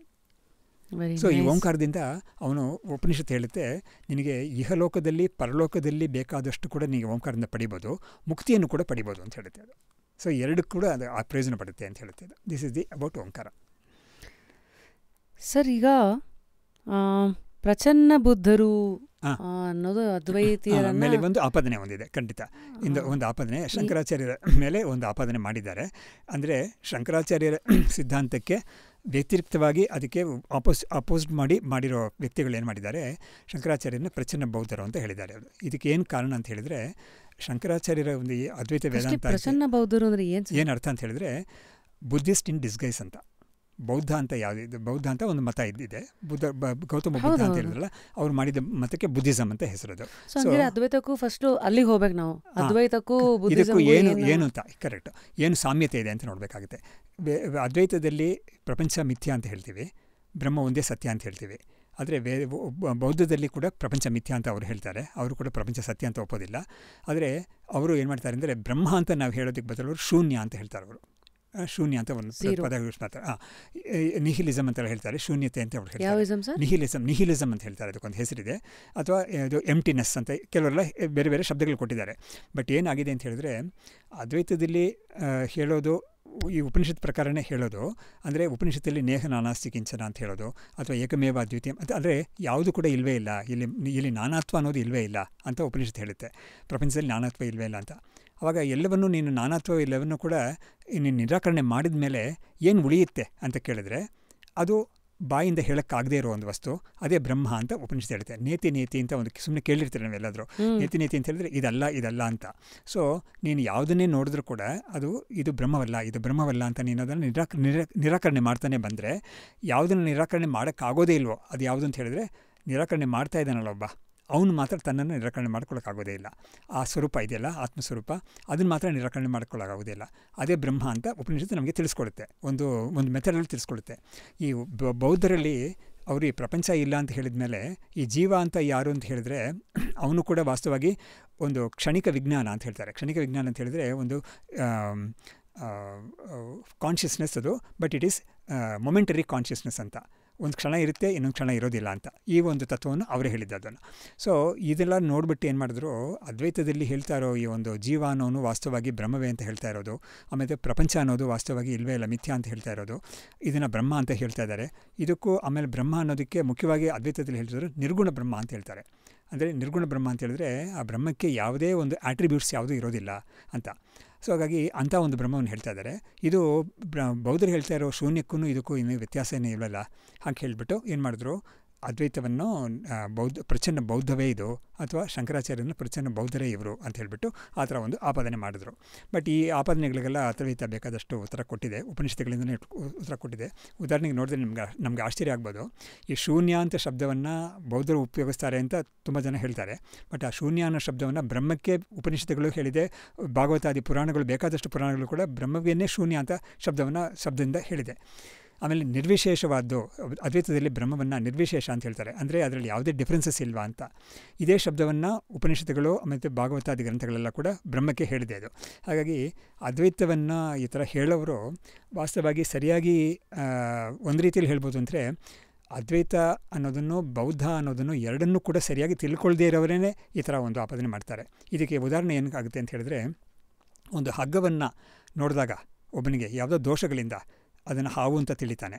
ಆವಾಗ ಏನಾಗ್ತಾ ಇದೆ ಅಂತ ಹೇಳಿದ್ರೆ, ಈ ಹಾವು ಬೇರೆ ಹಗ್ಗ ಬೇರೆ ಅಂತ ಒಂದು ಬುದ್ಧಿ ಅವನಿಗೆ ಬರ್ತಾ ಇಲ್ಲ. ಅವನಿಗೆ ಇದು ಹಾವೇ ಅಂತ ತೀರ್ಮಾನ ಮಾಡ್ತಾನೆ. ಈ ರೀತಿಯಲ್ಲೇ ಅದೆರಡಕ್ಕೂ ಇರೋ ಒಂದು ಭೇದವನ್ನು ಗ್ರಹಿಸದೇ ಈ ಭ್ರಮೆಗೆ ಒಳಗಾಗ್ತಾನೆ. ಅದೇ ಥರನೇ ಅದ್ವೈತ ಬೇರೆ ಬೌದ್ಧ ಬೇರೆ ಅಂತ ಭೇದವನ್ನು ಗ್ರಹಿಸದೇ ಈ ಥರ ಒಂದು ಇದಕ್ಕೆ ಭ್ರಮೆಗೆ ಒಳಗಾಗಿದ್ದಾರೆ ಅಷ್ಟೇ ಹೊರತು ಈ ಒಂದು ಆಪಾದನೆಗೆ ತುಂಬ ಹಿಂದೆನೇ ಬಂದಿದೆ ಈ ಥರ ಆಪಾದನೆ. ಬಟ್ ಅದ್ವೈತಕ್ಕೆ ಇದರಿಂದ ಏನೂ ಹಾನಿ ಆಗಿಲ್ಲ. ಅವರು ಇದಕ್ಕೆ ಉತ್ತರ ಕೊಡೋಕ್ಕೆ ಅವ್ರಿಗೆ ಸಿದ್ಧವಾಗಿದ್ದಾರೆ, ಮಾಡಿಕೊಟ್ಟು ಇದ್ದಾರೆ ಅದನ್ನು. ಹಾಗಾಗಿ this question can be disposed of in this manner. 6 ದರ್ಶನಗಳು ಫಿಲಾಸಫಿಯಲ್ಲಿ: ಜೀವ, ಜಗತ್, ಈಶ್ವರ, ಬಂಧ, ಸಾಧನ ಮತ್ತು ಮೋಕ್ಷ. ಇದರಲ್ಲೇ ವ್ಯತ್ಯಾಸ ಇದೆ ಎಲ್ಲರಿಗೂ. 6 ದರ್ಶನಗಳು ಅಂತ ಹೇಳಿದಾಗ ನಾನು ಹೇಳಿದ್ನಲ್ಲ, ಸಾಂಖ್ಯ, ಯೋಗ, ವೈಶೇಷಿಕ, ನ್ಯಾಯ ವೈಶೇಷಿಕ ಅನ್ನೋದು, ಆಮೇಲೆ ಪೂರ್ವ ಮೀಮಾಂಸ, ಉತ್ತರ ಮೀಮಾಂಸ ಅಂತ ಹೇಳಿಬಿಟ್ಟು ನಮಗೆ ದರ್ಶನಗಳೆಲ್ಲ ಹೇಳಿದ್ದಾರೆ. ಅದೇನು ಇದೇನು ಸರ್, ಎರಡೂ ಒಂದೇನಾ? ಅಂದರೆ ಈ ಉತ್ತರ ಮೀಮಾಂಸ ಅನ್ನೋದಕ್ಕೆ, ವೇದಾಂತ ಅನ್ನೋದಕ್ಕೆ ಉತ್ತರ ಮೀಮಾಂಸ ಅನ್ನೋದು ಇನ್ನೊಂದು ಹೆಸರು ಅಷ್ಟೇ. ಪೂರ್ವ ಮೀಮಾಂಸ ಅನ್ನೋದು ನೋಡಿ, ಈ 6 ದರ್ಶನಗಳು ಕೂಡ ಆಸ್ತಿಕ ದರ್ಶನಗಳು. ನಾಸ್ತಿಕ ದರ್ಶನಗಳು ಅಂತ ಕೆಲವುದಿದೆ, ಅದನ್ನು ಬೌದ್ಧ, ಜೈನ ಮತ್ತು ಚಾರ್ವಾಕ ಅಂತ ಹೇಳಿಬಿಟ್ಟು ಆ ಮೂರನ್ನು ಕೂಡ ನಾಸ್ತಿಕ ದರ್ಶನ ಅಂತ ಹೇಳ್ತಾರೆ. ನಾಸ್ತಿಕ ಅಂತ ಯಾತಕ್ಕೆ ಹೇಳ್ತಾರೆ ಅಂತ ಹೇಳಿದ್ರೆ, ಒಂದು ಅವರು ಈ ವೇದವನ್ನು ಒಪ್ಪದೇ ಇರೋದು, ನಮ್ಮದೇ ಇರೋದು. ವೇದ ಅಂತ ಒಂದು ಇದೆಯಲ್ಲ, ಒಂದು ಬೇಸಿಕ್ ಗ್ರಂಥ ರಾಶಿ, ಅದನ್ನು ಒಪ್ಪದೇ ಇರೋರು ಅವರು ಮೂವರು. ಯಾರು? ಚಾರ್ವಾಕ ಅನ್ನೋರು ಮತ್ತು ಬೌದ್ಧ, ಜೈನ ಅನ್ನೋರು. ಸೊ ಆದರೆ ಆ ಮೂರಲ್ಲೇ ಕೂಡ ಒಂದು ವಿಭಾಗ ಮಾಡ್ಬೋದು. ಈ ಚಾರ್ವಾಕ ಅನ್ನೋರು ಯಾರು ಅಂತ ಹೇಳಿದ್ರೆ ಟೋಟಲ್ ಮೆಟೀರಿಯಲಿಸ್ಟ್. ಅವರು ಈ ಜನ್ಮ ಅಂತ ಯಾವುದಿದೆಯೋ, ಈ ಶರೀರ ಅಂತ ಯಾವುದಿದೆಯೋ ಅದೇ ಆತ್ಮ. ಈ ಶರೀರ ತೀರ್ಕೊಂಡ್ಮೇಲೆ ಅದು ಯಾವುದೂ ಇರೋದಿಲ್ಲ ಇನ್ಮೇಲೆ. ಅದು ಸ್ವರ್ಗಕ್ಕೆ ಹೋಗೋದು, ನರಕಕ್ಕೆ ಹೋಗೋದಲ್ಲ, ಯಾರು ಅದೆಲ್ಲ ಸುಮ್ಮನೆ ಅಂಥ ವಿಷಯಗಳೆಲ್ಲ ಒಪ್ಪೋದೇ ಇಲ್ಲ ಅವರು. ಹಾಗಾಗಿ ಅವ್ರನ್ನ ನಾಸ್ತಿಕ ಅಂತ ಮಾಡಿದ್ದಾರೆ. ವೆರಸ್ ಈ ಬೌದ್ಧ ಜೈನದಲ್ಲಿ ಅವ್ರಿಗೆಲ್ಲ ಈ ಆಫ್ಟರ್ ಡೆತ್ ಲೈಫ್ ಎಲ್ಲ ಇದೆ ಅವ್ರಿಗೆ, ಅದೆಲ್ಲ ಒಪ್ತಾರೆ. ಮುಕ್ತಿ ಅನ್ನೋದನ್ನು ಒಪ್ತಾರೆ ಅವರು, ಇದೆಲ್ಲ ಇದೆ. ಅದರಿಂದ ಅವ್ರನ್ನ ಚಾರ್ವಾಕ ಗ್ರೂಪಲ್ಲಿ ಸೇರ್ಸೋಕ್ಕಾಗಲ್ಲ. ಬಟ್ ಅವರು ಫಿಲಾಸಫಿನ ಸೆಪ್ರೇಟಾಗಿ ಮಾಡಿಕೊಂಡು ಅವರು ವೇದದ ಮೇಲೆ ಬೇಸ್ ಮಾಡದೆ ಮಾಡ್ಕೊಂಡಿದ್ದೀವಿ ಅಂತ ಅವ್ರು ಹೇಳ್ತಾರೆ. ಹಾಗಾಗಿ ಅವ್ರನ್ನ ನಾವು ನಾಸ್ತಿಕ ದರ್ಶನ ಅಂತ ಹೇಳ್ತೀವಿ. ವೆರಸ್ ಈ ಸಾಂಖ್ಯ, ಯೋಗ, ನ್ಯಾಯವೈಶೇಷಿಕ, ಉತ್ತರ ಮೀಮಾಂಸ, ಪೂರ್ವ ಮೀಮಾಂಸ ಅಂತೆಲ್ಲ ಇದೆಯಲ್ಲ, ಈ ದರ್ಶನಗಳೆಲ್ಲ ಬಂದ್ಬಿಟ್ಟು ಆಸ್ತಿಕ ದರ್ಶನಗಳು. ಅಂದರೆ ಇವುಗಳೆಲ್ಲ ವೇದವನ್ನು ಒಪ್ಪೋ ದರ್ಶನಗಳು. ಸೊ ಹೀಗೆ ಇದಕ್ಕೆ ವಿಭಾಗ ಇದೆ. ಅದು ಅದ್ವೈತ ಅನ್ನೋದು ವೇದಾಂತ ಅನ್ನೋದರಲ್ಲಿ ಯಾವುದನ್ನು ಒಂದು ಉತ್ತರ ಮೀಮಾಂಸ ಅಂತ ಹೇಳ್ತೀವೋ, ಅದು ಉಪನಿಷತ್ತುಗಳಲ್ಲಿ ನೋಡಿ, ವೇದ ಅನ್ನೋದರಲ್ಲಿ ಒಂದು ಡಿವಿಷನ್ಸ್ ಹೇಳ್ಬೋದು ಒಳಗಡೆನೆ. ಅದರಲ್ಲಿ ಒಂದು ಕರ್ಮಕಾಂಡ ಅಂತ, ಒಂದು ಜ್ಞಾನಕಾಂಡ ಅಂತ ಒಂದಿದೆ. ಆ ಕರ್ಮಕಾಂಡ ಅನ್ನೋದರಲ್ಲಿ ರಿಚುವಲ್ಸ್ ಎಲ್ಲ ಹೇಗೆ ಮಾಡೋದು, ಅದನ್ನು ಮಾಡೋಕ್ಕೆ ಯಾರೇ ಅಧಿಕಾರಿಯಾಗಿರ್ತಾನೆ ಅಂಥ ವಿಷಯಗಳೆಲ್ಲ ತುಂಬ ವಿಚಾರ ಮಾಡಿರೋದು ಕರ್ಮಕಾಂಡ ಅಂತ. ಈ ಕರ್ಮಕಾಂಡದ ಮೇಲೇ ಫೋಕಸ್ ಮಾಡ್ತಿ ಹೇಳೋದು ಈ ಪೂರ್ವ ಮೀಮಾಂಸ ಅಂತ ಹೇಳೋದು. ಉತ್ತರ ಮೀಮಾಂಸ ಅನ್ನೋದು ಉಪನಿಷತ್ತುಗಳ ಮೇಲೆ ಫೋಕಸ್ ಮಾಡಿ ಬರೋ ವಿಷಯ ಅದು. ಸೊ ಹೀಗೆ ಎರಡಕ್ಕೂ ಒಂದು ಡಿಫ್ರೆನ್ಸ್ ಇದೆ. ಅಂದರೆ ಜನಗಳ ಆಡು ಭಾಷೆನಲ್ಲಿ ನೋಡಿ, ಕರ್ಮಕಾಂಡ ಅನ್ನೋದು ಯಾವುದೋ ಒಂದು ಸೀರಿಯಲ್ನ ಫೇಮಸ್ ಡೈಲಾಗು. ಕೆಲವು ಪದಗಳು ಹೇಗೆ ಹೋಗುತ್ತೆ, ಬಟ್ ಎಲ್ಲಿಂದ ಬಂತು, ಅದರ ನಿಜ ಅರ್ಥ ಏನು? ಕರೆಕ್ಟ್. ಕೆಲವು ಸತಿ ಅದು ತುಂಬ ವ್ಯತ್ಯಾಸವಾಗಿ ಅರ್ಥಕ್ಕೂ ತಗೊಂಡ್ಬಿಟ್ಟಿರುತ್ತೆ. ಅದು ಆಡು ಭಾಷೆಯಲ್ಲಿ ಆ ಥರ ಕೂಡ ಆಗಿರುತ್ತೆ ಅದು. ಸೊ ಈ ಥರ ಕೂಡ ಆಗಿರುತ್ತೆ. ಬಟ್ ಏನಾಗುತ್ತೆ ಅಂದರೆ ಶಬ್ದಗಳೆಲ್ಲ ಅಲ್ಲಿಂದಲೇ ಬಂದಿರುತ್ತೆ, ಖಂಡಿತ ಆ ಥರ ಬಂದಿರುತ್ತೆ ಕಾನ್ಸೆಪ್ಟ್ಸ್ ಎಲ್ಲ. How does Advaita explain the concept of ಮಾಯೆ ಅಂತ? ಕರೆಕ್ಟ್. ಅದು ಆ್ಯಕ್ಚುಲಿ ಅದ್ವೈತಕ್ಕೆ ಮಾಯಾವಾದ ಅಂತಲೇ ಒಂದು ಹೆಸರಿದೆ. ಅದು ಪೆಜೋರೇಟಿವ್ ಆಗಿ, ಅಂದರೆ ಅದನ್ನು ಗೇಲಿ ಮಾಡೋ ಥರ ಅಥವಾ ದೂಷಣೆ ಮಾಡೋ ಥರ ಈ ಶಬ್ದವನ್ನು ಉಪಯೋಗಿಸ್ತಾರೆ ಕೆಲವರು. ಆದರೆ ಅದ್ವೈತದಲ್ಲೇ ಇದ್ದವರು ಕೂಡ ಇದನ್ನು ಒಂದು ಶಬ್ದವನ್ನು ಅದ್ವೈತಕ್ಕೆ ಒಪ್ಕೊಂಡಿದ್ದಾರೆ. ಅದನ್ನು ಯಾತಕ್ಕೆ ಅಂತ ಹೇಳಿದ್ರೆ ನೋಡಿ, ನಾನು ಹೇಳ್ತೀನಿ. ಇವಾಗ ಈ ಮಾಯಾ, ಅದ್ವೈತದಲ್ಲಿ ಮಾಯಾ ಅಂತ ಹೇಳೋದು ಪ್ರಪಂಚವನ್ನೆಲ್ಲ ಮಾಯೆ ಅಂತ ಹೇಳ್ತೀವಿ. ಅಂದರೆ ಸತ್ಯವಲ್ಲ, ಅದೊಂದು ತೋರಿಕೆ ಅಂತ. ಇವಾಗ ಮಾಯಾ ಅಂತ ಹೇಳಿದ್ರೆ ನಾವು ನಾರ್ಮಲಾಗಿ ಮೆಜಿಷಿಯನ್ ಅವನೊಂದು ಮಾಡ್ತಾನೆ ಅವನು, ಬಟ್ ಆ ತೋರಿಕೆಯನ್ನು ತೋರಿಸ್ತಾನೆ ಅವನು. ಬಟ್ ನಿಜವಾಗ್ಲೂ ಅದು ಆಗ್ತಾ ಇದೆಯಾ ಅಂತ ಹೇಳಿದ್ರೆ ಅವ್ನಿಗೆ ಮಾತ್ರ ಗೊತ್ತಿರುತ್ತೆ ಅದು ಆಗ್ತಾ ಇಲ್ಲ, ನಾನು ಸುಮ್ಮನೆ ಒಂದು ಪ್ರದರ್ಶನ ಮಾಡ್ತಾ ಇದ್ದೀನಿ ಅಷ್ಟೇ ಅಂತ. ಬಟ್ ನೋಡುಗರಿಗೆ ಏನಾಗುತ್ತೆ, ವೀಕ್ಷಕರಿಗೆ ಏನಾಗುತ್ತೆ, ಅದು ಸತ್ಯವಾಗಿ ನಡೀತಾ ಇದೆ ಅಂತಲೇ ಒಂದು ಭಾವನೆ ಬರುತ್ತೆ ಅವರಿಗೆ. ಸೊ ಇದು ಮಾಯಾ ಅಂತ, ಮಾಯಾಜಾಲ ಅಂತೆಲ್ಲ ಹೇಳ್ತೀವಿ. ಸೊ ಅದ್ವೈತಕ್ಕೆ ಯಾತಕ್ಕೆ ಥರ ಮಾಯಾವಾದ ಅಂತ ಹೇಳಿದ್ರೆ, ಅದು ಈ ಬ್ರಹ್ಮವೇ ಜೀವನಾಗಿ ತೋರ್ತಾ ಇರೋದು ಮಾಯೆಯಿಂದ, ಈ ಬ್ರಹ್ಮವೇ ಪ್ರಪಂಚವಾಗಿ ತೋರ್ತಾ ಇರೋದು ಕೂಡ ಮಾಯೆಯಿಂದ ಅಂತ ಹೇಳ್ತಾರೆ. ಬಾಕಿ ದರ್ಶನಗಳು ಈ ಥರ ಹೇಳೋದಿಲ್ಲ. ಅವರು ಮಾಯಾ ಅನ್ನೋ ಶಬ್ದ ಖಂಡಿತ ಅದ್ವೈತಗಳು ಹುಟ್ಟಿಸಿದ ಶಬ್ದ ಅಲ್ಲ. ಅದು ವೇದದಲ್ಲಿ ಇರೋ ಶಬ್ದನೇ, ಉಪನಿಷತ್ತಲ್ಲಿ ಇರೋ ಶಬ್ದನೇ ಅದು.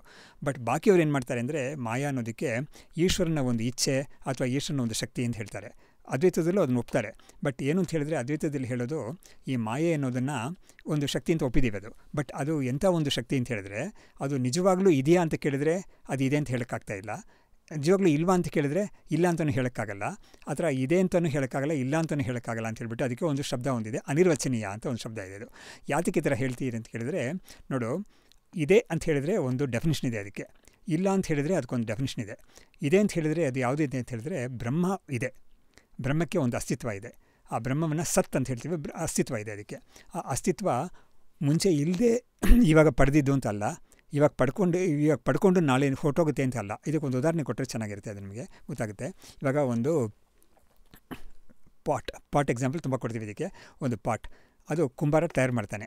ಕುಂಬಾರ ತಯಾರು ಮಾಡೋಕ್ಕೆ ಮುಂಚೆ ಈ ಪಾಟ್ ಅನ್ನೋ ಹೆಸರಲ್ಲಿ ಇರಲಿಲ್ಲ. ಅದು ಮಣ್ಣು ಅಥವಾ ಒಂದು ಕ್ಲೇ ಅನ್ನೋ ರೂಪದಲ್ಲಿ ಇತ್ತದು.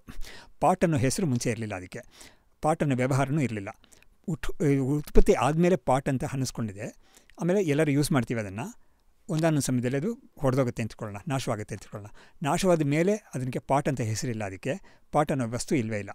ಆವಾಗ ಏನಾಯಿತು, ಆ ಪಾಟ್ ಅನ್ನೋದು ಉತ್ಪತ್ತಿ ಆಗಿ ಪಾಟ್ ಅಂತ ಒಂದು ಎಕ್ಸಿಸ್ಟೆನ್ಸ್ ಪಡ್ಕೊಳ್ತು, ಆಮೇಲೆ ನಾಶವಾಗಿದ ಮೇಲೆ ಎಕ್ಸಿಸ್ಟೆನ್ಸ್ ಕಳ್ಕೊಳ್ತು ಅಂತ ಹೇಳ್ತೀವಿ. ಆದರೆ ಬ್ರಹ್ಮ ಆ ಥರ ಇಲ್ಲ. ಅದು ಒಂದು ಉತ್ಪತ್ತಿ ಆಗಿ ಅದಕ್ಕೆ ಅಸ್ತಿತ್ವ ಬಂತು, ಆಮೇಲೆ ನಾಶವಾಗಿ ಅಸ್ತಿತ್ವ ಹೊಟ್ಟೋಯ್ತು ಅಂತ ಹೇಳೋಕ್ಕಾಗಲ್ಲ. ಅದೊಂದನ್ನೇ ನಾವು ನಿಜವಾಗ್ಲೂ ಇರೋದು ಅಂತ ಹೇಳೋಕ್ಕಾಗುತ್ತೆ ಅಂತ ಹೇಳ್ಬಿಟ್ಟು, ಅಸ್ತಿತ್ವ ಅನ್ನೋದು ಸತ್ ಅನ್ನೋದು ಬ್ರಹ್ಮಕ್ಕೆ ಮಾತ್ರ ಸತ್ ಅಂತ ಹೇಳೋಕ್ಕಾಗುತ್ತೆ. ಆದರೆ ಈ ಮಾಯೆಗೆ ಆ ಥರ ಹೇಳೋಕ್ಕಾಗುತ್ತೆ ಅಂತ ಕೇಳಿದ್ರೆ ಹೇಳೋಕ್ಕಾಗಲ್ಲ. ಯಾಕಂದರೆ ಒಬ್ಬನಿಗೆ ತನ್ನ ಸ್ವರೂಪ ಏನು ಅಂತ ತಿಳ್ಕೊಂಡ್ಮೇಲೆ ಈ ಮಾಯೆ ಅನ್ನೋದು ಕೂಡ ಅವನಿಗೆ ಇಲ್ಲವೇ ಇಲ್ಲ ಅಂತ ಆಗುತ್ತೆ. ಯಾಕಂದರೆ ಮಾಯೆಯಿಂದಲೇ ಜೀವನಾಗಿ ತೋರ್ಕೊಳ್ತಾನೆ ಅಂತ ಹೇಳಿದ್ದೀವಿ, ಮಾಯೆಯಿಂದಲೇ ಪ್ರಪಂಚವಾಗಿ ತೋರ್ಕೊಳ್ತಾ ಇದೆ ಬ್ರಹ್ಮ ಅಂತ ಹೇಳಿದ್ದೀವಿ. ಅವನು ತನ್ನ ಸ್ವರೂಪ ಏನು ಅಂತ ತಿಳ್ಕೊಂಡಾಗ ಅವನಿಗೆ ಜೀವತ್ವನೂ ಹೋಯಿತು, ಪ್ರಪಂಚ ಅನ್ನೋದು ಸತ್ಯತ್ವನೂ ಹೋಯ್ತು ಅವನಿಗೆ. ಹಾಗಾಗಿ ಮಾಯೆ ಅನ್ನೋದು ಇನ್ಮೇಲೆ ಇಲ್ಲವೇ ಇಲ್ಲ ಅಂತ ಆಯಿತು ಅವನಿಗೆ. ಹಾಗಾಗಿ ಮಾಯೆ ಅನ್ನೋದನ್ನು ಇಲ್ಲವೇ ಇಲ್ಲ ಅಂತ ಆಗೋ ಒಂದು ಸ್ಥಿತಿ ಅದಕ್ಕಿದೆ ಅದಕ್ಕೆ. ಆದರೆ ಅದರಿಂದ ಅದನ್ನು ಬ್ರಹ್ಮ ಥರ ಇದೆ ಅಂತ ಹೇಳೋಕ್ಕಾಗ್ತಾ ಇಲ್ಲ. ಸರಿ, ಇಲ್ಲ ಅಂತ ಹೇಳೋಣ ಅಂತ ಹೇಳಿದ್ರೆ, ಇಲ್ಲ ಅಂತ ಹೇಳೋಕ್ಕೆ ಶಾಸ್ತ್ರದಲ್ಲಿ ಒಂದು ವಿಷಯವನ್ನು ತೋರಿಸ್ತಾರೆ. ಏನು ಅಂತ ಹೇಳಿದ್ರೆ ನೋಡಿ, ಒಂದು ಮಹಿಳೆಗೆ ಮಗು ಹಡಿಯೋ ಒಂದು ಶಕ್ತಿ ಇಲ್ಲ ಅಂತ ಇಟ್ಕೊಳ್ಳೋಣ. ಅದಕ್ಕೆ ನಾವು ಬಂಜೆ ಅಂತ ಹೇಳ್ತಾರೆ. ಆ ಶಬ್ದ ಹತ್ರ ಇದ್ದರೂ ಕೂಡ she doesn't have the capacity to give birth to a child ಅಂತ ಒಂದು ವ್ಯಕ್ತಿ. ಬಟ್ ಆ ಥರ ಬಂಜೆಯ ಮಗ ಅಂತ ಯಾರನ್ನಾದ್ರೂ ತೋರ್ಸೋಕ್ಕಾಗುತ್ತಾ ನಿಮಗೆ? ಆಗೋದೇ ಇಲ್ಲ. So since that kind of A thing is N impossibility, ಅದೊಂದು. ಇನ್ನೊಂದು ಗಗನ ಕುಸುಮ ಅಂತ ಒಂದು ಉದಾಹರಣೆ ಕೊಡ್ತಾರೆ. ಗಗನದಲ್ಲಿ ಕುಸುಮ ಇರೋಕ್ಕೆ ಸಾಧ್ಯವೇ ಇಲ್ಲ ಅಂಥದ್ದೊಂದು. ಆಮೇಲೆ ಮೊಲದ ಕೋಡು ಅಂತ, ಹಸುಗೆ ಎಮ್ಮೆಗೆಲ್ಲ ಕೊಂಬು ಇರೋದು ನೋಡಿದ್ದೀವಿ, ಮೊಲಕ್ಕೆ ಕೊಂಬು ಇಲ್ಲವೇ ಇಲ್ಲ. ಸೊ ಮೊಲದ ಕೋಡಿ ಎಲ್ಲಾದರೂ ಇದೆಯಾ ಅಂತ ಕೇಳಿದ್ರೆ ಅದು ಇಲ್ಲವೇ ಇಲ್ಲ. It is an impossibility. So ಅಂತ ಇಂಪಾಸಿಬಿಲಿಟಿ ಅಂತ ಒಂದು ಇದೆಯಲ್ಲ, ಅದಕ್ಕೆ ಅಸತ್ ಅಂತ ಅದಕ್ಕೆ ಹೆಸರು ಕೊಟ್ಟಿದ್ದಾರೆ. ಆವಾಗ ಈ ಮಾಯೆಯನ್ನು ನಾವು ಆ ಥರ ಒಂದು ಇಂಪಾಸಿಬಿಲಿಟಿ ಅಂತ ಹೇಳಿಬಿಟ್ಟು ಅಸತ್ತಿಗೆ ಸೇರಿಸೋಣ ಅಂತ ಕೇಳಿದ್ರೆ ಹೇಳೋಕ್ಕಾಗಲ್ಲ. ಯಾಕಂದರೆ ಮಾಯೆಯ ಪ್ರದರ್ಶನ ಎಲ್ಲ ನಾವು ನೋಡ್ತಾ ಇದ್ದೀವಿ, ಎಕ್ಸ್ಪೀರಿಯನ್ಸ್ ಆಗ್ತಾ ಇದೆ ನಮಗೆ. ಅದು ಮಾಯೆ ಏನೇನು ಪ್ರದರ್ಶನ ಮಾಯಾಜಾಲ ಮಾಡುತ್ತೋ ಅದನ್ನೆಲ್ಲ ನಮಗೆ ಎಕ್ಸ್ಪೀರಿಯನ್ಸ್ಗೆ ಬರ್ತಾ ಇದೆ. ಮೊಲದ ಕೋಡು ನಮಗೆ ಎಕ್ಸ್ಪೀರಿಯನ್ಸ್ಗೆ ಬರೋದೇ ಇಲ್ಲ. ಎಲ್ಲೂ ಕೂಡ ಎಷ್ಟು ಹುಡುಕಿದ್ರೂ ಕೂಡ ಮೊಲದ ಕೋಡು ನಮಗೆ ಸಿಗೋದೇ ಇಲ್ಲ. ಆ ಥರ ಅದನ್ನು ನಾವು ಇಲ್ಲ ಅಂತ ಕ್ಯಾಟಗರಿಗೂ ಸೇರ್ಸೋಕ್ಕಾಗಲ್ಲ. ಹಾಗಾಗಿ ಮಾಯೆ ಅನ್ನೋದನ್ನು ಅದ್ವೈತ ಏನು ಹೇಳುತ್ತೆ ಅಂತ ಹೇಳಿದ್ರೆ, ಅದನ್ನು ಸತ್ಯ ಅಂತ ಕ್ಯಾಟಗರಿಗೂ ಹಾಕೋಕ್ಕಾಗಲ್ಲ. ಯಾಕಂದರೆ ಬ್ರಹ್ಮ ಒಂದೇ ಸತ್ಯವಾಗಿರುತ್ತೆ, ಮಾಯೆಗೆ ಸತ್ಯ ಅಂತ ಹೇಳೋಕ್ಕಾಗೋದಿಲ್ಲ. ಯಾಕಂದರೆ ಬ್ರಹ್ಮಜ್ಞಾನ ಒಬ್ಬನಿಗೆ ಬಂದಿದ ತಕ್ಷಣ ಮಾಯೆ ಅನ್ನೋದಕ್ಕೆ ಅಸ್ತಿತ್ವನೇ ಇಲ್ಲದೆ ಹೋಗ್ಬಿಡುತ್ತೆ ಅದು.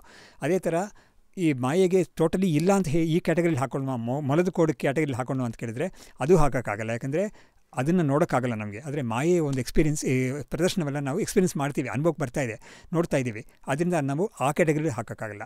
ಅದರಿಂದ ಮಾಯೆ ಅನ್ನೋದನ್ನು ಅದ್ವೈತ ಏನು ಹೇಳುತ್ತೆ ಅಂತ ಹೇಳಿದ್ರೆ, ಇದೆ ಅಂತೇನು ಹೇಳೋಕ್ಕಾಗಲ್ಲ, ಇಲ್ಲ ಅಂತಲೂ ಹೇಳೋಕ್ಕಾಗಲ್ಲ. ಅದು ಇಂಥ ಒಂದು ಈ ಕಡೆ ಇದರಲ್ಲೂ ಇಲ್ಲ ಅದರಲ್ಲೂ ಇಲ್ಲ ಅಂತ ಹೇಳ್ಬಿಟ್ಟು ಒಂದು ಅನಿರ್ವಚನೀಯವಾದ ಒಂದು ವಸ್ತು ಅಂತ ನಾವು, ಪದಾರ್ಥ ಅಂತ ನಾವು ಹೇಳ್ತೀವಿ. ಅದನ್ನು ಇದೇ ಅದ್ವೈತದಲ್ಲಿ ಮಾಯೆ ಅನ್ನೋದನ್ನ ಹೇಳೋದು ಅಂತ. ತುಂಬ ದೊಡ್ಡ ದೊಡ್ಡ ವಿಚಾರಗಳನ್ನು ಇವತ್ತಿರೋ ಸಮಯದಲ್ಲಿ ಒಂದಷ್ಟು ವಿಚಾರಗಳನ್ನು ಏನು ಟಚ್ ಮಾಡಿದ್ದೀವಿ. ಕೊನೆಯದಾಗಿ ನಮ್ಮ ಜನಗಳಿಗೆ ಅದ್ವೈತವನ್ನು ದಿನನಿತ್ಯದ ಜೀವನದಲ್ಲಿ ಒಂದು ಚಿಕ್ಕ ಚಿಕ್ಕ ವಿಚಾರದಲ್ಲಿ ಅಳವಡಿಸ್ಕೊಂಡು ಜೀವನನ ನೋಡೋ ರೀತಿ ಹೇಗೆ ಅಂದರೆ, ಶಂಕರಾಚಾರ್ಯ ಅದಕ್ಕೂ ಒಂದು ದಾರಿ ಹೇಳ್ಕೊಟ್ಟಿದ್ದಾರೆ. ಏನಂದರೆ, ನೋಡು, ನಿನಗೆ ಕೆಲವ್ರ ಮೇಲೆ ಸಿಟ್ಟು ಬರುತ್ತೆ. ಆವಾಗ ನೀನು ಏನು ತಿಳ್ಕೊಬೋದು ಅಂತ ಹೇಳಿದ್ರೆ, ನೋಡು, ನನ್ನಲ್ಲಿ ನಿನ್ನಲ್ಲಿ ಎಲ್ಲರಲ್ಲೂ ಕೂಡ ಇರೋ ಚೈತನ್ಯ ಒಂದೇ, ಯಾತಕ್ಕೆ ಸುಮ್ಮನೆ ಸಿಟ್ಟು ಮಾಡ್ಕೋಬೇಕು ಇನ್ನೊಬ್ಬರ ಮೇಲೆ ಅಂತ. So there is an equality in all of us. ಆದರೆ ಶರೀರ ಮಾತ್ರ ತೋರ್ಕೊಳ್ಳೋದು ಅಷ್ಟೇ. ಹಾಗಾಗಿ ಸತ್ಯವಾದ ನಿನ್ನಲ್ಲಿ ಸ್ವರೂಪವಾಗಿರೋದು ಒಂದು ಚೈತನ್ಯ ಇದೆ. ಅದಕ್ಕೆ ನೀನು ವಿಷ್ಣು ಅಂತ ಕರಿ, ಶಿವ ಅಂತ ಕರಿ, ಏನು ಬೇಕು ಕರಿ. ನಮ್ಮ ವಚನಕಾರರು ತುಂಬ ಹೇಳಿದ್ದಾರೆ ಇಂಥ ವಿಷಯಗಳೆಲ್ಲ, ನಮ್ಮ ಕನ್ನಡ ವಚನಕಾರರು. ಸೊ ನಿನಗೆ ಗುಹೇಶ್ವರ ಅಂತ ಹೆಸರು ಕೊಡ್ತಾರೆ ಅವರು. ಏನೇ ಆಗಲಿ, ಸೊ ನಿನ್ನಲ್ಲಿ ನನ್ನಲ್ಲಿ ಎಲ್ಲರಲ್ಲೂ ಕೂಡ ಇರೋದು ಒಂದೇ ಪದಾರ್ಥ, ಒಂದೇ ವಸ್ತು, ಚೈತನ್ಯ ಸ್ವರೂಪ ಅದು. ಹಾಗಾಗಿ ಆ ಥರ ಇರುವಾಗ ಯಾತಕ್ಕೆ ನೀನು ವ್ಯರ್ಥವಾಗಿ ನನ್ನ ಮೇಲೆ ಕೋಪ ಮಾಡ್ಕೊಳ್ತೀಯಾ, ಅಥವಾ ಇನ್ನೊಬ್ಬರ ಮೇಲೆ ಸಿಟ್ಟು ಮಾಡ್ಕೊಳ್ತೀಯಾ, ಇನ್ನೊಬ್ಬರನ್ನ ಮೋಸ ಮಾಡಬೇಕು ಅಂತ ಯಾತಕ್ಕೆ ಅಂದ್ಕೊಳ್ತೀಯ ನೀನು? ಹಾಗಾಗಿ ನೋಡಿದಾಗ, ನೋಡು, ನನ್ನಲ್ಲೂ ಅವನಲ್ಲೂ ಇರೋದು ಒಂದೇ ಅಂತ ಇರುವಾಗ ನಿಜವಾಗ್ಲೂ ನಾನು ಯಾರಾಗಿದ್ದೀನೋ ನಿಜವಾಗ್ಲೂ ಅವರು ಕೂಡ ಅದೇ ಆಗಿದ್ದಾರೆ. ಆವಾಗ ನಾನು ಇನ್ನೊಬ್ಬರಿಗೆ ಮೋಸ ಮಾಡ್ತೀನಿ ಅಂತ ಹೇಳಿದ್ರೆ ನನಗೆ ಮೋಸ ಮಾಡ್ಕೊಂಡಾಗುತ್ತೆ. ನಾನು ಇನ್ನೊಬ್ಬರನ್ನ ಚೀಟ್ ಮಾಡ್ತೀನಿ ಅಂತ ಹೇಳಿದ್ರೆ ನನ್ನನ್ನೇ ಚೀಟ್ ಮಾಡ್ಕೊಳ್ತೀನಿ ಅಂತಾಗುತ್ತೆ. ಇನ್ನೊಬ್ಬರಿಗೆ ದ್ರೋಹ ಮಾಡ್ತೀನಿ ಅಂತ ಹೇಳಿದ್ರೆ ನನಗೇ ದ್ರೋಹ ಮಾಡ್ಕೊಂಡಾಗುತ್ತೆ. ಅದು ಈ ತತ್ವವನ್ನು ಶಂಕರಾಚಾರ್ಯರು ತ್ವಯಿಮಯಿ ಅನ್ಯತ್ರ ಚ ಏಕೋ ವಿಷ್ಣು ಅಂತ ಹೇಳಿಬಿಟ್ಟು ಇರೋದ್ರಲ್ಲೆಲ್ಲರೂ ಕೂಡ ಒಂದೇ ಸ್ವರೂಪವೇ ಇರೋದು. ವ್ಯರ್ಥಂ ಕುಪ್ಯಸಿ, ಯಾತಿಗೆ ಸುಮ್ಮನೆ ನೀನು ಕೋಪ ಮಾಡ್ಕೊಳ್ತೀಯ ಇನ್ನೊಬ್ಬರ ಮೇಲೆ ಅಂತ ಈ ಒಂದು ತತ್ವವನ್ನು ಶಂಕರಾಚಾರ್ಯರು ಹೇಳಿರೋದು. ಅದು ಜನಸಾಮಾನ್ಯರಿಗೆ ಎಲ್ಲರಿಗೂ ಕೂಡ ಇದು ಅರ್ಥ ಮಾಡ್ಕೊಳ್ಳೋಕ್ಕಾಗುತ್ತೆ. ಅದು ಇದನ್ನು ಅವ್ರಿಗೆ ಮನಸ್ಸಿಗೆ ತಗೊಂಡ್ರು ಅಂತ ಹೇಳಿದ್ರೆ ಅವ್ರ ಜೀವನ ಚೆನ್ನಾಗಿ ಶುದ್ಧವಾಗುತ್ತೆ. ಅದು ಅವ್ರು ಯಾವ್ದು ತಪ್ಪು ಮಾಡ್ತೀವಿ ಅಂತ ಅಂದ್ಕೊಳ್ತಾರೋ ಆ ತಪ್ಪು ನನಗೆ ಮಾಡ್ಕೊಳ್ತೇನೆ ಅಂತ ಆಗುತ್ತೆ. ಅದು ಇನ್ನೊಬ್ಬರಿಗೆ ನೀನು ಒಳ್ಳೇದು ಮಾಡ್ತೀನಿ ಅಂತ ಹೇಳಿದ್ರೆ ನಿನಗೆ ಒಳ್ಳೇದು ಮಾಡ್ಕೊಂಡಾಗುತ್ತೆ ನೋಡು, ಆವಾಗ ಪಾಸಿಟಿವ್ ಆಗಿರುತ್ತೆ ಅದು. ಸೊ ಈ ಥರ ಒಂದು ನೆಗೆಟಿವ್ ಆಗಿರೋ ಒಂದು ಪಾತಲ್ಲಿ ಹೋಗೋದಕ್ಕಿಂತ ಪಾಸಿಟಿವ್ ಆಗಿ ಒಬ್ಬರನ್ನ ತಿರುಗಿಸೋಕ್ಕೆ ಈ ಒಂದು ಅದ್ವೈತ ಮಾರ್ಗ ಅನ್ನೋದು ತುಂಬ ಯೂಸ್ಫುಲ್ ಆಗಿರುತ್ತೆ ಅದು. ಸೊ ಇದನ್ನು ತೋರಿಸ್ಕೊಟ್ರು. ಆಮೇಲೆ ಈ ಪ್ರಪಂಚ ಅನ್ನೋದು ಸತ್ಯ ಅಂತ ಅಂದ್ಕೊಂಡೇ ನೀನು ಅದಕ್ಕಾಗಿ ತುಂಬ ಕಷ್ಟಪಡ್ತಾ ಇದೆಯಾ, ನೀನು ಕಷ್ಟದಲ್ಲಿ ಸಿಕ್ಕಾಕೊಳ್ತಾ ಇದೆಯಾ, ಮಾಡಬೇಕಾದ ಕೆಲಸವನ್ನು ಮಾಡಬಾರ್ದೆಲ್ಲ ಕೂಡ ಬೇಕಾದಷ್ಟು ಮಾಡಿಕೊಂಡು ನೀನು ಈ ಬಂಧದಲ್ಲೇ ಇರ್ತಾ ಇದೆಯಾ. ಆದರೆ ಈ ಪ್ರಪಂಚ ಸತ್ಯ ಅಲ್ಲ ಅಂತ ನಿನಗೆ ಏನಾದರೂ ಒಂದು ಜ್ಞಾಪಕ ಬಂದರೆ ಯಾತಕ್ಕೆ ನಾವು ಇದನ್ನು ಮಾಡಬೇಕು ಅಂತ ಒಂದು ಪ್ರಶ್ನೆ ನಿನಗೆ ಬರುತ್ತೆ. ಆವಾಗ ನೀನು ಮುಕ್ತಿ ಕಡೆಗೆ ನೀನು ತಿರ್ಕೊಳ್ಳೋಕ್ಕೆ ಸಾಧ್ಯವಾಗುತ್ತೆ ಅಂತ. ಸೊ ಎಲ್ಲೋ ಒಂದು ಕಡೆ ನೀವೀಗ ಹೇಳಿದ್ದು ತುಂಬ ಅದನ್ನು ಬೇರೆ ಥರ ಅರ್ಥೈಸ್ಕೊಂಡ್ರೆ ವೈರಾಗ್ಯ ಬರಲ್ವೇ? ಬರಲಿ, ಪರವಾಗಿಲ್ಲ. ನೋಡಿ, ಇವಾಗ ನಾವು ಮಾಡರ್ನ್ ಪೀಪಲ್ ಕೂಡ ಎಷ್ಟು ಚೆನ್ನಾಗಿ ಹೇಳ್ತಾ ಇದ್ದಾರೆ ಅಂತ ಹೇಳಿದ್ರೆ, ಮ್ಯಾನೇಜ್ಮೆಂಟ್ ಪೀಪಲ್ ಎಲ್ಲರೂ ಕೂಡ ನೋಡು, ನೀನು ಒಂದು ಕಂಪನಿಯಲ್ಲಿ ಮೇಲಕ್ಕೆ ಹೋಗಬೇಕು ಅಂತ ನೋಡ್ತಾ ಅಥವಾ ನಿನ್ನ ಕಂಪನಿ ಪ್ರಾಫಿಟ್ಸ್ ಎಲ್ಲ ಜಾಸ್ತಿ ಮಾಡ್ಕೋಬೇಕು ಅಂತ ನೋಡ್ತಾ ನಿನಗೇನಾಗುತ್ತೆ ಅಂತ ಹೇಳಿದ್ರೆ, ನೀನು ಎಥಿಕ್ಸ್ ಮೇಲೆ ತುಂಬ ಗಮನ ಕೊಡೋಕ್ಕಾಗ್ತಾ ಇಲ್ಲ ನಿನಗೆ. ಬಟ್ ನಿಜವಾಗ್ಲೂ ಸಕ್ಸಸ್ಫುಲ್ಲಾಗಿ ಯಾರು ಆಗಿರ್ತಾನೆ ಅಂತ ಹೇಳಿದ್ರೆ ಒಳ್ಳೆ ಒಂದು ಪ್ರಾಫಿಟ್ಸ್ ಎಲ್ಲ ಗಳಿಸಿರ್ತಾನೆ. ಬಟ್ ಗಳಿಸಿರೋನು ಸೊಸೈಟಿ ಮೇಲೆ ಒಂದು ಸ್ವಲ್ಪ ಒಂದು ಒಳ್ಳೆ ದೃಷ್ಟಿ ಇಟ್ಕೊಂಡಿರೋನು. ನೋಡು, ಇಷ್ಟೊಂದು ಪ್ರಾಫಿಟ್ಸ್ ನಾನು ಗಳಿಸಿದ್ದು ಈ ಸೊಸೈಟಿಯಿಂದ ತಾನೆ, ಇದನ್ನು ನಾನು ಹೌಶಲ್ಲಿ give it back to the society. ಇಂಥ ಒಂದು ಮಾಡಿದಾಗ, ಇಂಥ ಒಂದು ಬುದ್ಧಿ ಬಂದಾಗ, ಅವಾಗ ಈ ಮೆಟೀರಿಯಲ್ ವರ್ಲ್ಡಲ್ಲಿ ಕೂಡ ಒಬ್ಬ ಒಂದು ಮೋಸ ಮಾಡೋದು ಅಥವಾ ಇದು ಅನ್ಯಾಯವಾಗಿ ಗಳಿಸೋದು ಇಂಥದ್ರಿಂದ ಅವನು ದೂರ ಇದ್ದರೆ ಅವನಿಗೆ ಒಳ್ಳೆಯದಾಗುತ್ತೆ. ಅದು ಮೆಟೀರಿಯಲ್ ವರ್ಲ್ಡಲ್ಲಿ ಕೂಡ ಅಷ್ಟೇ. ಹಾಗಾಗಿ ಅದೇ ಥರ ಒಂದು ಪರ್ಸನ್ ಒಂದು ಆಫೀಸಲ್ಲಿ ಒಂದು ಮೇಲಕ್ಕೆ ಹೋಗಬೇಕು ಅಂತ ಅಂದ್ಕೊಂಡವನು ಕೂಡ ಒಂದು ನೈತಿಕವಾಗಿ ಸರಿಯಾದ ಒಂದು ರೀತಿಯಲ್ಲಿ ಅವನು ದುಡಿದು ಮಾಡ್ತಾ ಅಂತ ಹೇಳಿದ್ರೆ ಅವನಿಗೆ ಇದು ಸಿಗುತ್ತೆ ಅದು. ಬಟ್ ಅವನು ತಪ್ಪಾದ ದಾರಿಯಲ್ಲಿ ಹೋಗಿ ಸೇರುತ್ತೆ ಅಂತ ಹೇಳಿದ್ರೆ ಅದು ಯಾವತ್ತು ಬೇಕಾದ್ರೆ ಬಿದ್ದೋಗ್ಬಿಡುತ್ತೆ ಅಂತ ಒಂದು ಚಾನ್ಸಸ್ ತುಂಬ ಇದೆ. ಅವನು ಯಾರಾದರೂ ಕಂಡಿಡಿದ್ಬಿಡ್ತು ಅಂತ ಹೇಳಿದ್ರೆ ಇಮಿಡಿಯೇಟಾಗಿ ತಳ್ಳಿಬಿಡ್ತಾರೆ ಅವನ್ನ. ಸೊ ಅವನು ರಾಂಗ್ ಫೋರ್ಸ್ಡ್ ಸರ್ಟಿಫಿಕೇಟ್ಸ್ ಎಲ್ಲ ಕೊಟ್ಟು ಅವನು ಪೋಸ್ಟ್ಗೆ ಹೋಗಿದ್ದಾನೆ ಅಂತ ಹೇಳಿದ್ರೆ ಯಾವತ್ತು ಅದು ಕಂಡಿಡಿದು ಮಾಡ್ತಾನೆ ಅಂತಲೇ ಅವನ ಇಮಿಡಿಯೇಟಾಗಿ ಡಿಸ್ಮಿಸ್ ಮಾಡಿಬಿಡ್ತಾರೆ. ಸೊ ನೀನು ನೈತಿಕವಾಗಿ ಸರಿಯಾಗಿ ನೀನಿದ್ದರೆ ನಿನಗೆ ಒಳ್ಳೆಯದಾಗುತ್ತೆ ಲೋಕದಲ್ಲಿ ಅಂತ. ಲೋಕದಲ್ಲಿ ಕೂಡ ಈ ಥರ ಇರುವಾಗ ಆ ತತ್ವ ಕಡೆ ನೀನು ತಿರುಗಬೇಕಾದ್ರೆ ನೀನು ನಿನ್ನೇ ನೀನು ಇಂಪ್ರೂವ್ ಮಾಡ್ಕೊಳ್ತಾ ಬಂತು ಅಂತ ಹೇಳಿದ್ರೆ ನಿನ್ನ ಒಳ್ಳೆದಕ್ಕಾಗಿ ನೀನು ತತ್ವನೇ ತಿಳ್ಕೊಳ್ತೀಯ. ಆವಾಗ ನಿನ್ನ ವೈರಾಗ್ಯ ಬಂದ್ಬಿಡುತ್ತೆ ಅಂತ ಹೇಳಿದ್ರೆ it is not a negative thing, it is a good thing for you. Because if you are not vairagya ಅಂದರೆ ನೋಡಿ ಅದರ ಅದೇ ಏನು ಅಂತ ಹೇಳಿದ್ರೆ, ರಾಗ ಅಂತ ಹೇಳಿದ್ರೆ ಆಸೆ ಅಂತ ಹೇಳೋದು ಅಷ್ಟು ಸಿಂಪಲ್ ಟರ್ಮ್ಸಲ್ಲಿ. ವಿರಾಗ ಅಂತ ಹೇಳಿದ್ರೆ ಆಸೆ ಇಲ್ಲದೇ ಇರೋದು ಅಂತ. ಸೊ ಯಾವುದರಲ್ಲಿ ನೋಡಿ, ಕೃಷ್ಣನೇ ಒಂದು ಮಾತು ಹೇಳಿದ್ದಾನೆ ಗೀತೆಯಲ್ಲಿ, ಧರ್ಮ ವಿರುದ್ಧೋ ಬಹುತೇಕ ಕಾಮೋಸ್ಮಿ ಅಂತ ಹೇಳಿದ್ದಾನೆ. ಅಂದರೆ ಧರ್ಮಕ್ಕೆ ವಿರುದ್ಧವಾಗಿ ಇಲ್ಲದೇ ಇರೋ ಒಂದು ಕಾಮ ಅಂತಿದ್ದರೆ ಅದು ನಾನೇ ಆಗಿದ್ದೀನಿ ಅಂತ ಹೇಳಿದ್ದಾನೆ. ಅದು ಹಾಗಾಗಿ ನಮಗೆ ಒಂದು ಆಸೆ ಅಂತ ಬರೋದು ಅದು ನಿಜವಾಗ್ಲೂ ಸರಿಯಾಗಿದೆಯಾ ಸರಿಯಾಗಿಲ್ವಾ ಅಂತ ನಾವು ಒಂದು ಪ್ರಶ್ನೆ ಮಾಡಿ ನೋಡಿಕೊಂಡಾಗ ನಮಗೆ ಉತ್ತರ ಸಿಗುತ್ತೆ ಅದಕ್ಕೆ. ಆವಾಗ ನಾವು ರೆಗ್ಯುಲೇಟ್ ಮಾಡ್ಕೊಳ್ಳೋಕೆ ಶುರು ಮಾಡ್ತೀವಿ ನಾವು. ಸೊ ಇಂಥ ವಿಷಯದಲ್ಲಿ ಆಸೆ ಇಟ್ಕೊಳ್ಳೋಣ, ಇಂಥ ವಿಷಯದಲ್ಲಿ ಆಸೆ ಬಿಡಬೇಕು ನಾವು ಅಂತ ನಮಗೆ ಗೊತ್ತಾಗುತ್ತೆ. ಅದು ಇವಾಗ ಒಂದು ಹುಡುಗನಿಗೆ ತುಂಬ ಫಿಲ್ಮ್ಸ್ ನೋಡ್ತಾನೆ ಇರಬೇಕು ಅಂತ ಒಂದು ಆಸೆ ಬಂದರೆ ಅದು ಅವನಿಗೆ ಒಳ್ಳೆಯದಲ್ಲ ಅಂತ ದೊಡ್ಡವರು ಹೇಳ್ಕೊಡ್ತಾರೆ. ಅವನಿಗೆ ಗೊತ್ತಾದರೆ ಅವನೇನು ಮಾಡ್ತಾನೆ, ಅದನ್ನು ಕಡಿಮೆ ಮಾಡ್ಕೊಳ್ಳೋಕೆ ನೋಡ್ತಾನೆ. ಅವನು ರೆಗ್ಯುಲೇಟೆಡ್ ಮಾಡ್ಕೊಂಡು ಕಡಿಮೆ ಮಾಡ್ಕೊಂಡು ಅವನು ಅದರಿಂದ ಪಾರಾಗಕ್ಕೂ ನೋಡ್ತಾನೆ. ಅವನು ಹೀಗೆ ತಾನೇ ಚಟದಲ್ಲೆಲ್ಲ ಬೀಳೋದು, ಡ್ರಗ್ಸ್ ಆಗಲಿ ಯಾವುದರಲ್ಲೇ ಆಗಲಿ ಕೂಡ ಬೀಳೋದು ಇದರಿಂದಾನೆ. ಅದು ಚೆನ್ನಾಗಿದೆ ಅಂತ ಒಂದು ಇದ್ರ ಹೋಗ್ತಾರೆ ನೋಡಿ. ಮಾಯಾಮೃಗ ಅಂತ ಒಂದು ಫಿಲ್ಮ್ ಬಂತಿದೆ, ಒಂದು ಸೀರಿಯಲ್ ಬಂತಿದೆ ಅದು. ಬಟ್ ಆ ಮಾಯಾಮೃಗ ಅಂತ ಹೆಸರು ನಾವು ನೋಡಿದಾಗ ನಿಜವಾಗ್ಲೂ ಅದು ಮೃಗ ಅಲ್ಲ ಅದು, ಬಟ್ ಅದು ತೋರಿಕೆ ಅಷ್ಟೇ. ಅದು ನಿಮ್ಗೆ ಸೊ ಆ ಥರ ಒಂದು ಲೋಕದಲ್ಲಿ ನೀನು ನೋಡ್ತಾ ಇರೋದೆಲ್ಲ ಕೂಡ ಈ ಥರ ಒಂದು ತೋರಿಕೆನೇ. ಅದು ಶಾಶ್ವತವಾಗಿ ಇರೋದಿಲ್ಲ. ಅದು ಆಮೇಲೆ ನಿನಗೆ ಅದು ಒಳ್ಳೇದು ಮಾಡಲ್ಲ ಅದು ಅಂತೆಲ್ಲ ನಾವು ನೋಡಿದಾಗ ನೀನು ಎಷ್ಟು ಬೇಕೋ ಅಷ್ಟು ಮಾತ್ರ ತೊಗೊಂಡು ನೀನು ಅದು ರೆಗ್ಯುಲೇಟರ್ಗೆ ಮಾಡಿಕೊಂಡ್ರೆ ನಿನಗೆ ಪ್ರಯೋಜನ ಆಗುತ್ತೆ. ಬಟ್ ನೀನು ಅದನ್ನು ಅತಿಯಾಗಿ ನೀನು ಆಸೆ ಮಾಡಿಕೊಂಡ್ರೆ ನಿನಗೆ ಹಾನಿ ಆಗುತ್ತೆ ಅಂತ ನಾವು ಲೋಕದಲ್ಲಿ ಎಲ್ಲ ಕಡೆ ನೋಡ್ತೀವಿ ನಾವು. For example sugar, sweets.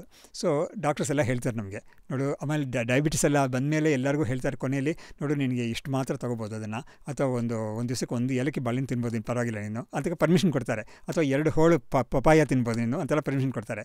So ಅತಿ ಆಸೆಗೂ ಇದಕ್ಕೊಂದು ಡಿಫ್ರೆನ್ಸ್ ಇದೆಯಲ್ವಾ, ಇದೇ ವೈರಾಗ್ಯ ಅನ್ನೋದು. ಸೊ ನೀನು ವೈರಾಗ್ಯ ಅಂದರೆ ಎಲ್ಲವನ್ನೂ ಬಿಟ್ಬಿಟ್ಟು ನೀನು ಸನ್ಯಾಸಿಯಾಗಿ ಹೋಗು ಅಂತ ಹೇಳ್ತಾ ಇಲ್ಲ ಖಂಡಿತ.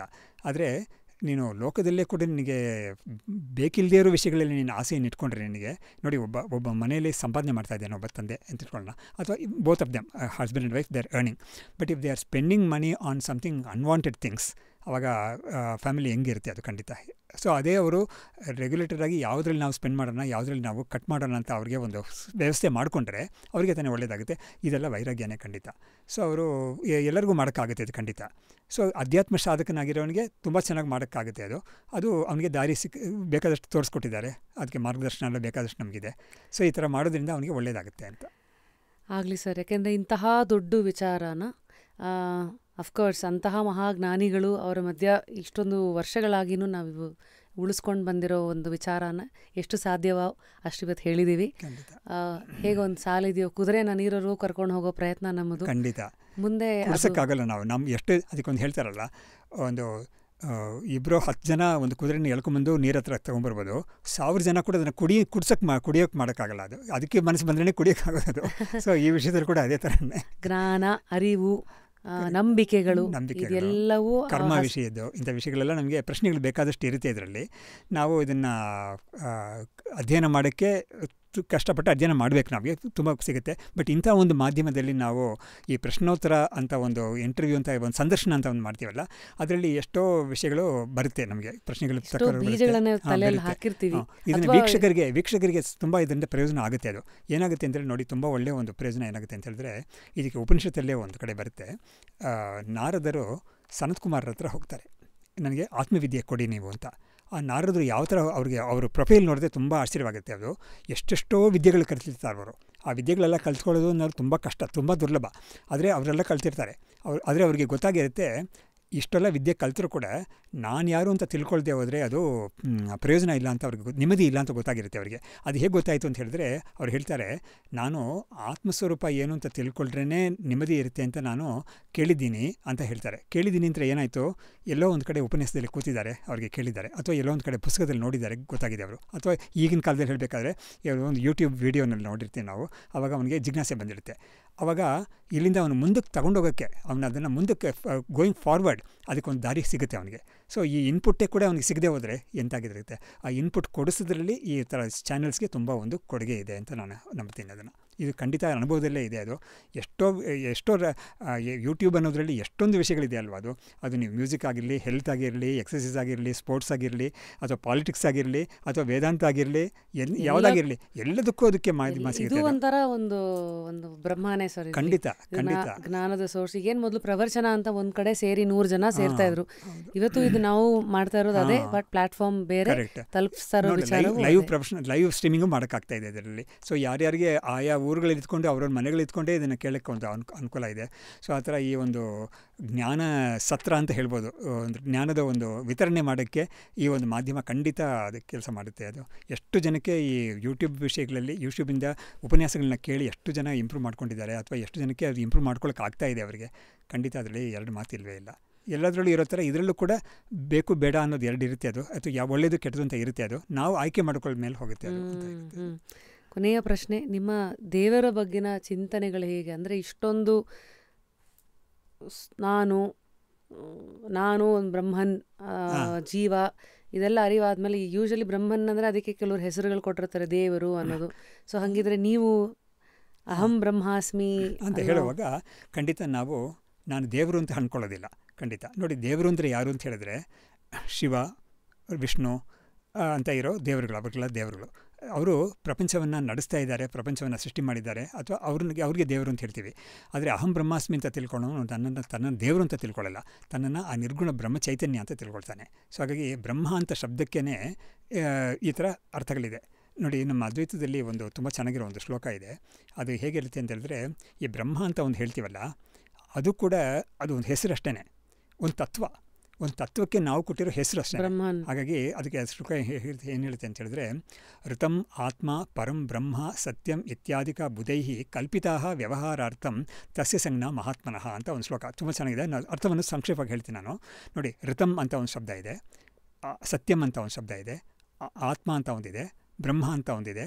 ಈ ಥರ ಬೇಕಾದಷ್ಟು ಶಬ್ದಗಳನ್ನ ಕಾಯಿನ್ ಮಾಡಿದ್ದಾರೆ. ಯಾತಕ್ಕೆ ಕಾಯಿನ್ ಮಾಡಿದ್ದಾರೆ ಅಂತ ಹೇಳಿದರೆ ಒಂದು ತತ್ವ ಇದೆ, ಆ ತತ್ವಕ್ಕೆ ಏನು ಹೆಸರು ಹೇಳೋಕ್ಕಾಗೋದೇ ಇಲ್ಲ, ನಾವು ಏನು ಹೆಸರು ಕೊಡೋಕ್ಕಾಗಲ್ಲ. ಆ ತತ್ವ ಇಟ್ ಈಸ್ ಯೂನಿವರ್ಸಲ್ ತತ್ವ.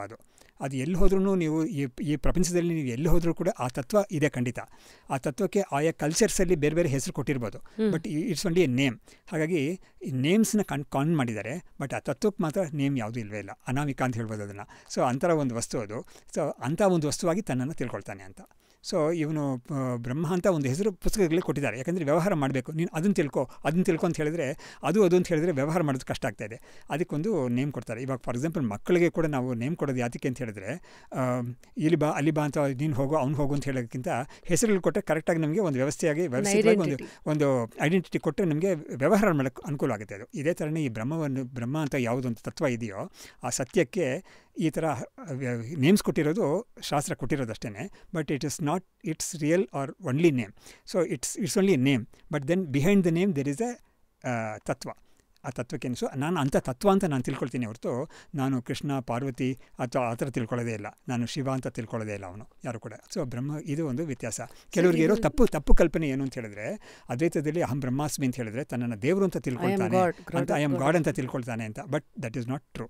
ಸೊ ಇಂಥ ಒಂದು ತಪ್ಪು ತಿಳುವಳಿಕೆಗಳೆಲ್ಲ ಶಾಸ್ತ್ರವನ್ನು ಸರಿಯಾಗಿ ಅಧ್ಯಯನ ಮಾಡಿದವರಿಗೆ ಬರೋದಿಲ್ಲ, ಮಾಡದೇ ಇರೋರಿಗೆ ಮಾತ್ರ ಬರುತ್ತೆ ಅದು. ಉದಾಹರಣೆ ನಾನು ಹೇಳಿದ್ನಲ್ಲ, ಅದ್ವೈತವನ್ನು ಪ್ರಚನ್ನ ಬೌದ್ಧ ಅಂತ ಹೇಳೋರು ಅದ್ವೈತವನ್ನು ಸರಿಯಾಗಿ ತಿಳ್ಕೊಂಡಿಲ್ಲ, ಬೌದ್ಧವನ್ನು ಸರಿಯಾಗಿ ತಿಳ್ಕೊಂಡಿಲ್ಲ. ಎರಡಕ್ಕೂ ಇರೋ ಭೇದವನ್ನು ಗ್ರಹಣೆ ಮಾಡದೇ ಇರೋ ಕಾರಣದಿಂದ ಈ ಥರ ಹೇಳ್ತಾರೆ. ಇದು ನಮಗೆ ಎರಡೂ ಏನು ಅಂತ ತಿಳ್ಕೊಂಡಾಗ ನಮಗೆ ಗೊತ್ತಾಗುತ್ತೆ ಅದು ಸರಿಯಾಗಿ. ಸೊ ಹೀಗೆ ನಮಗೆ ಈ ವಿಷಯದಲ್ಲೂ ಇದೇ ಥರನೇ. ಖಂಡಿತ ಅಹಂ ಬ್ರಹ್ಮಾಸ್ಮಿ ಅಂತ ಹೇಳಿದ್ರೆ ನಾನು ದೇವರು ಅಂತ ಅಲ್ವೇ ಇಲ್ಲ ಖಂಡಿತ ಅಂತ ಈ ಒಂದು ಕ್ಲಾರಿಫಿಕೇಶನ್ ಕೂಡ ಖಂಡಿತ ಕೊಡಬೇಕಾಗಿದೆ ಖಂಡಿತ. ಆಗಲಿ ಸರ್. ಮತ್ತು ಮುಂದೆ ಇನ್ನೂ ಸಾಕಷ್ಟು ವಿಚಾರಗಳನ್ನು ಟಚ್ ಮಾಡ್ತಾ ಬಹುಶಃ ಮುಂದಿನ ಎಪಿಸೋಡ್ಸ್ಗಳಲ್ಲಿ ನೀವು ಖಂಡಿತ ಬನ್ನಿ ಸರ್. ಯಾಕಂದರೆ ಬಹಳ ವಿದ್ವಾನ್. ನಾವು ಇವಾಗ ಟಚ್ ಮಾಡದೇ ಇರೋ ಕ್ವೆಶ್ಚನ್ಸ್ ಏನಾದರೂ ಇದ್ದರೆ ಅಥವಾ ಟಚ್ ಮಾಡಿರೋ ಕ್ವೆಶ್ಚನ್ಸ್ನ ಇನ್ನೂ ಸ್ವಲ್ಪ ಡೀಪಾಗಿ ನಾವೇನಾದರೂ ಮಾಡಬೇಕು ಅಂತ ಏನಾದರೂ ಉದ್ದೇಶ ಇದ್ದರೆ ಖಂಡಿತ ನಾವು ಇದಕ್ಕೆ ಅವಕಾಶ ಮಾಡ್ಬೋದು. ಆಗಲಿ, ಪರವಾಗಿಲ್ಲ. Thank you sir. ನಿಮ್ಮ ಜೀವನದ ಕುತೂಹಲಗಳು ಆ್ಯಂಡ್ ನಿಮ್ಮ ಕುತೂಹಲ ಮೂಲಕ ವೇದಾಂತ, ಅದ್ವೈತ ವೇದಾಂತದ ಒಂದಷ್ಟು ನಿಜ ಸ್ವರೂಪಗಳನ್ನು ಜನಗಳಿಗೆ ತಿಳಿಸೋ ನಿಮ್ಮ ಒಂದು ಈ ಪ್ರಯಾಣ. ನಮಗೆ ಇದು ಸಿಕ್ಕಿರೋದು ಕೂಡ ನಮ್ಮ ಹಿಂದಿನವರು, ನಮ್ಮ ಗುರು ಪರಂಪರೆಯಲ್ಲಿ ಯಾರ್ಯಾರು ನಮಗೆ ಇದನ್ನು ಹೇಳ್ಕೊಟ್ಟಿದ್ದಾರೋ ಅವರಿಗೆ ಸೇರುತ್ತೆ ಆ ಕ್ರೆಡಿಟ್ ಅನ್ನೋದು ಖಂಡಿತ. ಯಾಕಂದರೆ ಅವರು ಅದನ್ನು ಕೊಡದೇವರೇ ನಮಗೆ ಸಿಗೋದೇ ಇಲ್ಲ ಖಂಡಿತ. ಅದರಿಂದ ನಮ್ಮ ಪರಂಪರೆಯಲ್ಲೂ ಕೂಡ ಇದಕ್ಕೆ ತುಂಬ ವ್ಯಾಲ್ಯೂ ಕೊಟ್ಟಿದ್ದಾರೆ. ಯಾಕಂದರೆ ಒಬ್ಬರು ಇದನ್ನು ಹೇಳಿದ್ರೇ ಇನ್ನೊಬ್ಬರಿಗೆ ಸಿಗುತ್ತೆ. ಅದು ಅವರು ಹೇಳಿದೆ ಬಿಟ್ಬಿಟ್ರೆ ಸಿಗೋದೇ ಇಲ್ಲ. ಅದು ಶಂಕರಾಚಾರ್ಯರು ಗ್ರಂಥಗಳೆಲ್ಲ ಬರೆದು, ಸ್ತೋತ್ರಗಳೆಲ್ಲ ಬರೆದು, ಪ್ರಕರಣ ಗ್ರಂಥಗಳೆಲ್ಲ ಬರೆದು, ಭಾಷೆ ಗ್ರಂಥಗಳೆಲ್ಲ ಬರೆದು ಅದನ್ನು ಬಾಕಿಯವರಿಗೆ ಕೊಟ್ಟಿದ್ದಾರೆ. ಅದನ್ನು ಕಾಪಾಡ್ಕೊಂಬಂದಿದ್ದಾರೆ. ಅದು ತುಂಬ ದೊಡ್ಡ ಕೆಲಸ. ಹಾಗಾಗಿ ನಮಗೆ ಅವರು ಮುಟ್ಟಿಸ್ಬೇಕು ಅಂತ ಹೇಳಿದ್ರೆ, ಇನ್ಫ್ಯಾಕ್ಟ್ ಶಂಕರಾಚಾರ್ಯರು ಏನು ಮಾಡಿದ್ದಾರೆ ಅಂತ ಹೇಳಿದ್ರೆ, ಅವರಿಗೆ ಇದೆಲ್ಲ ಸಿಕ್ಕಿದ್ದಕ್ಕೆ ಅವರು ತಮ್ಮ ಪೂರ್ವ ಪರಂಪರೆಗೇ ಒಂದು ನಮನ ಮಾಡ್ತಾರೆ. ಅವರು ತೈತ್ರಿಯ ಉಪನಿಷತ್ತಲ್ಲಿ ಯಾರೆಲ್ಲ ಈ ಉಪನಿಷತ್ತುಗಳಿಗೆಲ್ಲ ವ್ಯಾಖ್ಯಾನ ಎಲ್ಲ ಮಾಡಿದಾರೋ ಅವ್ರನ್ನ ನಾನು ನಿತ್ಯ ಸ್ಮರಿಸ್ತಾ ಇದ್ದೀನಿ, ನಿತ್ಯ ಅವರಿಗೆ ನಮನ ಮಾಡ್ತಾ ಇದ್ದೀನಿ ಅಂತ ಅವರು ಹೇಳಿದ್ದಾರೆ. ಹಾಗಾಗಿ ಈ ಜ್ಞಾನ ಅನ್ನೋದು ಮಾತ್ರ ಖಂಡಿತ ಒಬ್ಬರಿಂದ ಇನ್ನೊಬ್ಬರಿಗೆ ಬರಬೇಕೇ ಹೊರತು ಅದು ಹಾಗೆ ಬರೋದು. ಹಾಗಾಗಿ ನಾವು ಯಾವುದೇ ಕ್ರೆಡಿಟ್ ನಮಗೆ ಇರೋದೇ ಇಲ್ಲ, ಅವ್ರಿಗೆ ಆ ಪರಂಪರೆಗೆ ಸೇರುತ್ತೆ ಅದು ಅಂತ ನಾವು ಹೇಳಬೇಕಾಗುತ್ತೆ ಅಷ್ಟೇ. So nice. ಶಂಕರಾಚಾರ್ಯರು 32ನೇ ವಯಸ್ಸಿಗೆ ಶರೀರವನ್ನು ಬಿಟ್ಬಿಟ್ರು, ಈ ಅವತಾರ ಕೆಲಸವನ್ನು ಮಾಡಿಬಿಟ್ರು ಅಂತ ಒಂದು ಪ್ರತೀತಿ ಇದೆ ಖಂಡಿತ. ಇದಕ್ಕೆ ನಮಗೆ ಏನು ಖಂಡಿತ ನಾನು ಅವಾಗಲೇ ಹೇಳಿದ್ನಲ್ಲ, ಹಿಸ್ಟಾರಿಕಲ್ ರೆಕಾರ್ಡ್ಸ್ ಎಲ್ಲ ಯಾವುದೂ ಇಲ್ಲ, ಇದಕ್ಕೆ ಬೇರೆ ಯಾವುದೂ ಇಲ್ಲವೆಲ್ಲ ನಂಬಿಕೆ ಅಂತ ಯಾವುದೊಂದು ಹಿಂದಿನ ಕಾಲದಿಂದ ಒಂದು ಕರ್ಣಕರ್ಣೀಯ ಬಂದಿದೆಯೋ ಅಷ್ಟೇ ಅದಕ್ಕೆ ಪ್ರಮಾಣವೇ ಹೊರತು ಬೇರೆ ಯಾವುದೂ ನಮಗೆ ಪ್ರಮಾಣ. ಅದಕ್ಕೆ ನಾನು ಸಾಮಾನ್ಯವಾಗಿ ಹೇಳೋದು, ಇಂಥ ಕಾಲದಲ್ಲಿ ಸೋಷಿಯಲ್ ಮೀಡಿಯಲ್ಲೆಲ್ಲ ನಾನು ಹೇಳೋದು ಏನು ಅಂತ ಹೇಳಿದ್ರೆ, ತುಂಬ ಪ್ರಾಚೀನವಾದ ವ್ಯಕ್ತಿಗಳ ಬಗ್ಗೆ, ಪ್ರಾಚೀನವಾಗಿ ಆ ವ್ಯಕ್ತಿಗಳ ಬಗ್ಗೆ ಅಥವಾ ವ್ಯಕ್ತಿಗಳ ಒಂದು ಸಂಬಂಧಪಟ್ಟ ಘಟನೆಗಳ ಬಗ್ಗೆ ಅದ್ರ ಬಗ್ಗೆ ಎಲ್ಲ ನಾವೇನು ತೀರ್ಮಾನವಾಗಿ ಹೇಳೋಕ್ಕಾಗೋದೇ ಇಲ್ಲ. ನಮಗೆ ಏನು ಹೇಳ್ಬೋದು ಅಂತ ಹೇಳಿದ್ರೆ, ಸರಿ ಈ ಥರ ಒಂದು ನಂಬಿಕೆ, ಒಂದು ಪರಂಪರೆ ಬಂದಿದೆ ಅಷ್ಟೇ. ಅದನ್ನು ನಂಬುತ್ತಾ ಇರೋರಿಗೆ ಆ ನಂಬಿಕೆಗೆ ಒಂದು ಪ್ರಯೋಜನ ಇರುತ್ತೆ, ಅದು ಸಿಗುತ್ತೆ ಅವರಿಗೆ. ಬಟ್ ಯಾರಾದ್ರು ಪ್ರಶ್ನೆ ಮಾಡ್ತಾರೆ ಅಂತ ಹೇಳಿದ್ರೆ ಅವ್ರಿಗೆ ಆ ಪ್ರಯೋಜನ ಸಿಗಲ್ಲ. ಆದರೆ ನೀನು ಪ್ರೂವ್ ಮಾಡು ಅಂತೆಲ್ಲ ಹೇಳಿದರೆ ಖಂಡಿತ ನಮಗೆ ಈ ಥರ ಪ್ರೂವ್ ಮಾಡೋಕ್ಕಾಗಲ್ಲ. ಯಾಕಂದರೆ ಇದನ್ನು ನಾವು ಯಾವುದು ಕಾರ್ಬನ್ ಡೇಟಿಂಗ್ ಅಂಥದ್ದೆಲ್ಲ ಟೆಸ್ಟ್ ಮಾಡಿ ಹೇಳೋಕ್ಕಾಗೋದಿಲ್ಲ. ನಮಗೆ ಏನಾದರೂ ಹಿಸ್ಟಾರಿಕಲ್ ರೆಕಾರ್ಡ್ಸ್ ಇದೆಯಾ ಅಂತ ಕೇಳಿದರೆ ಅದು ಏನೂ ಇಲ್ಲವೇ ಇಲ್ಲ. ಹಾಗಾಗಿ ಇದೊಂದು 32 ವರ್ಷ ಅನ್ನೋದು ಒಂದು ನಂಬಿಕೆ ಅಷ್ಟೇ. ಅದು ಈ ಪರಂಪರೆಯಲ್ಲಿ ಬಂದಿರೋ ನಂಬಿಕೆ. ಪ್ರಬುದ್ಧ ಭಾರತ ಅನ್ನೋ ಒಂದು ನ್ಯೂಸ್ ಪೇಪರ್, ಅದರ ಮೂಲಕ ವಿವೇಕಾನಂದರು, ಅಂದರೆ ಅವತ್ತು ನಮ್ಮ ಭಾರತದ ಇತಿಹಾಸನೇ ನೋಡಿದ್ರೆ ಫಿಲಾಸಫಿಕಲ್ ವಿಚಾರಗಳನ್ನೆಲ್ಲ ಆಚೆಗೆ ಹಾಕ್ತಾ ಇದ್ದಿದ್ದು ಒಂದು ಮ್ಯಾಗಝೀನು. ಅಲ್ಲಿಂದ ಬಂದಿದ್ದು ಇವತ್ತು ಎಲ್ಲಿಗೆ ಬಂದಿದೆ ಮ್ಯಾಗಝೀನ್ ಅಂದರೆ ಗಾಸಿಪ್ಪು, ಪೇಜ್ 3 ಅಂತ. ಇಷ್ಟೊಂದು ಒಂದು ರಿಚ್ ಆಗಿರುವಂಥ ನಮ್ಮ ಒಂದು ಪಾಸ್ಟ್ ಏನಿದೆ, ಆಧ್ಯಾತ್ಮದ ಫ್ಯೂಚರ್ ನಿಮ್ಗೆ ಏನು ಅನ್ಸುತ್ತೆ? ಬಿಕಾಸ್ ಇವತ್ತು ಸೋಷಿಯಲ್ ಮೀಡಿಯಾ ಇಷ್ಟೆಲ್ಲ ಇದೆ. ಖಂಡಿತ. ಯಾಕಂದರೆ ನೋಡಿ, ಈ ಇಷ್ಟೊಂದು ಸಾವಿರಾರು ವರ್ಷಗಳಿಂದ ಈ ಆಧ್ಯಾತ್ಮಿಕ ಅನ್ನೋದು ಉಳ್ಕೊಂಡು ಬೆಳ್ಕೊಂಡು ಬಂದಿದೆ. ಅದು ಬೆಳ್ಕೊಂಡು ಅಂತ ಹೇಳಿದ್ರೆ ನಾನು ಏನು ಹೇಳ್ತೀನಿ ಅಂತ ಹೇಳಿದ್ರೆ, ಆದರೆ ಕ್ವಾಂಟಮ್ ಅಂತ ನಾವು ಯಾವುದು ನೋಡ್ತೀವೋ ಅದು ಬೆಳ್ಕೊಂಡು ಬಂದಿದೆ. ಬಟ್ ತತ್ವ ಅನ್ನೋದು ಒಂದೇ ನೋಡಿ. ಇವಾಗ ಕೆಲವು ಶತಮಾನಗಳ ಹಿಂದೆ ನಾವು ಎಲೆಕ್ಟ್ರಿಸಿಟಿ ಅಂತ ಒಂದು ಎಕ್ಸಾಂಪಲ್ನ ಚೈತನ್ಯಕ್ಕೆ ಕೊಡೋಕ್ಕಾಗ್ತಾ ಇರಲಿಲ್ಲ. ಇವಾಗ ನೋಡಿ, ಚೈತನ್ಯ ಅನ್ನೋದು ಈ ನಮ್ಮ ಶರೀರದಲ್ಲಿ ಬೇಕಾದಷ್ಟು ಇಂದ್ರಿಯಗಳೆಲ್ಲ ಇದೆಯಲ್ಲ, ಹೇಳಿದ್ನಲ್ಲ, ಪಂಚ ಇಂದ್ರಿಯಗಳಿದೆ, ಪಂಚ ಕರ್ಮೇಂದ್ರಿಯಗಳಿದೆ, ಮನಸ್ಸು, ಬುದ್ಧಿ, ಪ್ರಾಣ ಇದೆಲ್ಲ ಇದೆ. ಇವುಗಳೆಲ್ಲ ಚಲಿಸ್ಬೇಕು. ಇವುಗಳೆಲ್ಲ ಪ್ರಕೃತಿ ಮಾಡಿರೋ ಜಡವಾದ ವಸ್ತುಗಳು. ಇವುಗಳೆಲ್ಲ ಈ ವಸ್ತುಗಳೆಲ್ಲ ಚಲಿಸಬೇಕಾದ್ರೆ ಅದಕ್ಕೆ ಆತ್ಮಸ್ವರೂಪದ ಒಂದು ಬೇಕಾಗಿದೆ ಖಂಡಿತ. ಹಾಗಾಗಿ ಗಾಡಿ ಓಡಬೇಕಂದ್ರೆ ಒಂದು ಫ್ಯೂಯಲ್ ಬೇಕು. ಹೀಗಾಗಿ ಕರೆಕ್ಟು. ಹಾಗಾಗಿ ಈ ಒಂದು ಇಂದ್ರಿಯಗಳೆಲ್ಲ ಕೆಲಸ ಮಾಡಬೇಕು. ನೋಡಿ, ಪ್ರಕೃತಿ ಅನ್ನೋದು ಒಂದೊಂದು ಇಂದ್ರಿಯವನ್ನು ಒಂದೊಂದು ಯುನೀಕ್ ಫಂಕ್ಷನ್ ಮಾಡೋ ಥರ ಡಿಸೈನ್ ಮಾಡಿದೆ. ಫಾರ್ ಎಕ್ಸಾಂಪಲ್, ವಾಷಿಂಗ್ ಮೆಷಿನ್ ಇದೆ, ಫ್ಯಾನ್ ಇದೆ, ಮಿಕ್ಸಿ ಇದೆ, ಈ ಥರ ಬೇರೆ ಬೇರೆ ಗ್ಯಾಡ್ಜೆಟ್ಸ್ ಇದೆ. ಗ್ಯಾಡ್ಜೆಟ್ಸ್ ಎಲ್ಲ they are design to perform some unique function. But ಆ ಫಂಕ್ಷನ್ ಮಾಡಬೇಕು ಅಂದರೆ ಪವರ್ ಕೊಡಬೇಕು ಅದಕ್ಕೆ, ಆವಾಗಲೇ ಅದು ಫಂಕ್ಷನ್ ಮಾಡೋದು. ಅದೇ ಥರ ನಮ್ಮ ಇಂದ್ರಿಯಗಳು, ಪ್ರಾಣ ಇದೆಲ್ಲ ಕೂಡ ಅವುಗಳು ಕೆಲಸ ಮಾಡಬೇಕು ಅಂತ ಹೇಳಿದ್ರೆ ಆತ್ಮ ಅನ್ನೋ ಚೈತನ್ಯದ ಒಂದು ಕೊಡುಗೆ ಅದಕ್ಕೆ ಬೇಕಾಗಿದೆ. ಸೊ ಈ ಎಕ್ಸಾಂಪಲ್ನ ನಾವು, ಈ ಎಲೆಕ್ಟ್ರಿಸಿಟಿ ಎಕ್ಸಾಂಪಲ್ನ ನಾವು ಹಿಂದೆ ಕೊಡೋಕ್ಕಾಗ್ತಾ ಇರಲಿಲ್ಲ. ಸೊ ಈ ರೀತಿಯಲ್ಲಿ ನಮಗೆ ಫ್ಯೂಚರ್ ಬರ್ತಾ ಇವಾಗ ಫಾರ್ ಎಕ್ಸಾಂಪಲ್ ಆರ್ಟಿಫಿಷಿಯಲ್ ಇಂಟೆಲಿಜೆನ್ಸ್ ಅಂತ ಬಗ್ಗೆ ತುಂಬ ಕಡೆಯಿಂದ ಬರ್ತಾ ಇದ್ದಾರೆ. ಅದು ಹೇಗೆ ಅದ್ವೈತದ ಜೊತೆಗೆ ಸಂಬಂಧಪಡಿಸ್ಕೊಳುತ್ತೆ ಅನ್ನೋ ವಿಷಯನೂ ಕೂಡ ತುಂಬ ಜನ ಅದು ಆಲ್ರೆಡಿ ಯೋಚನೆ ಮಾಡೋಕ್ಕೆ ಶುರು ಮಾಡಿದ್ದಾರೆ. ಸೊ ಹೀಗೆ ನಮಗೆ ಈ ಅದ್ವೈತವನ್ನು ಹೇಳೋಕ್ಕೆ, ಅದರ ಬಗ್ಗೆ ತಿಳಿಸ್ಕೊಡೋಕ್ಕೆ, ಅದಕ್ಕೆ ದೃಷ್ಟಾಂತಗಳಿಗೆ, ಅದಕ್ಕೆಲ್ಲದೂ ಕೂಡ ಫ್ಯೂಚರಲ್ಲಿ ಇನ್ನೂ ಹೊಸದಾಗಿ ಏನಾದರೂ ಬರೋ ಚಾನ್ಸಸ್ ಇದೆ, ತುಂಬ ಇದೆ. ಇದನ್ನೆಲ್ಲ ಮಾಡೋರು ಇದ್ದಾರೆ ಖಂಡಿತ, ಅದೆಲ್ಲ ಮಾಡ್ತಾರೆ. Creative mind can do anything ಅಲ್ವಾ, ಹಾಗಾಗಿ ಅದೆಲ್ಲ ಬರುತ್ತೆ ಖಂಡಿತ. ಈ ಅದ್ವೈತ ವೇದಾಂತದ ಫ್ಯೂಚರ್ ಏನು ಅಂತ ಕೇಳಿದ್ರೆ ಇದು ಖಂಡಿತ ಇದ್ದೇ ಇದೆ. ನಾನು ಆವಾಗಲೇ ಹೇಳಿದ್ನಲ್ಲ, scientists are coming very close to the about the world, about the material world. They are very close to come to the same conclusions as the Advaita has already done. Many scientist have also already said that 100 years back also ಹೇಳಿದ್ದಾರೆ ಅವರು. So going forward ಅವರು ಎಲ್ಲಿ ಹೋಗಿ ಮುಟ್ತಾರೆ ಅಂತ ನಮಗೆ ಇವಾಗ ಹೇಳೋಕ್ಕಾಗ್ತಾ ಇಲ್ಲ. But ಒಂದು ನಡೀತಾ ಇದೆ, ಒಂದು ಸೂಚನೆ ಸಿಗ್ತಾ ಇದೆ ನಮಗೆ. ಸೊ ಖಂಡಿತ ಇದಕ್ಕೆ ಒಂದು ತುಂಬ ಒಳ್ಳೆಯ ಫ್ಯೂಚರ್ ಇದೆ. ಅಂದರೆ it is not, I am not saying that in a commercial terms are in business terms, ಆ ಥರ ಹೇಳ್ತಾ ಇಲ್ಲ. ಇದು ಬೆಳೀತಾನೆ ಇರುತ್ತೆ ಖಂಡಿತ, ಇದು ಉಳಿತಾನೆ ಇರುತ್ತೆ ಖಂಡಿತ, ಅನ್ನೋದ್ರಲ್ಲಿ ಸಂಶಯ ಇಲ್ಲ. Amazing sir. ಕೊನೆಯದಾಗಿ ನಮ್ಮ ಜೊತೆಗೆ ಇಷ್ಟೆಲ್ಲ ಜ್ಞಾನನ ಹಂಚ್ಕೊಂಡಂತಹ ನಿಮಗೆ ಪುಸ್ತಕದ ಒಂದು ಉಡುಗೊರೆ. Okay, thank you. ಯಾವ ಪುಸ್ತಕ ಇಂಟ್ರೆಸ್ಟ್ಸ್ ಯು ಸರ್? ಅಂದರೆ ದ ಲಾಸ್ಟ್ ಲೆಕ್ಚರ್ ಅಂತ, ಲೆಸನ್ಸ್ ಇನ್ ಲಿವಿಂಗ್ ಅಂತ ಒಂದು ಪುಸ್ತಕ ಇದೆ. Who says you can't you do ಅಂತ ಒಂದಿದೆ. ಓಕೆ.